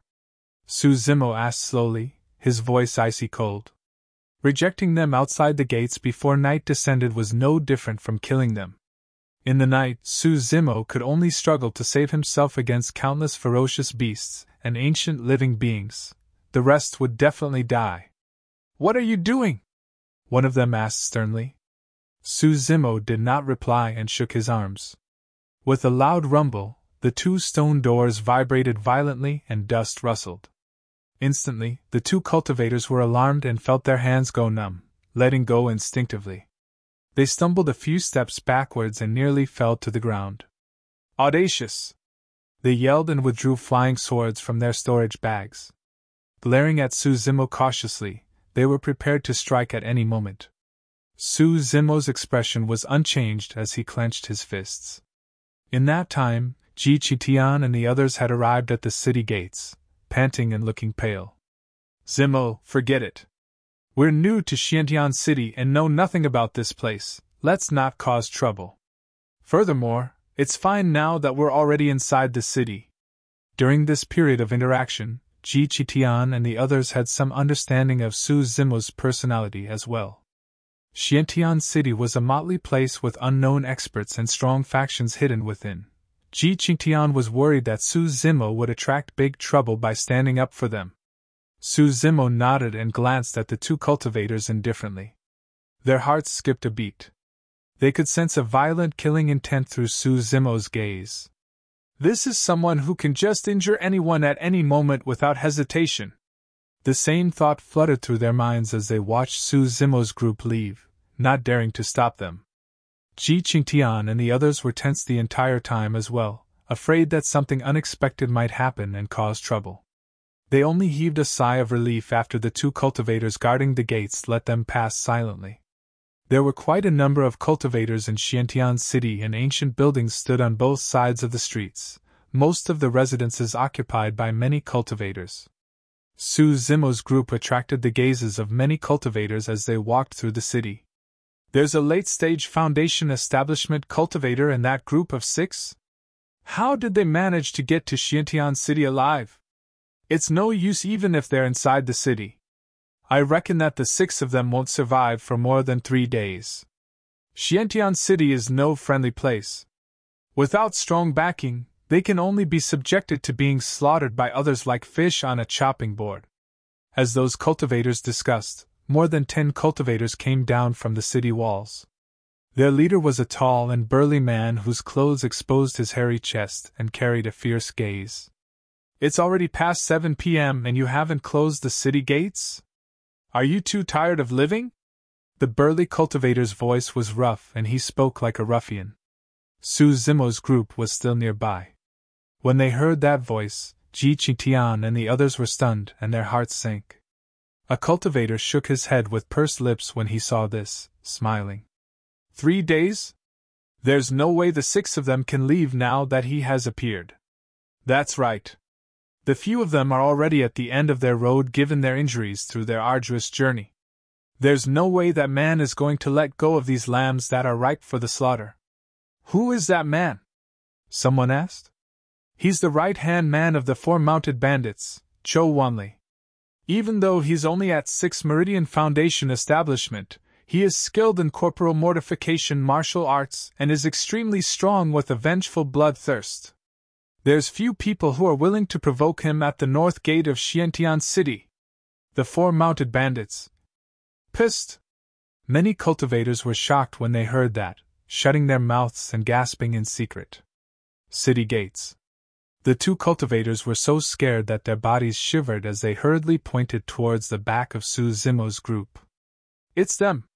We were about to shut the city gates when the 6 of them barged in. Xuanli turned towards Zimo's group as a violent glint flashed in his eyes. If everyone else could tell that Zimo's group was weak after traveling, it was only natural that Xuanli's burning eyes could tell the same. He recognized their weakness with a single glance. The 6 of you up front, stop right there! Xuanli hollered and charged murderously towards Zimo's group with more than 10 other cultivators. Xuantian and the others sighed internally and could only stop and turn back. Initially, Zimo was walking right at the front. After they turned around, he was already behind them. Zimo was about to advance when Xuantian held him back and whispered, Zimo, don't be reckless. Let's see what this man wants. It'll be best if we don't have to fight. That's right, bro. Judging from the cultivators around us, this guy seems to have a powerful background. Let's try not to fight him head on. Little Fatty whispered as well with sweat dripping down his forehead.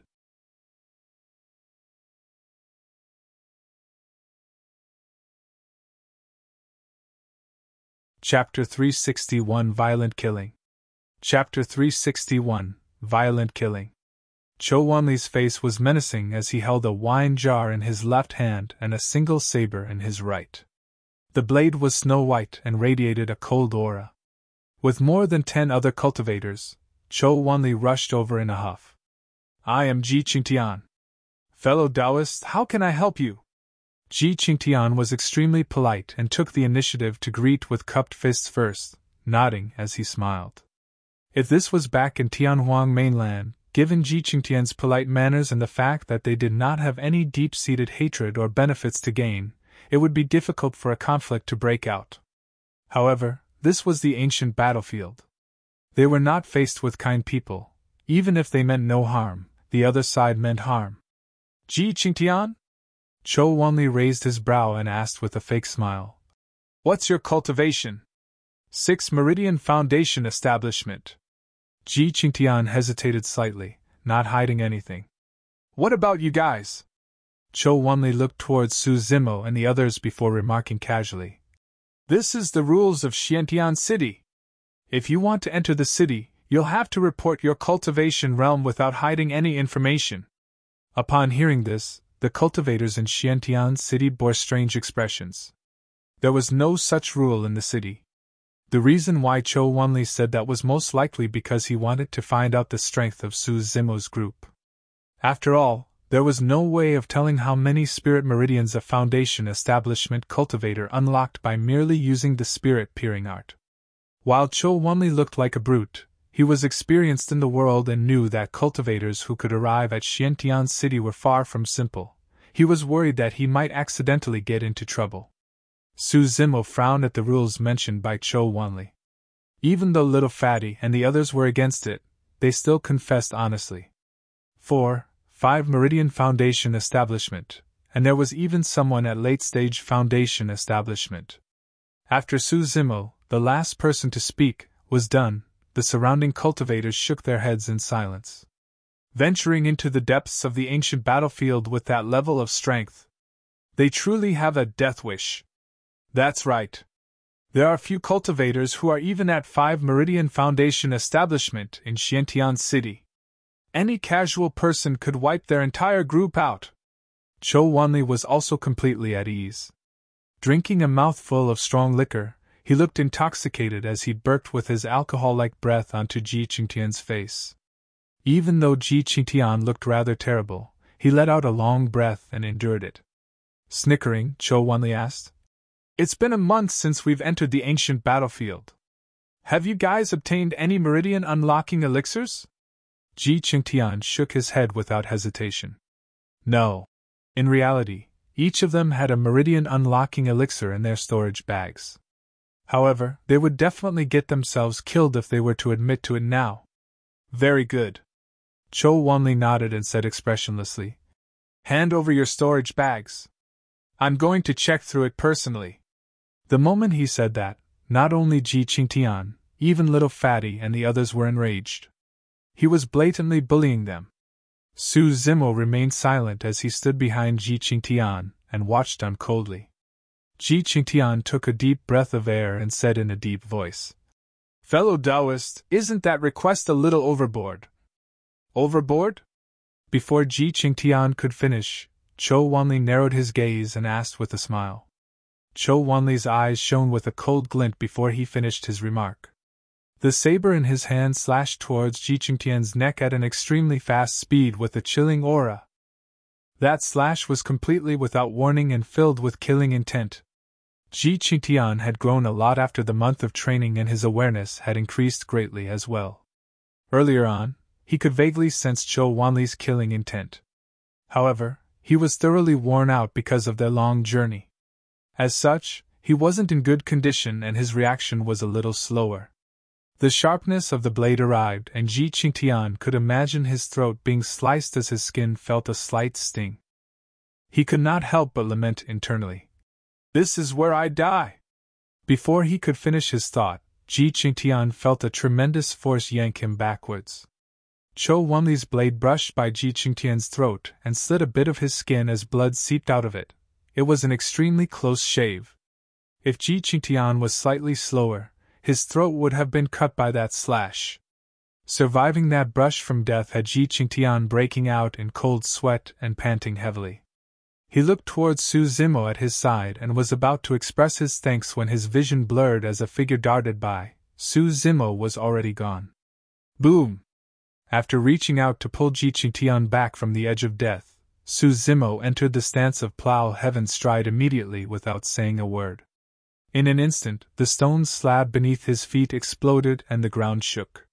The buildings on both sides of the streets trembled, causing countless cultivators to exclaim. Zimo's gaze was sharp as a knife as he reached out with outstretched fingers and grabbed at Xuanli's head as though he was engulfing it. Before Xuanli could react after missing that attack, a person with a chilling aura appeared behind Xuantian and struck with a killing move right away. Zimo's massive palm descended and the atmosphere turned so repressive that Xuanli felt suffocated. Without any time to think, Xuanli slashed back in reverse at Zimo's wrist before the latter could finish his move. The blade trembled and 3 flashes of light shone.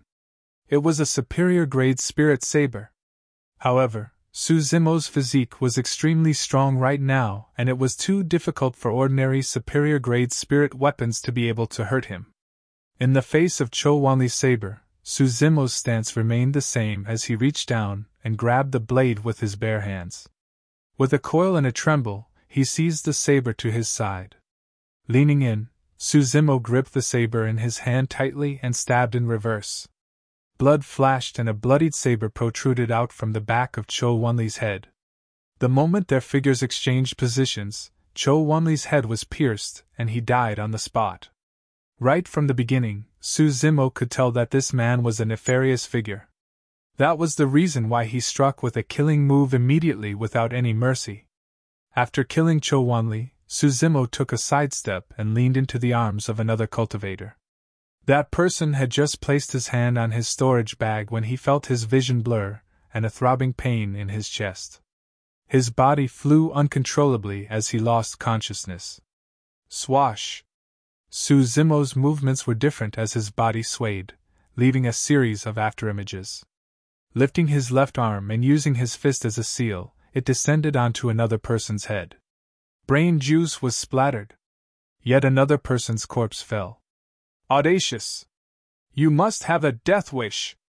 The 10-odd cultivators that Xuanli brought over snapped to their senses and yelled, whipping out a myriad of weapons.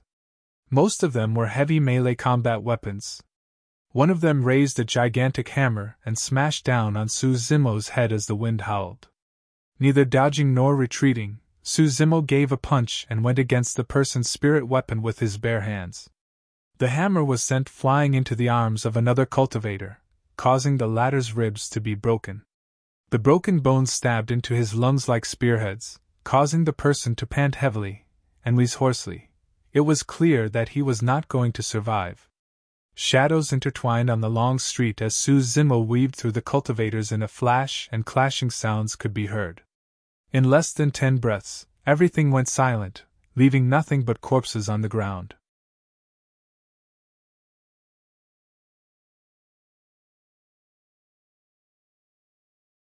Chapter 362 – 4 Mounted Bandits. Chapter 362 – 4 Mounted Bandits. Everything had happened too quickly. Not to mention Xuanli's group who were involved in the fight, even the bystanders were stunned as they stood with lost expressions. After a long time, shock passed through their eyes. As they looked at the green-robed cultivator standing in the bloodbath, 3 words shot through their minds: decisive to kill. Xuanli never had a chance to strike again after missing his first attack. This man's personality is indeed rather suited for roaming in the ancient battlefield. What a pity! A cultivator in the crowd shook his head. With Xuanli dead and the 4 mounted bandits' vengeful personality, this group of people are bound to be tormented to death unless they look for some major sect in Xuantian City to back them up. Although sects of the top factions do not fear the 4 mounted bandits, there's no need for them to get on bad terms with the 4 mounted bandits just for these people. There's no sect that will want to take them in. On the long street, Zimo's expression was calm as he turned around and said softly, "Let's leave this place first." Xuantian and the rest nodded. By now, they had realized as well. In the ancient battlefield, in Xuantian City, there was no room for logic or rules. This was a world where the fittest survive. A cruel place filled with bloodshed. The streets were filled with bloodstains that were still wet, as though telling everyone that a massacre had just happened. Battles could happen at any moment, and other cultivators would just watch the show with no intention of helping. Showing weakness at a place as such would only cause their enemies to take advantage of them.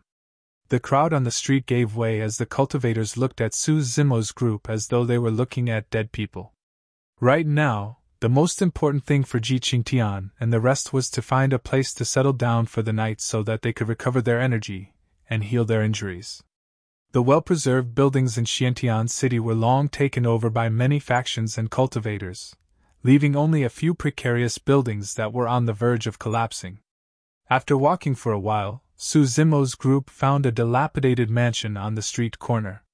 It was not exactly accurate to call it a mansion. After all, the walls around the mansion had already collapsed, leaving behind only some broken walls. The courtyard was overgrown with weeds and the few houses remaining were in shambles. "Let's rest here for the night," Zimo knew very well that they would not be able to find a good place even if they were to continue searching. Furthermore, Xuantian, Leng Ro and the others were thoroughly exhausted, and it was unsuitable for them to carry on outside. Bro, take a rest first. I'll head out for a stroll and find out more about the background of Xuantian City. Little Fatty closed in and whispered. All right, take care. Zimo nodded. Little Fatty had cultivated body tempering techniques before and was much stronger than Xuantian, Leng Ro and the others in terms of physique. Furthermore, he looked chubby and friendly. Tactful in his ways and alert, Zimo was not worried about Little Fatty's safety. Everyone's hearts felt heavy in this completely unfamiliar environment. Even though Xuantian City could ward off the birds, beasts and ancient living beings outside, it could not protect them from the greed in the hearts of cultivators, and that was even scarier than the demon beasts outside. Not wanting to burden Zimo, Xuantian and the others wanted to make good use of the time to recover energy and heal their injuries. Soon Little Fatty returned. Bro, I've asked around. Little Fatty pursed his lips and said in a deep voice. There are a few top factions coexisting in Xuantian City. There's Glass Palace of the Immortal Sects, Malevolent Earth Sect of the Fiend Sects, Puppet Sect of the 5 Heretical Doctrines and Elixir Young Sect and Thousand Cranes Sect of the 4 Unorthodox Groups. Xuantian and the others frowned deeply with stern expressions. Immortal Sects, Fiend Sects, Unorthodox Groups and Heretical Doctrines, those were the top factions of Tianhuang mainland. If they hadn't ventured deep into the ancient battlefield, they may never encounter these top factions throughout their lives. Zimo's heart skipped a beat. He hadn't had any interactions with Glass Palace, Puppet Sect, Elixir Young Sect nor Thousand Crane Sect. However, he dealt with the 7 Fiend Sects a couple of years ago. Deep underground, Zimo encountered a couple of fiend heirs and even killed the heir of Malevolent Earth Sect forcefully despite going against 5 of them. To be fair, the Malevolent Earth Sect heir had died unjustly in that fight. If not for the existence of the Spirit Lock formation such that the fiend heirs could not unleash their full strength, Zimo would have been the one dead. Now that a few years have passed, Malevolent Earth Sect must have chosen a new fiend heir. Of course, Zimo was not worried of being recognized by those of Malevolent Earth Sect as well. In that battle back then, the powerful skeleton caused the entire place to collapse with its final gambit. Later on, Dynasty mentioned that apart from the 2 of them, the only ones that survived were the 5 other fiend heirs. That meant that no one of Malevolent Earth Sect had seen him before. Little Fatty continued. Among them, Elixir Young Sect and Thousand Crane Sects are weaker in terms of strength. Elixir Young Sect is the largest elixir refinement sect in Tianhuang mainland with solid roots that trace back to the ancient era. Thousand Crane Sect is the largest talisman sect, and they're the ones that created the most common tool of communication in the cultivation world, spirit cranes. Xuantian and Leng Ro's eyes lit up when they heard the origins of Elixir Young Sect and Thousand Crane Sect. If they could join those 2 sects for cultivation and refinement of elixirs and talismans, they would definitely be able to go further on their cultivation paths. Xuantian nodded. Since they're the unorthodox groups and specialize in elixir refinement, as well as talisman making, it's only natural that they would be comparatively weaker in strength. However, elixir refinement masters and talisman masters are bound to be accompanied by strong people. Gulping, Little Fatty said slowly with a stern expression. Apart from them, there's another faction in Xuantian City that even those factions would not want to provoke, the 4 Mounted Bandits. Xuantian and everyone else's hearts sank when they heard that. Are they related to the cultivators at the North Gates? Xuantian asked with a frown. Little Fatty nodded. The leader of the group of people killed by Bro was called Xuanli. He's a competent underling of the 4 Mounted Bandits. What's the background of the 4 Mounted Bandits such that even the Immortal and Fiend sects are not willing to provoke them? Shurjian asked. Little Fatty replied. The strength of the 4 Mounted Bandits is definitely weaker than super sects such as Glass Palace and Malevolent Earth Sect. However, it's said that they are extremely violent and their underlings are all desperados. Although Glass Palace and Malevolent Earth Sect can definitely come out victorious in a battle, they would have to suffer huge losses for sure. That's the reason why the 4 mounted bandits and a few top factions are currently in harmony. When they heard that, Xuantian and the others were flustered and looked terrible. This meant that there was a high chance that they could be killed at any moment inside Xuantian city for offending such a faction. It was even more dangerous inside the city than outside. Little Fatty remarked. Bro is not entirely to blame for this matter as well. The 4 mounted bandits are in the business of killing and robbing others to begin with. For cultivators that pass through the north gates, if they are weak or have no background, it'll be difficult for them to survive. This is a group of vicious and villainous people who take joy in killing others. Even if you hand over all the treasures in your storage bag, it's not guaranteed that you will walk out alive. At that point, Little Fatty sighed.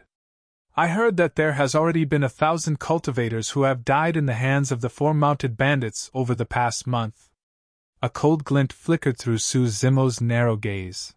You're tuning into the Phoenix Knights YouTube channel. Don't forget to subscribe and join us on this journey to catch the most captivating stories.